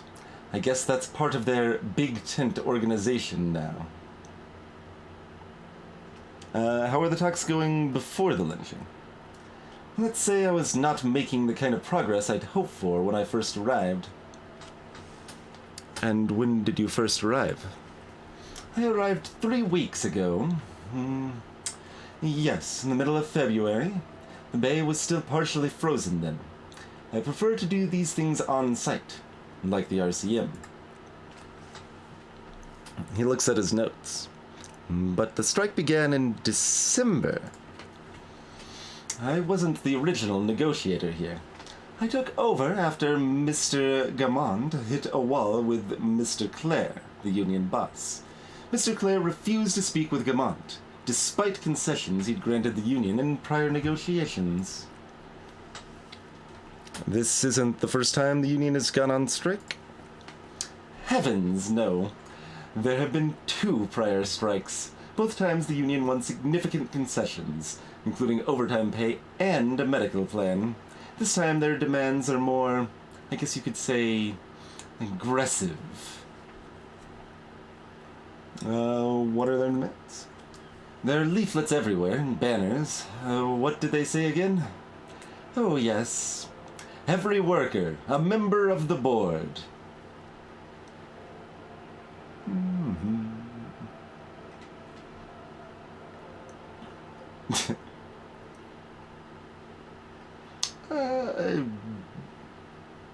I don't know what to think about that.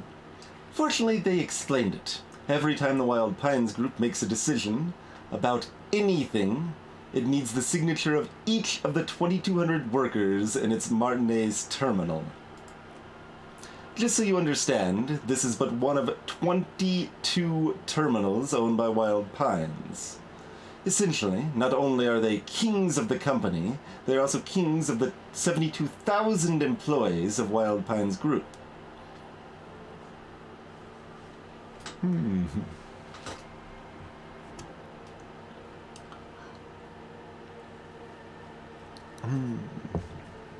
We can definitely rush into a commie bent, which I'm mostly in favor of. But I'm like the way it's played out feels a little better to go just kind of neutral. That's pretty funny, I have to admit. They are having a blast. But how can they afford it? After 4 months, my assumption was they would prefer a more practical solution. What are you gonna do? I'm not sure. Naturally, I assumed that was just their opening position, a hard-nosed tactic with a side of mockery. But there's been no follow-up, just the same nonsensical slogan repeated over and over again. And now people are getting lynched, I hear, behind the whirling in rags. A disastrous situation, if there ever was one.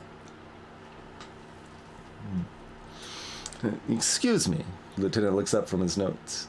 From whom did you hear about this lynching? Reply is quick.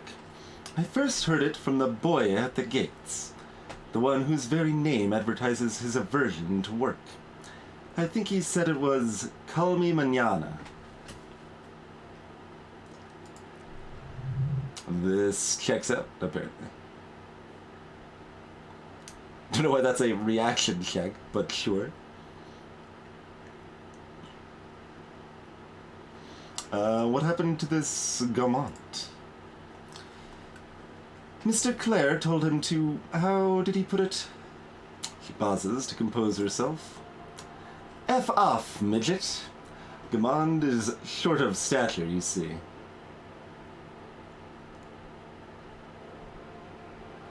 Not cool. Keep in mind, this is a negotiator Mr. Clare has worked with before, and who was more than fair with him and the Union. Sounds like usual aggressive posturing. Greetings, Mikhail Marius. Tell me about this Union boss, Mr. Clare. Everett Clare is a man of the utmost integrity. If you can say one thing about him, it's that he always puts the interest of the workers first. Really? Of course not. Everett is fantastically corrupt. I imagine he has a thick, viscous goo where you and I have blood. Is he that bad? He's the most corrupt individual I have ever seen, and I deal with men like him for a living. If there is anyone more venal, more irredeemably nepotistic than it's his twin brother, Edgar. Oh wait, there are two of him? Yes, Edgar looks exactly like his brother, except for that lazy eye. He also talks exactly like Everett does, and when one's term as foreman is up, the other takes over. It's how they circumvent the term limits, you see, with a funny little switcheroo. While in office, they've embezzled God knows how much of their workers' dues.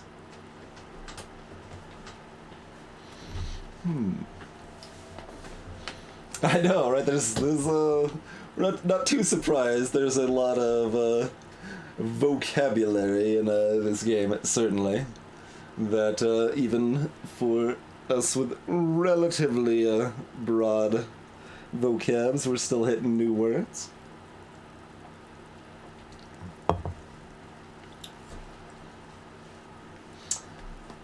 What about the Union itself, outside the Brothers Clare? The Debradeurs Union was once a perfectly normal institution. 20 years ago, anyway. It must not have been easy to establish under the Emergency Act, but they did it. I can respect that. She adjusts her hair. Organized labor at its best, they say. Then something happened in the local chapter elections. The Brothers Clare came and transformed it into a... how do you say... She hesitates, looking for the right expression. A mob, the lieutenant says succinctly. The Debardeurs are a criminal syndicate. Sad as it may be, I suspect we'll be forced to cooperate with them. Refreshingly honest, officer. The company has tried appeasing in the past, but I am afraid our concessions have only emboldened Everard and his brother. And your opinion, detective, if I may ask? I am a curious and talkative person, you see.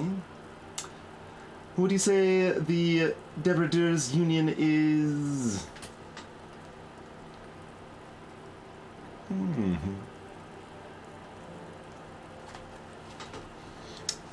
We got effective advocate, giant leech, socialist mob, no opinion.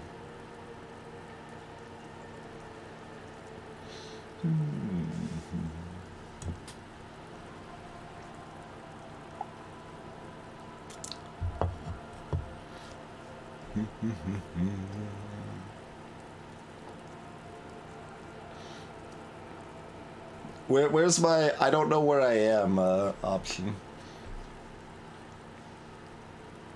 She wants to cooperate with us more if we earn her trust. Is that a reason to just kind of agree with her? 5, you're on a boat. 6, I like turtles.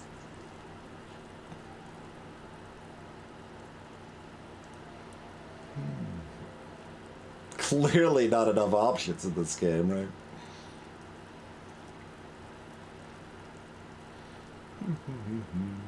Can we get the boat's opinion?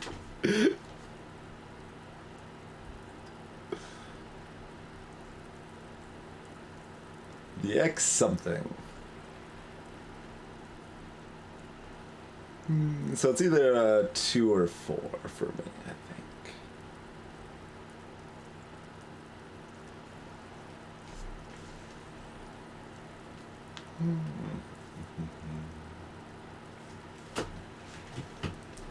I mean, we got our little empath checks to like know that she wants to tell us more, but kind of wants to trust us first. So I guess that's sufficient to just roll with this. Giant leech sucking the life out of Revocado. Indeed, and a hungry one. Sadly, Wild Pines have cooperated with what amounts to a crime syndicate for 2 decades. However much you feed the leech always hungers. One more thing. You said something happened in the elections?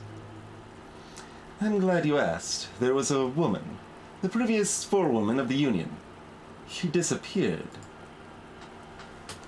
Disappeared? Yes. On the last day of the local chapter elections, her daughter phoned in and said she wasn't running anymore, or coming to work. Ever. End of story.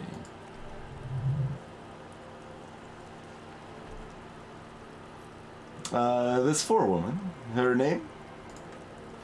Sadly, the company records do not even give a name. She's just forewoman in private correspondence. Holly, I don't even know if it's a sir or given name, and I don't have access to the Union's file. Eerie. Downright haunting, if you ask me. The Wild Pines suspected foul play, but what could they do? It was a Union matter. The point of the presentation is, these kind of things happen around the Clares. Watch out when you're dealing with him. I shouldn't have put her voice top right, because now I like have to lean forward and stretch out my back every time I'm doing her voice. Alright, that's all I need here. He's got gloved hands.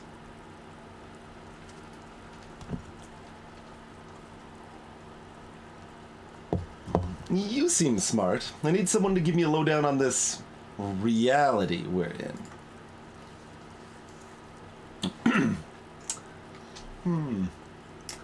This reality? She pulls her hood closer around her neck. I mean, just brashly honest. We've been pretty brashly honest to most people.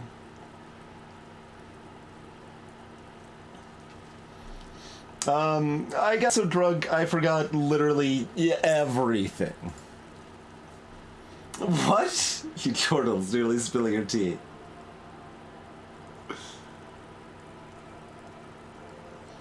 I went on a 3-day bender and now need you to explain the world to me.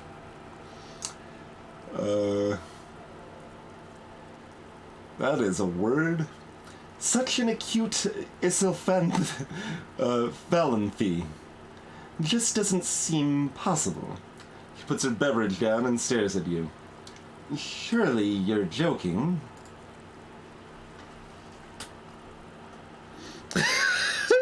Kim's just running with it too.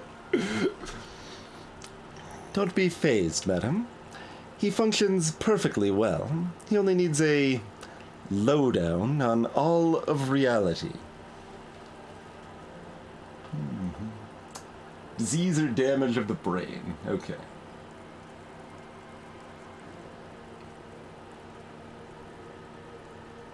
Encephalopathy. Jeez. Like, no, I'm still adding the L there. Like, I expect an L after, the CE before the PH. Like, I just put an L sound there instinctively. Hey, DSR. We may be here a while, then. She takes a long sip to clear her throat. Ask away, officer. I'll help however I can. She's, alright, we're in. I know these all look good, but begin with the first, okay?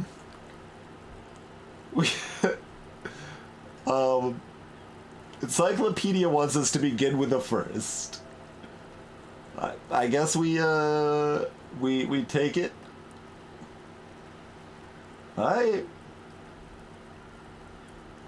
Begin with the first. Alright, trust the encyclopedia. Where are we? We're in Martinaise, baby.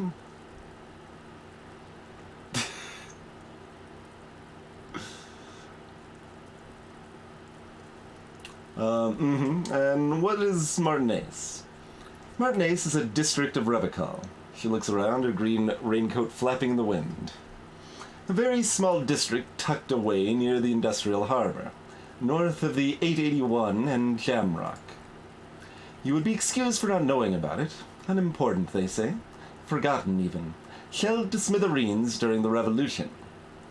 It has its charms, just not this time of year.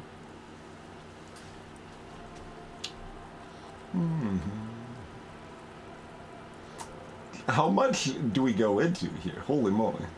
Is this like, I guess, how we're justifying certain amounts of lore dump? You mentioned a sea. What sea is this? It's not really a sea. It's the Bay of Revical, and the bay feeds into the ocean. Are we near the ocean? Yes, we are on an island in an ocean, the world's largest body of water, the Insulindic. Vast, lukewarm, and unknowable, flowing in and out of sight. Tell me more about Martinaise. I'm not a good ambassador. I've only been here once before, as a teenager. Not a lot has changed. There are ruins, a terminal, fishing boats, reeds, boys with boxy shoulders. This place used to be a province, a workers' resort, before the city swallowed it and the artillery did its work. The reeds are the real star of the show here now. The further down the coast, the wilder it gets. What's the name of this island? Caillou, as you already know. She looks to the waters. Imagine a pebble, a smoothed-over pebble amidst a great blue sea. Misshapen, cracked. The cracks are the river Esperance. We're in the delta of this river, on the 6th branch, the Martinaise Distributatory. It's clear this pebble is of enormous value to her.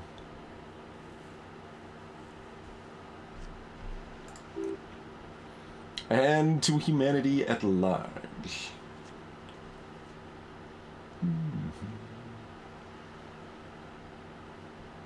Okay, that's Martinaise. What about Revical?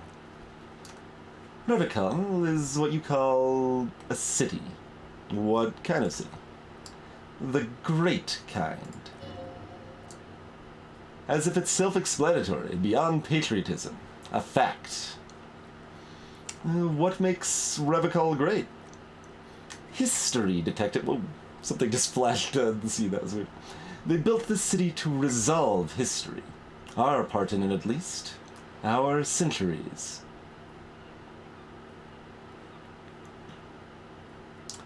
When was Revachol built? In the DeLorean century, 380 years ago. Okay, who built the city?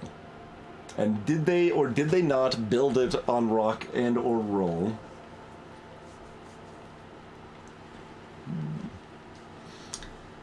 The nations of the Yasset, or migrant workers from Simonine and Ilmara, depending on your creed.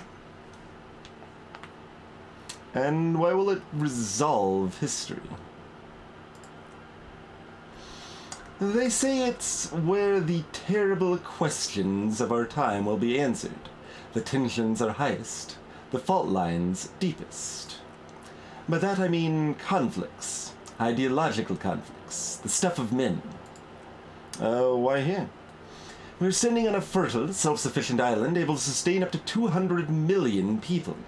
In the middle of the Insulindic Ocean, the world's connective tissue. It's where the money is.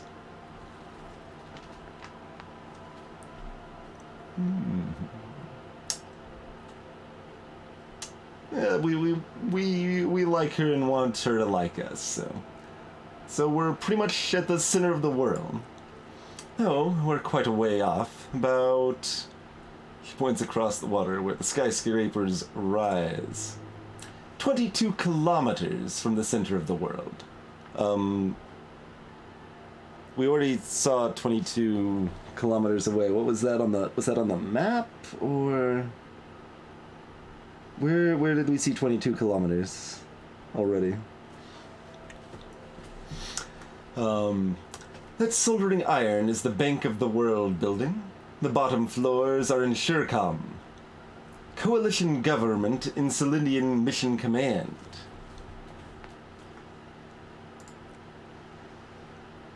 Silence. She lowers her hand. The water, the light, it's as though you're seeing it for the first time.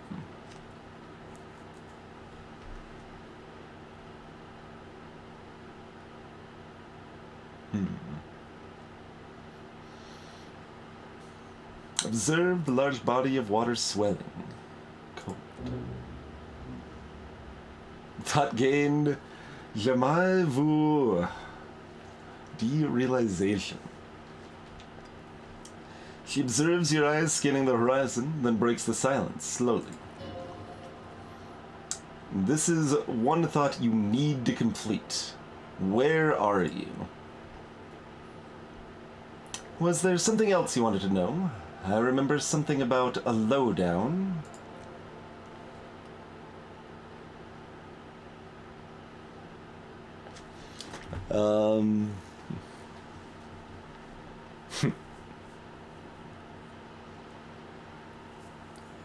Interesting. This has been informative. Thank you, ma'am. I'm sure my memory-impaired partner has many more questions to ask about even more fundamental aspects of reality. Might I suggest not asking them all right now? Mademoiselle will be here later, too. And tomorrow. Isn't that true, ma'am? Absolutely. My commitment here is long-term. Won't I be lazy if I don't do it all now? This seems like they're, like, just specifically, like, poking the player to not just eat the entire lore dump all at once because it will make them sick. And I think that is a good idea. But I do want to know the one other thing that the game told me I should know first, I suppose.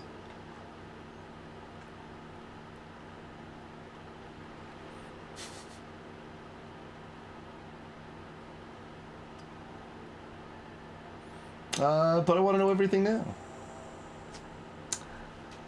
Yeah, they're even saying it more directly. That is understandable, but perhaps it's better not to eat all your candy at once. So, it told us to go back here. So I guess we are.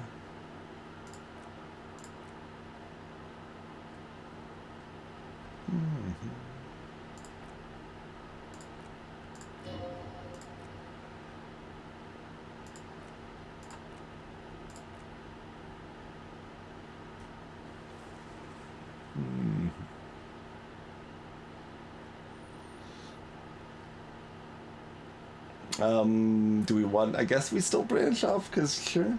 So we're in an unimportant part of an important place.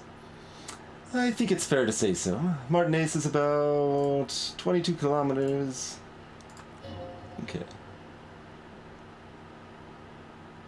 Where are we? We are where we are. I have no truer answer to give, unfortunately. She watches you closely as you scan the horizon.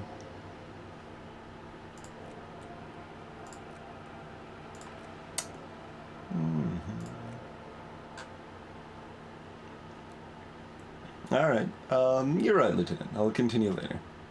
So we need to find out more about that from someone else, I guess? Like, just the nature of the world itself a little more?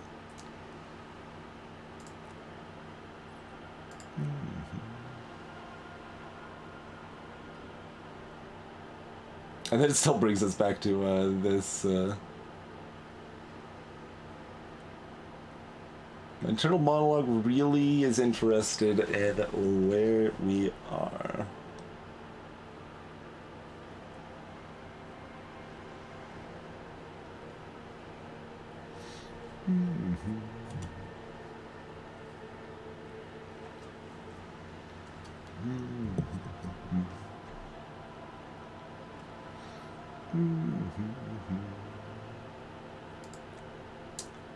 God, there's so much. I mean, yeah, so we have the other thought of,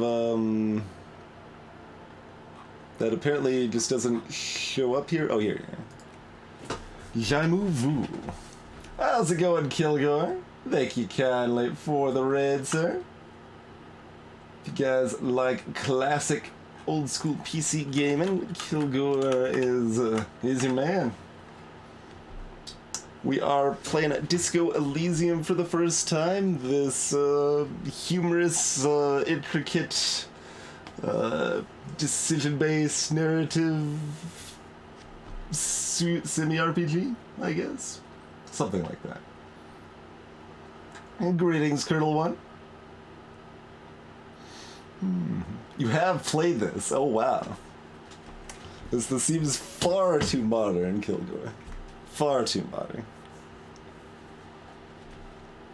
Alright, so what is derealization?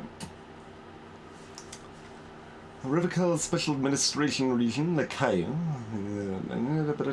Name after name, and none of them is familiar. They seem real, but something is wrong. You feel like a kid looking at stickers on the fridge. Truvant, the Apricot Company, World Games 34. You can almost see your hand reaching for them. Scratch the corners, see if they peel loose.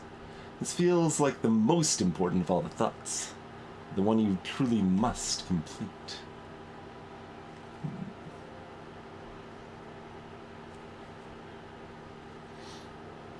Yeah, that's what it seems like, Kilgore. Like, just in the very first areas, people are saying, like, yeah, I saw none of this stuff you're seeing now. It went entirely different for me.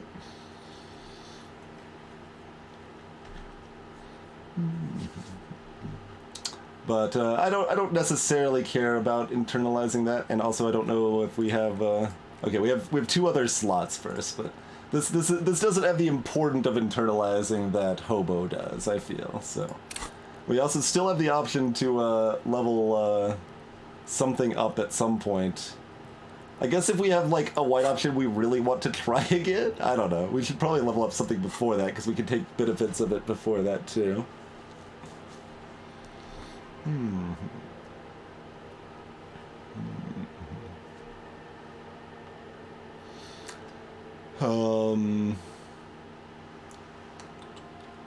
We could do conceptualization so that we could look at the wall again.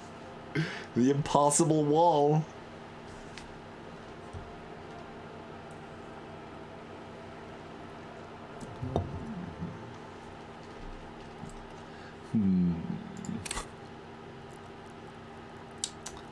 certainly reaction comes up a lot.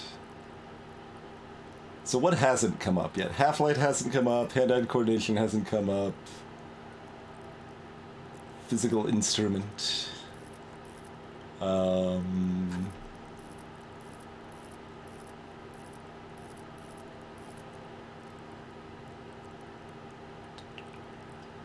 Drama hasn't come up. Those are the only three that have not come up already. Greetings, Wild Tracer.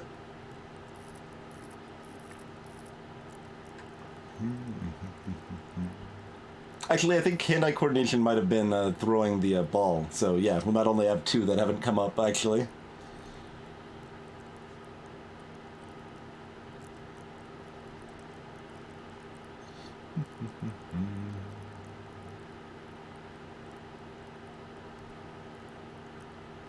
It mostly seems like boosting our smaller things is good. Cyclopedia gives us more more lore dump. We got like a good amount of lore dump. I'm not sure we necessarily need more per se, but until I get a new pair of pants, I'm not too gung-ho on savoir-faire.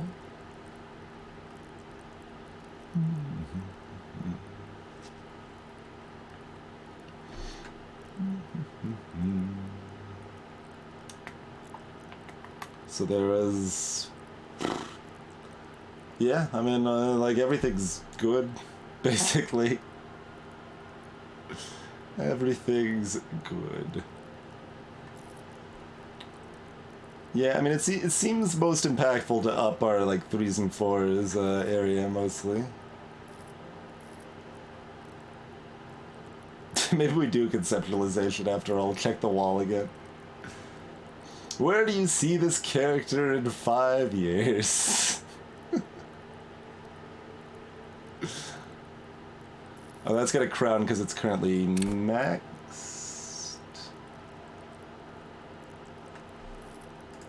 Like, it lets me level it up further, so I guess you still can? Or is that because it's our starting trait and that has more emphasis on what, like, our character leans into or something? Hard to say. But, alright, let's think, this seems where our character is going, like, that, ties through with the empathy and, Inland Empire and stuff here, so we'll, boost conceptualization, one more time here. Sure. What can you tell me about this lynching? Quite a few things, I'm afraid. She falls silent for a moment, contemplating something. Secret task completed, apparently. The information I'm to share with you includes sensitive trade secrets. For the sake of my employer, I have to ask for your names and badge numbers. Of course, ma'am. We should have introduced ourselves. The lieutenant hands her a piece of blue plastic. I'm Lieutenant Kisaragi from Precinct 57. And this is my colleague from Precinct 41. I'm afraid he doesn't have his badge at the moment. I hope mine will suffice. How curious. She returns the lieutenant's badge and turns to you. Why is that, detective? Awkwardness washes over the conversation. The woman doesn't like this turn of events. So, remember what I told you I literally cannot remember even the most basic facts about reality? How can I forget? One of those facts is where my badge is. Another is my name. I was hoping your condition was rhetorical, detective. A questioning technique. Perhaps it is, but it's also true that I don't remember where my badge is.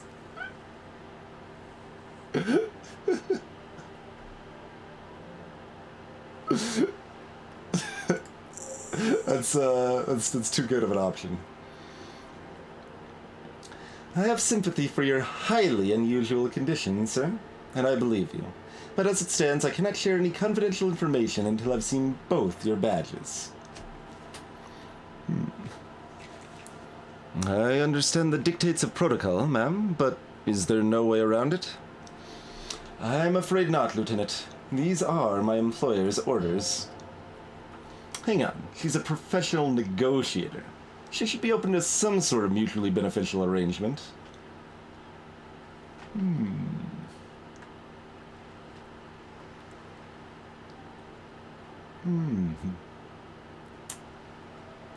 Let's talk with our inner dialogue first. What kind of arrangement would it be? I mean, favors for favors. A dirty alliance of some sort.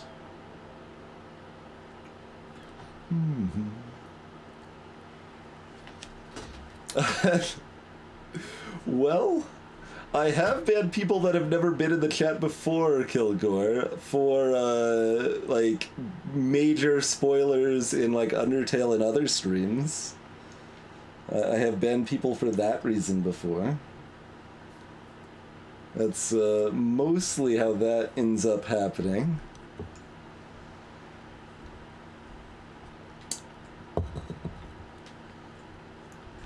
Usually people that have, like, gone out of the way to spoil something important during someone else's playthrough.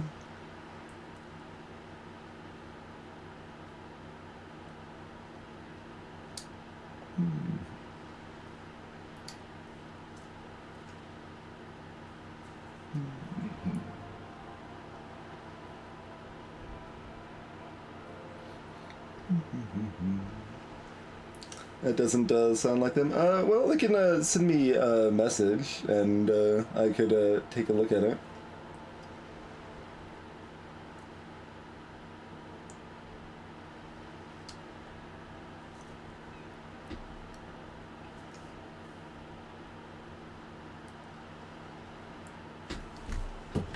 Because they are not otherwise blocked, so they should still be able to send me a message fine. A whisper. Do I want to try to negotiate my way out of this?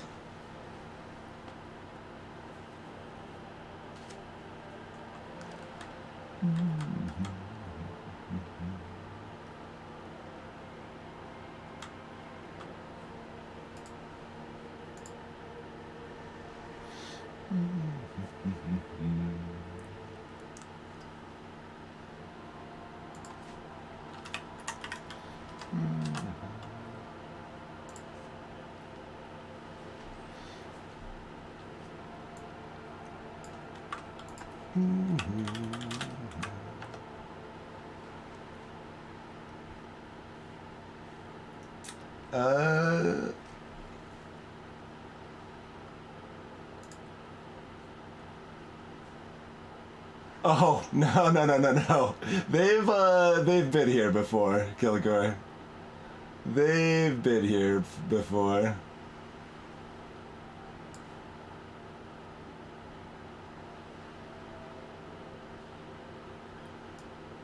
Yeah, no. They were... that ban is justified. That ban is justified. I remember that. Zapper probably remembers that too, actually. But, I don't know. It's probably best to not go into it, but yes.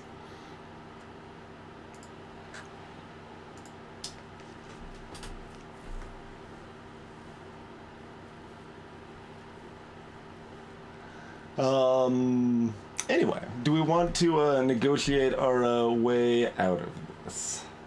Oh, there's pluses! Sympathy for your amnesia. Look at that. I mean, this seems, like, appropriate. Our character, like, how we've gone so far, this feels like what they want to do. Alright, how do I negotiate my way out of this? Easy, just offer a favor, like I said. Nice and dirty. It would seem so, Zapper, yeah. Just because the skills are not enough. You gotta have other influences, too. Surely there's some other way to demonstrate our law enforcement credentials. I will be frank with you. She puts down her thermal cup. If I'm going to break protocol, I need to be able to justify it to my superiors. They're going to want to see something very tangible. You're in, but expect her to drive a hard bargain. Like what? Reports from inside Terminal B suggest it's a hub for the local drug trade. This is an open secret in Martinez. The Union controls the terminal, so it goes to reason they're profiting from this trade. The company has tried looking into the matter before, to no avail. Perhaps someone with your authority and resources might turn over the right stones? Or you can recover your badge. Though if I may be blunt with you, it sounds like that may be a lost cause. Hey, Cadus.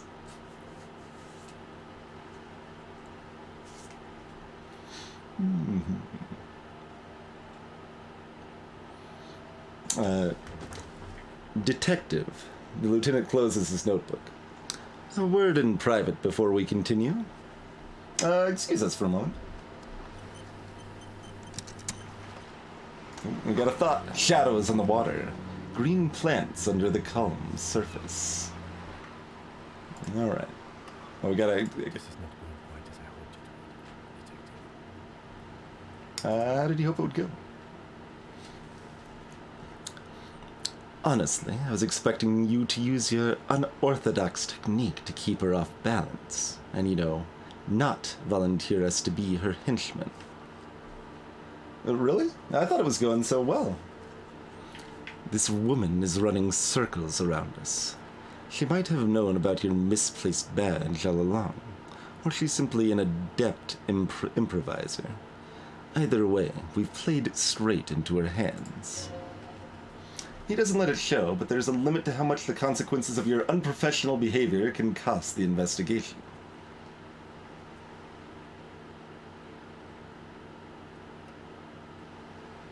We could just, you know, find my badge. Hey, Wizard Drinks.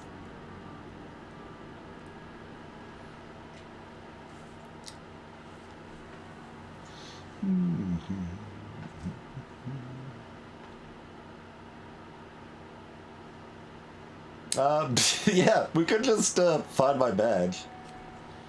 Oh. That would be fantastic, but do we have the time?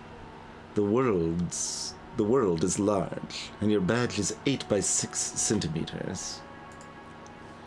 You could request a new one from your station, but that would literally take months.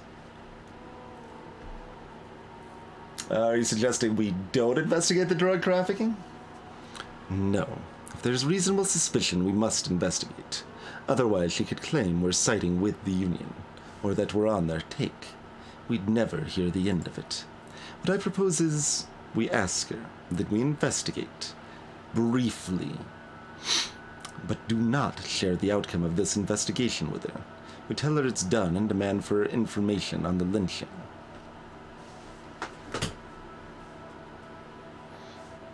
We also want to be nice to our friend, so we recognize that he's distressed that we put us in this situation, so I'm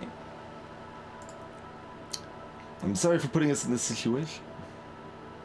Let's get back to it now.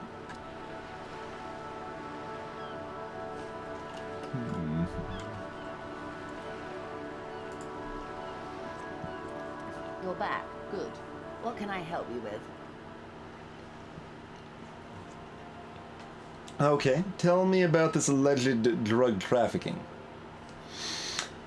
It's quite straightforward. Someone is using Terminal B to smuggle raw ingredients from the Samaran Isola into Revachol with the Union's blessing. Wild Pines has suspected it for years. Ingredients for what, ma'am? Meth and dextroamphetamine, GBL, and various synthetic psychedelics. Honestly, it might be quicker to say what you can't make from this stuff. Let me get this straight. The materials come from Samara to Revachol through the terminal?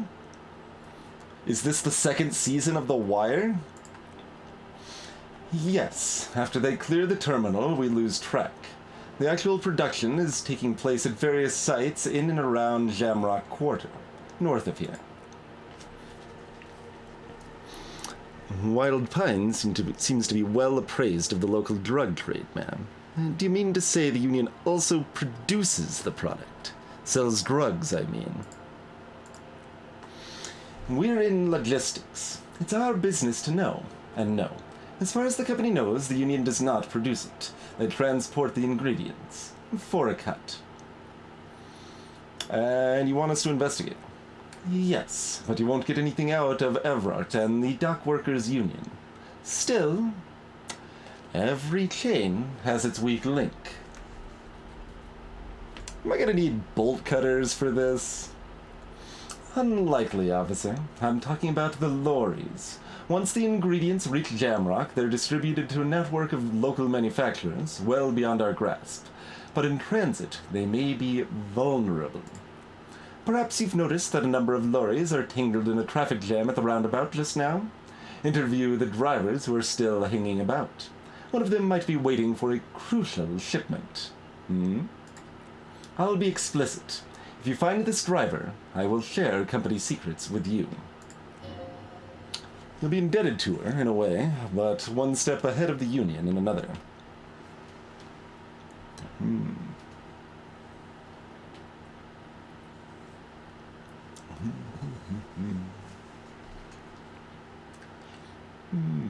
We already have suspicion that one of the drivers was present. We don't need to like just go giving her investigation details, do we?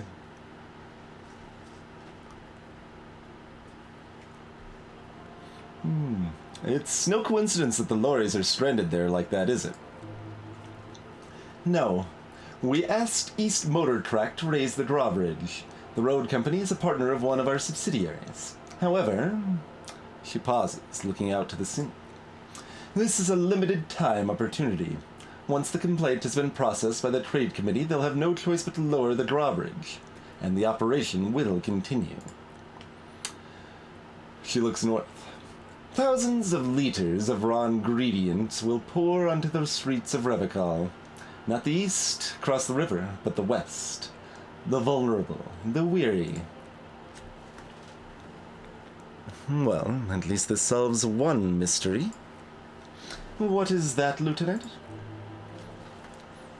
Why, I had to call East Motor Track and beg for them to open the drawbridge for me. I'd wondered since I first drove in on my motor carriage. I'm sorry for the inconvenience, Lieutenant Kitsuragi, but we need them trapped here, and this is a unique opportunity. I'm sure you understand. What proof do you have the unions involved? How do you think they're financing this strike? There are thousands of unpaid dock workers going strong for the 4th month straight. There was a shakedown of local businesses preceding the strike. Many were squeezed to bankruptcy to fund it. With all due respect to these desert cacti, the contents of a few cash registers cannot provide for 2,000 men. The local businesses can scarcely provide for themselves. So you think the strike is being funded with source ingredients for drugs? Precisely. Smuggled out of that very gate at night. Most likely. Then... the intonation was wrong there, that's okay. Most likely. Then loaded onto lorries and driven to Dramrock. You simply need to find one driver who will open up to you.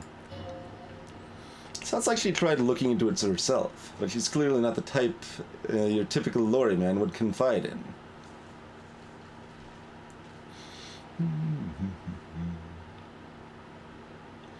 Why didn't you come to the RCM earlier? We did, on more than one occasion. Apparently there's some sort of inter-precinct disagreement about whose jurisdiction this area falls under. We know the company has launched its own probe into the Union's alleged involvement. We also know it's come up empty. It's not just the RCM. No one's been able to find any hard evidence. Well, Here's your chance, officers. Okay, I've made up my mind about this smuggling investigation. We'll take this case from the drivers, see what he yells. Excellent. Takes a long sip of tea. According to my reports, there are at least 3 lorry drivers lingering near the roundabout. Hopefully one of them will know something. It may come to nothing, or it may just blow the case wide open. I can keep the drawbridge up for a few more days at least. You should have the time you need. So now I'm wondering, like, what if we wait, like, 10 days? Like, does it actually fail, or does it hold it open indefinitely? That's all for now. Time to go over, well, it's only a couple months. We only have a couple months of old case files, I'm afraid. The belly of this boat shines like it was recently painted. Let me get over here. More magnesium. Aight. So, looks like there was more construction here. Once, decades ago. So, I feel like I actually want to knock that down one kick. I guess we might as well do that then, too.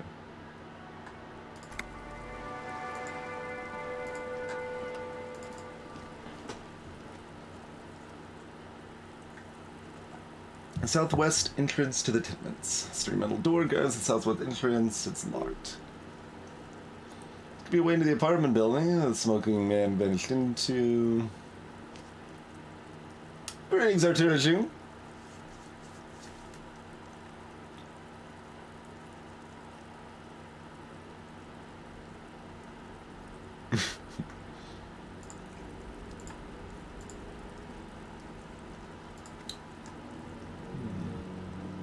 What's up? The streets will flow red once more. A great torrent rushing down Rue d'Esperance. You wait and see. Staring at the sailboat, huh? I'm looking at pretty well, Arturo. I am. This is not my type of game, generally speaking. Like, this is not my wheelhouse, but it's made me laugh at least a dozen times tonight already, right? Like, there's a lot of clever stuff happening, though, writing here pretty consistently, so it's been neat. She was facing away before, I think. But the streets will not flow red with anything. Who are you? I'm Cindy the fucking Skull. What else do you want to know? Date of birth? Blood type? The last time I was tested for Hep C? I am the law. Start with your blood type and go from there.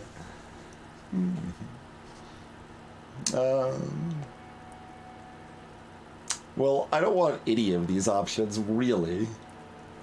But, I guess, just answer some questions, okay? Ask away, Pigman, but I don't promise to answer.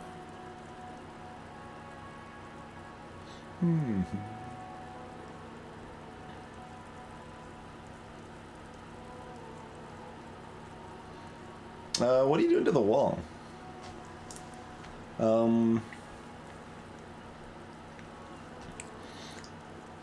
It's hard, like, harder when we are trying to emulate a voice that we already have. Can't you tell? I'm painting a beautiful mural, an aerograffito visible from low orbit. She studies the wall, suddenly pensive. I haven't really started it yet. I'm waiting for the right words.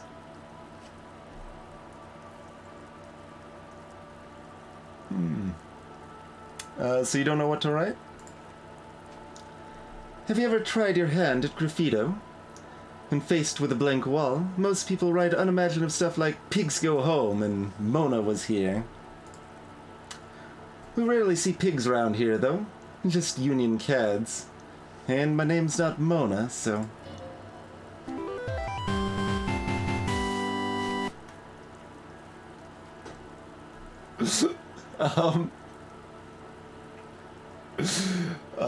Interesting.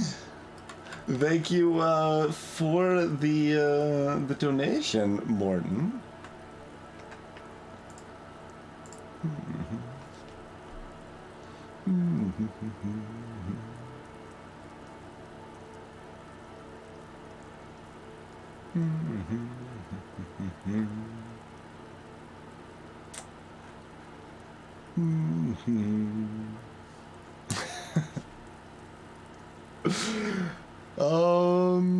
That is an interesting consideration.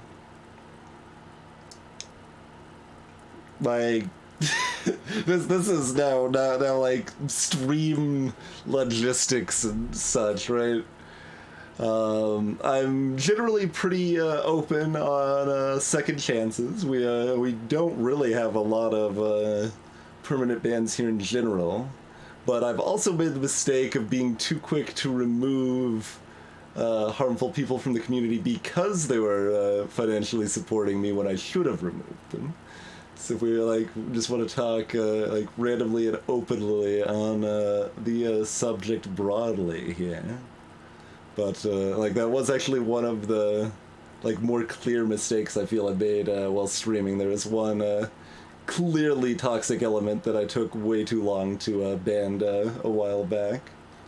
Quite a while back at this point, but I also do tend to like giving second chances. All the inner voices. Yes, exactly, Zapper.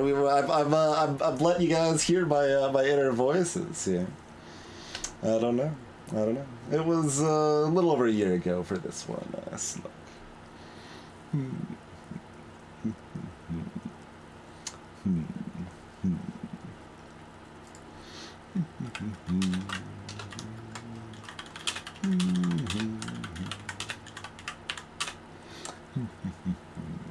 As we sit here listening to the rain. But, I mean, we like talking pretty openly about, stream factors and stuff like that. So that's just kind of an interesting consideration.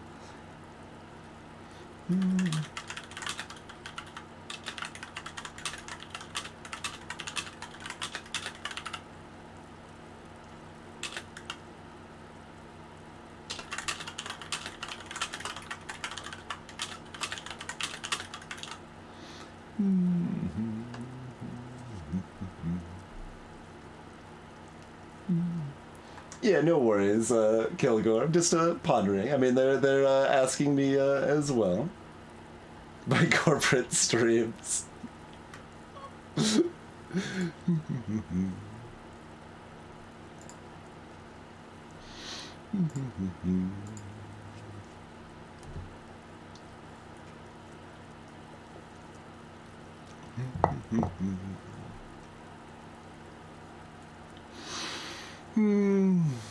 All right. We're big on second chances, generally speaking. But we won't hesitate to revoke that decision. How about that? She wants to be something true and total.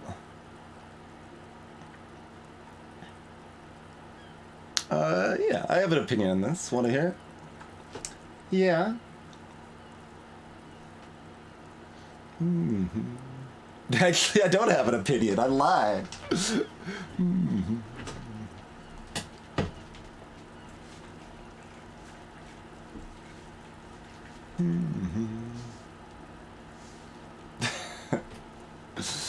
I love Publica. Don't mind us. Keep doing what you're doing.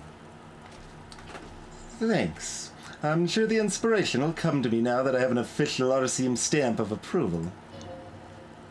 You've lessened her desire to deface the building. Well, Fair. Fair. Cheers, Kilgore. Thanks again for the raid. Catch you later.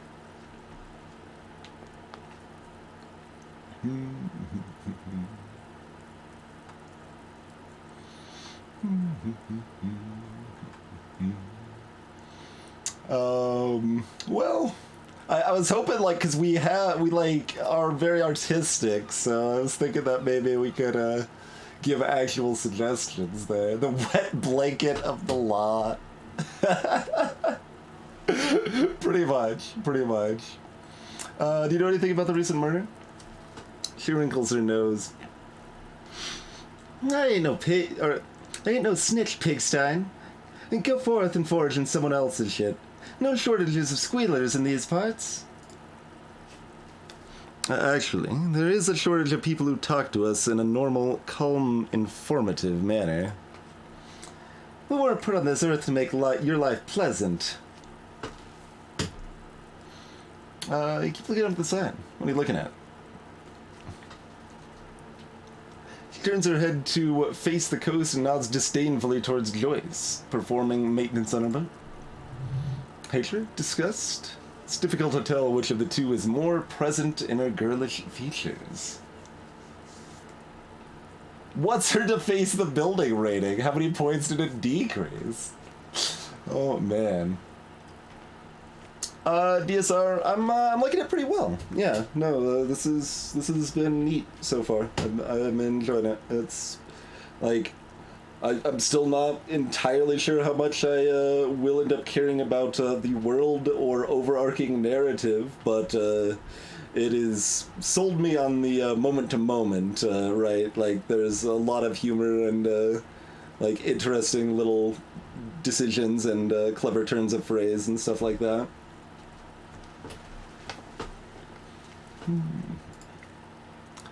Woman on the boat does not notice her staring. Oh, Zan. Someone's gotta keep an eye on her.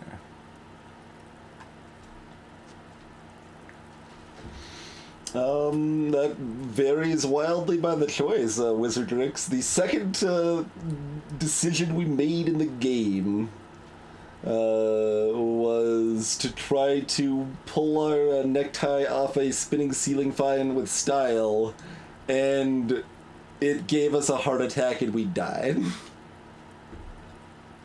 So, you know, the importance of decisions varies, I would say.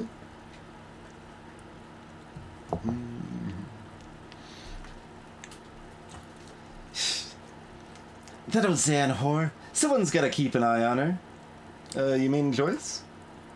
On a first-name basis with her, are we? Piggy's moving up in the world. Hold on. What's Ozan? It's where they grew people like her.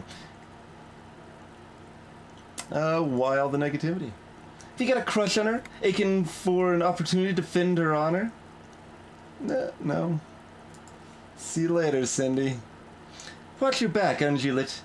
You've got eyes on you.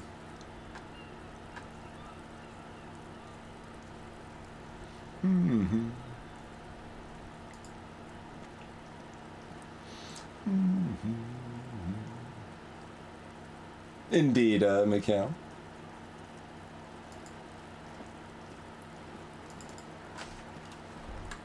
Oh, did we look at this? Yes. We can look at it again, though. Why am I looking at this wall? We have a +2 from Cindy's artistic impulses, and we upped our conceptualization by 1, and we're still only up to 8%, huh?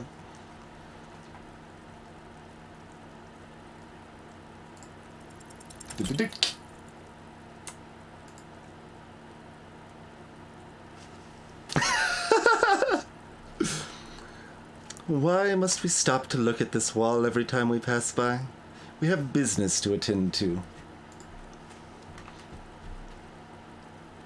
We had a 6+4 roll. That's too bad.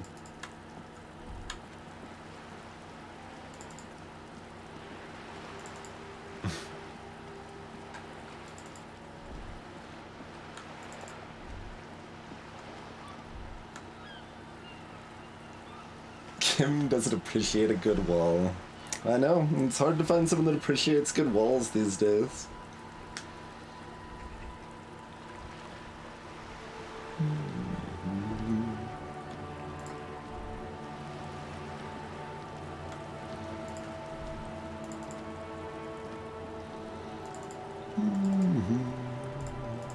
Oh yeah, we've like done so little. We haven't even taken the body down from the tree. The worn and beaten wooden planks of the bench do not look overly comforting. The lieutenant looks down the street. We can sit on benches after we've solved the murder. Let's go. You can revisit the bench if you ever need to pass the time when Lieutenant Kitsuragi is gone. Alright. Maybe a wizard tricks. I don't have a lot of good ability to handle drugs though.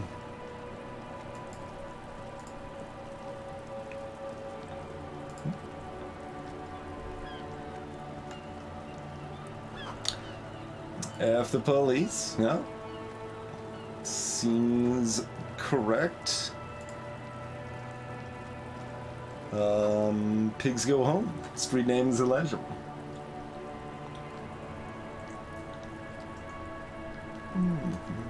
Well, it's day, like there's this day one here, Zapper. Like, eventually we're supposed to find somewhere to, like, I don't know, sleep or something, and Kim goes and does the same. Yeah, exactly, Alec. This game happens to have a very May of 2020 vibe to it turns out. Hopefully, Wizardrix, hopefully. Alright, what's up? The RCM in Martinez? What can I help you with? I've got some questions for you. What can I help you with? Who are you exactly? Me? I'm just a gardener. Cool. What are you doing here? I'm working. Working on what? I have a greenhouse in the yard there. She gestures over to her shoulder. I've been trying to get some work done. There's discomfort. She stops mid-sentence. Go on. It's okay. As you probably know, there's a corpse hanging from a tree there. It smells pretty bad, so I have to take breaks. Don't worry, miss. We're here to clean it up. You can get to work soon. Thank you. She smiles politely. My head is about to explode from all the salts I've had to inhale. Ammonium salts? Perhaps useful for later. I did skip the dad joke answer, Wizardrix, very intentionally. Really just seemed like mocking and insulting, to be honest.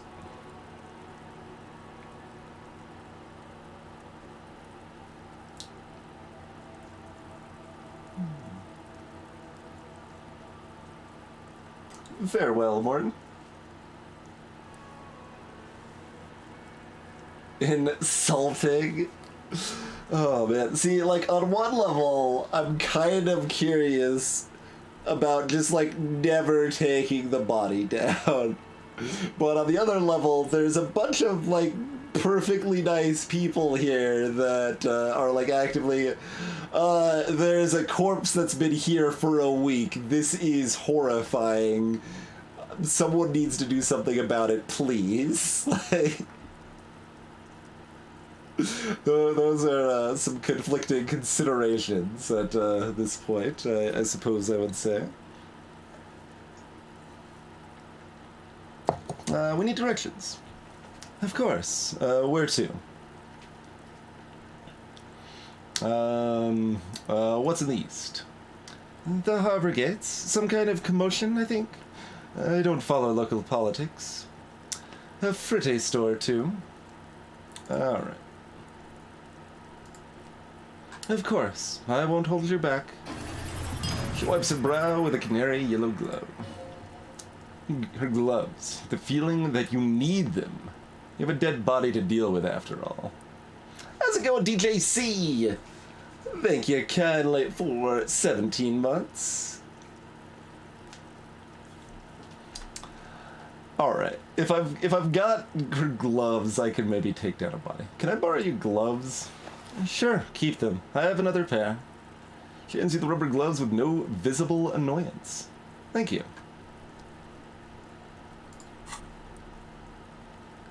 +1 interface. Oh man, gloves are just a pure bonus. Sick. Everything else has minuses with it too.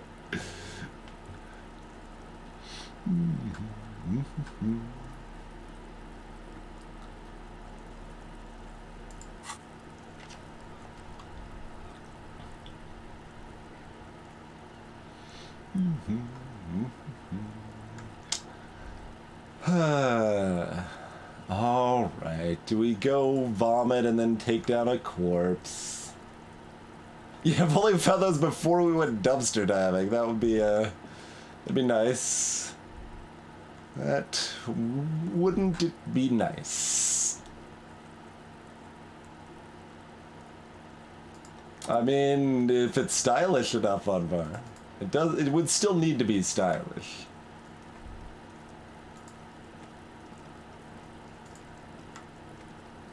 Alright. Oh, we even have a convenient autosave right before we vomit.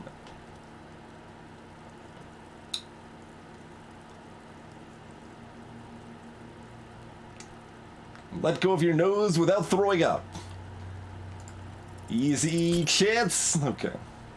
The smell is repulsive. Pushes in from your mouth. More instant and more familiar than anything you'd expected. More fever than odor. It fills your mind, flushing you from within.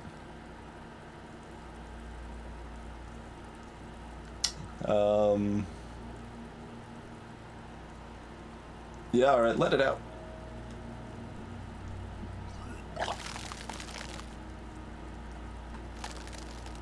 Oh.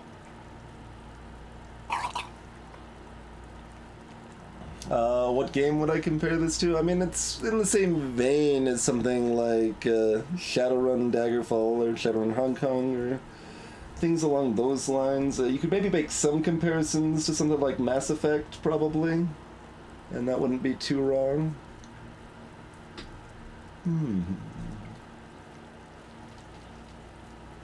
Ha, Mikhail, nice. Feel a great force wringing you out, or wringing you from the stomach. Your body curls and pushes it out, burst by burst, until a pool of vomit lies under your feet, and your throat stings from the stomach acid. God. Sure, yeah, Planescape Torment. I haven't played, but I believe that would also qualify.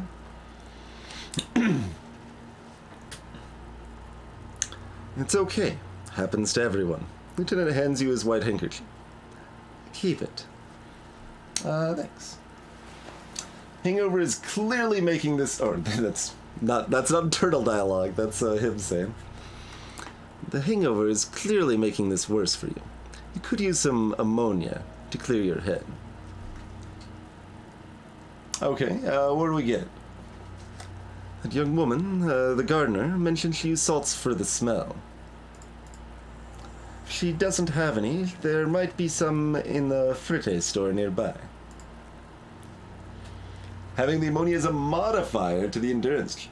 Modifiers make checks easier and allow you to retry them. Okay.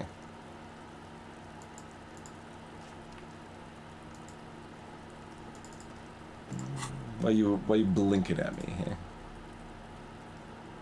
Oh, we've got the handkerchief. Yes, we can sell it apparently.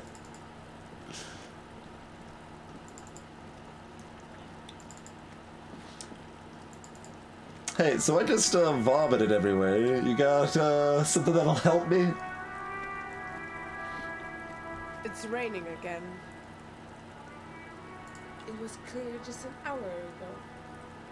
Do you still have your salts? I think I could use some. Sure, I'm done with them. takes a small capsule out of her breast pocket and hands it to you. Thank you. Tools? Oh, wait, hold on. We did not acquire... where was... There's the garbage can. It won't let me, re-access the garbage can? But it said if I had a bag, I could take stuff from the garbage.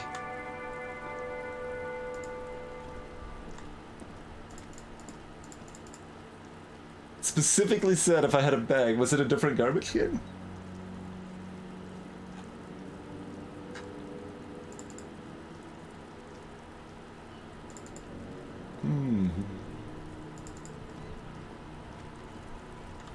Do I have to equip it? Maybe I do. I do, probably. It did in fact say equip this in the description. Aha, good call. Maybe I can make some money by selling the bottles. Okay, 10 cents each. Man, that is not very much. That's living that hobo life.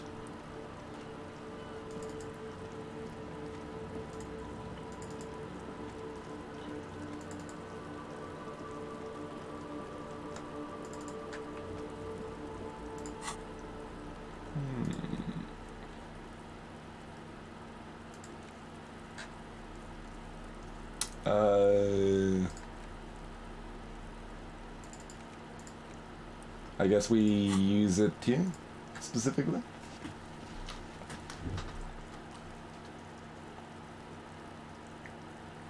+1 has ammonia. Still 3%. Still not high enough to actually make any difference at all. There is Artful Chaos. I have a key to it, and we might play it on stream at some point. I mean, there's multiple hobo games, but as far as probably the one you're thinking of, it's called Change.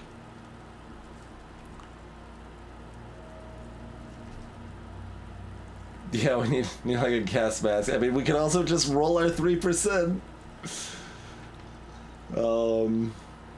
Was kind of hoping a 6 and a 5 would also win for us now that we have ammonia. At least bump that up to 9% from a 3%, but still need double 6s. Alright. Oh, it uses it. The ammonia only makes it worse. The combination forces tears out of your ducts. Managed to keep it in. Nope, guess not.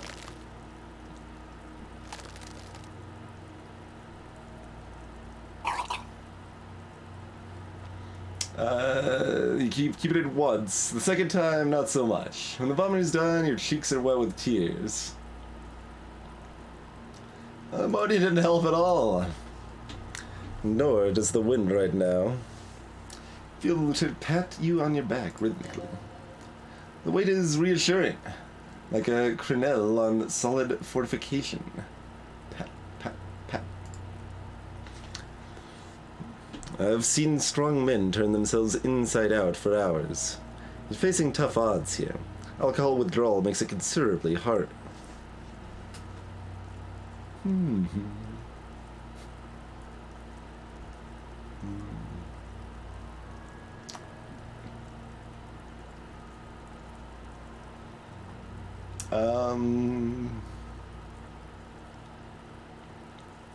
Alright, don't want to be a cop anymore or do it without me. I feel like, those are our, appealing options.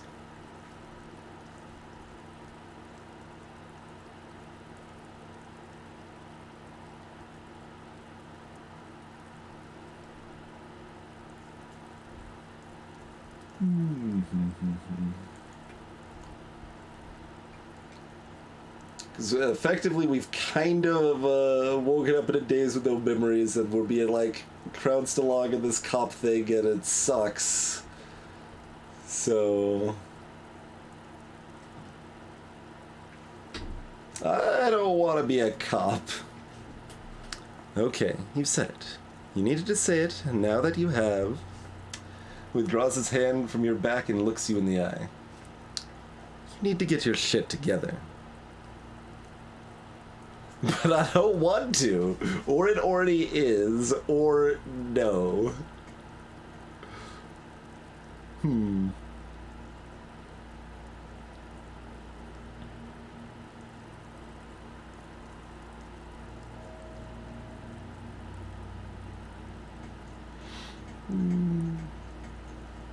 Three kind of continues the spoiled child sort of vibe we're rolling.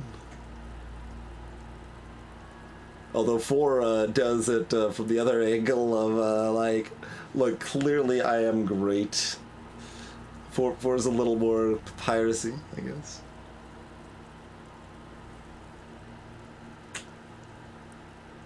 Time for a celebration! Cheese for everyone! And apparently that is something to celebrate. Greg's magnificent. Could also just be like, no. I'm not a cop anymore. You don't understand. I actually don't want to be. But also, Kim's cool and we kind of want to trust in Kim.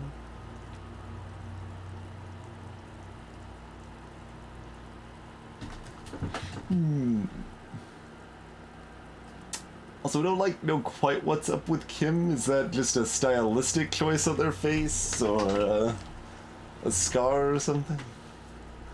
Because it kind of just looks painted almost.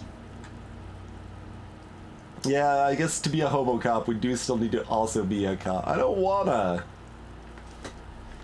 Then the world will turn away from you and leave you behind.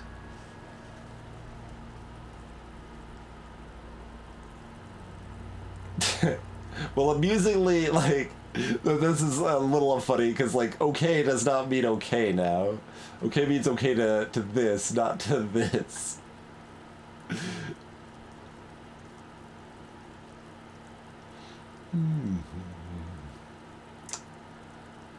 But, like, okay feels like such a good response to this now. Just like, okay, fine. I've already dedicated to being hobo cop. The world can leave me behind. Whatever. Okay. Thought gained. Volumetric shit compressor. We should go talk to the locals, find something else to do while the wind changes. It's pretty bad right now.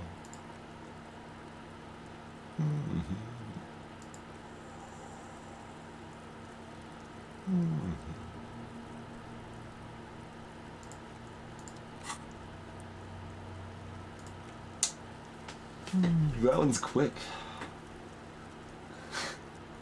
Your shit's apart and rather unbecoming of a cop than a human being.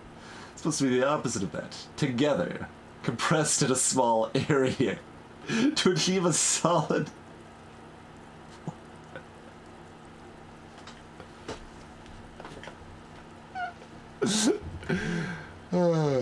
Okay. No, we don't need our stuff together here.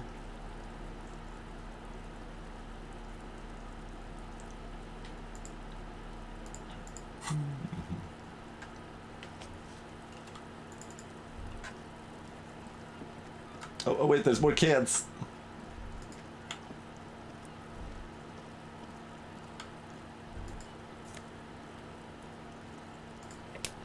This is so little.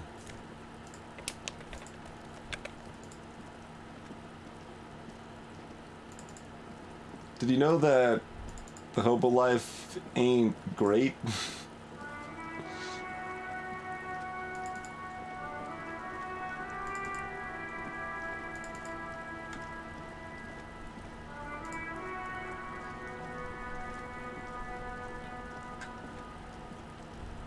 That's true. We are cleaning up the city here.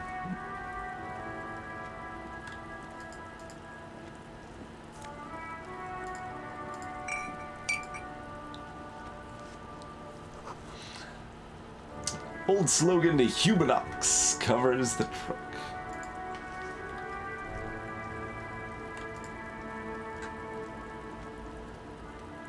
Horseback Monument. An old monument stands in the middle of the traffic island, pointing towards the sea.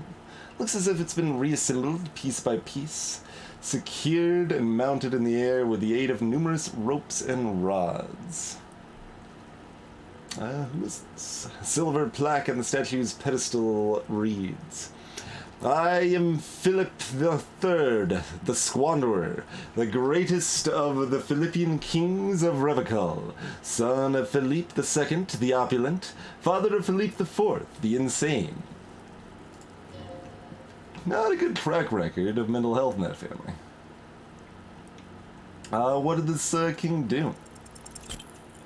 You have no idea what you did a week ago. How would you know what this guy did many centuries ago?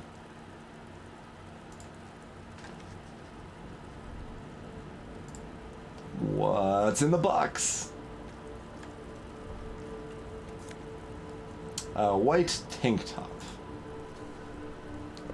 Well...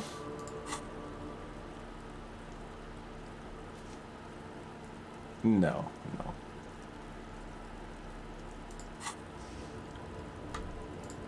Actually, we don't have anything on our neck category. Also, there's like a circle around it. Is there... Do we have like a task for that or something? Why is there like a square around it? Sing karaoke. Hit of day debris.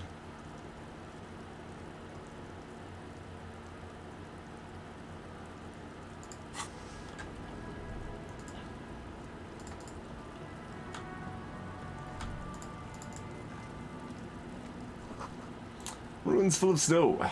No one lives here anymore.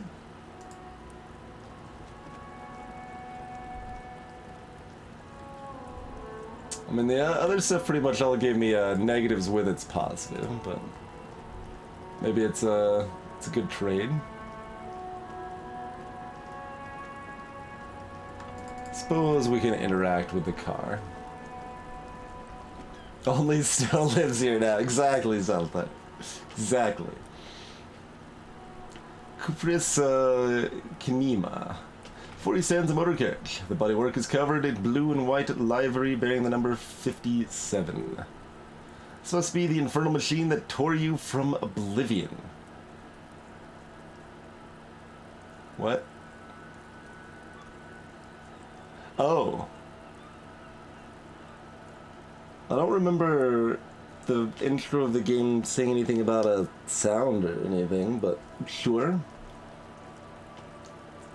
Open the door. In the cabin, you are welcomed by a set of steering levers, a radio microphone on a hook, and a pull-out toolbox under the seat. The soft glow of the fuel preheater gauge.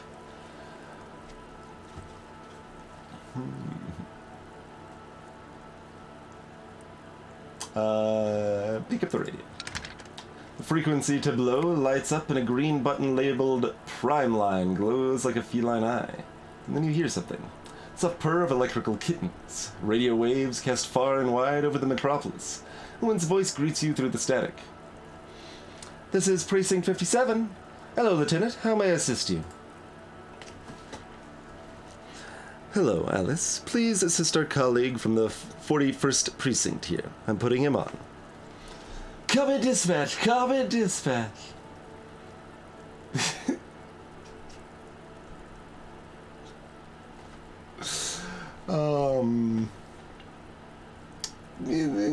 Alright, the, silly but not, frantic, I guess. Come in, Delta 10. This is Firewalker copying. This is Officer Alice Dimitri, Precinct 57. How may I assist you? Could swear she was friendlier with the lieutenant. Under the green prime line, a yellow saved button catches your eye. I wonder what Kim's default radio station is. Ignore Alice and press the button labeled save.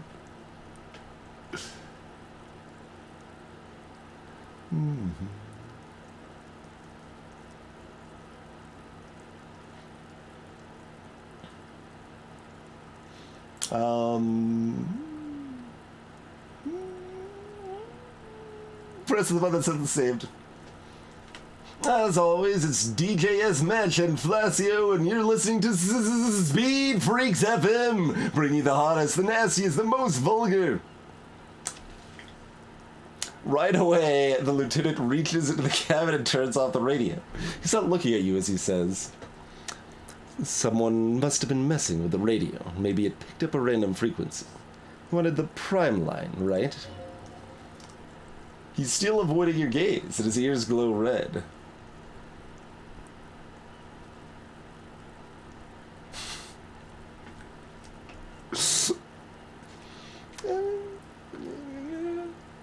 Sorry about it. I wanted to connect to the dispatch.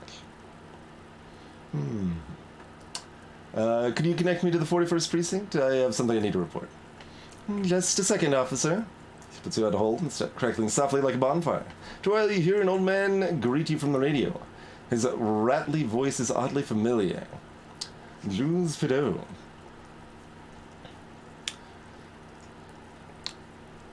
Ten to 10-5, this is 41st, come in, over. Scrawny old man sits in a dusty cubicle, smoking, with large white rectangles sewn in his vest. In front of him is a box-shaped apparatus with an array of wires and antennas, a radio switchboard. I love this response. Hi, this is me here. I work at your station.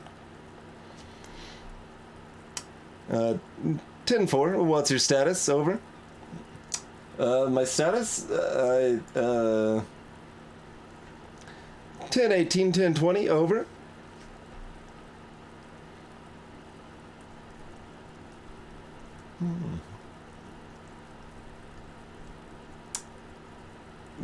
Can you repeat that? 10-18, 10-20, over. Please just talk human to me. These numbers mean nothing to me. State your message, sir. Over. I'm in dire need of financial assistance. There's a lot of options for asking random people if they can hook you up with some money.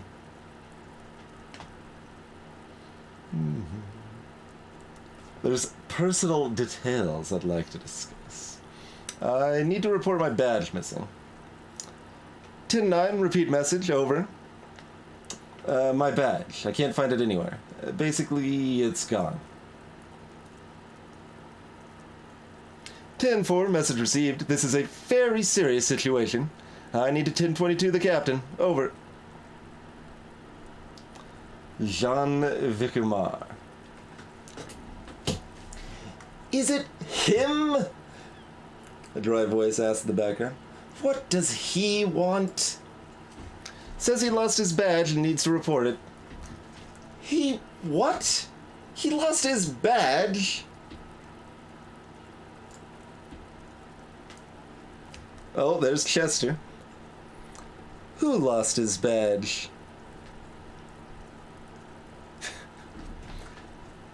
Dick frickin' Mullen, who do you think?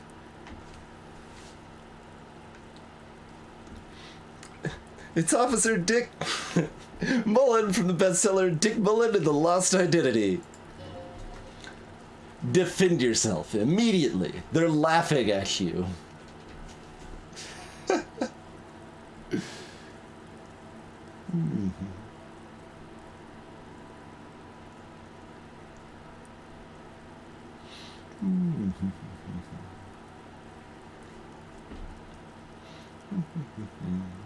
I don't know if we checked our jacket, Spyglass. Can't we just move on? I want to get it reported and be done with it. 10-4, I hear you, officer. I'm just going to make a note here that you are in pursuit of your misplaced badge. Over. Dick Mullen lost his badge. What's going on? Super Cop here lost his badge. He lost his what now? His badge. He lost his badge. Could y'all please just stop saying lost his badge for a moment? Enough with this now. I have other things to discuss. 10-9, come again. I didn't get that over. The animated conversation in the back is making it difficult for him to hear you. New heights even for Captain Sober. Ask him. Ask him if he lost his gun too. Sergeant Torson wants to know if you lost your gun too. Over. Check your pockets. Check. You don't know where it is, do you?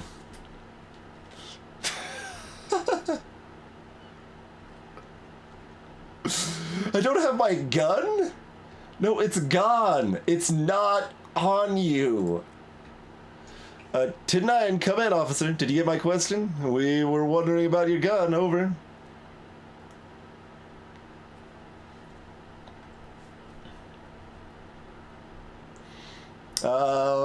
Yeah, say nothing. 10-1, you're breaking up. 10-9, repeat, please. Over.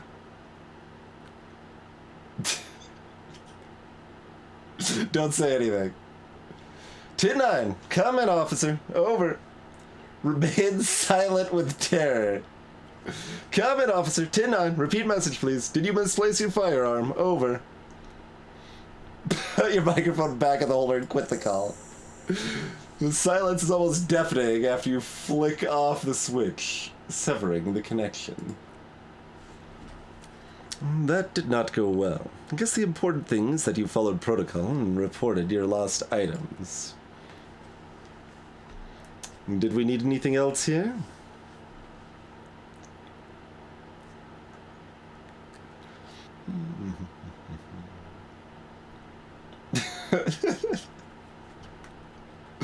No, we're done here forever.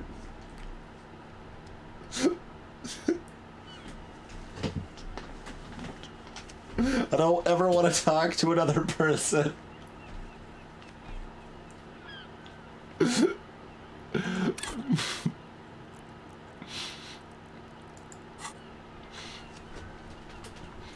All right.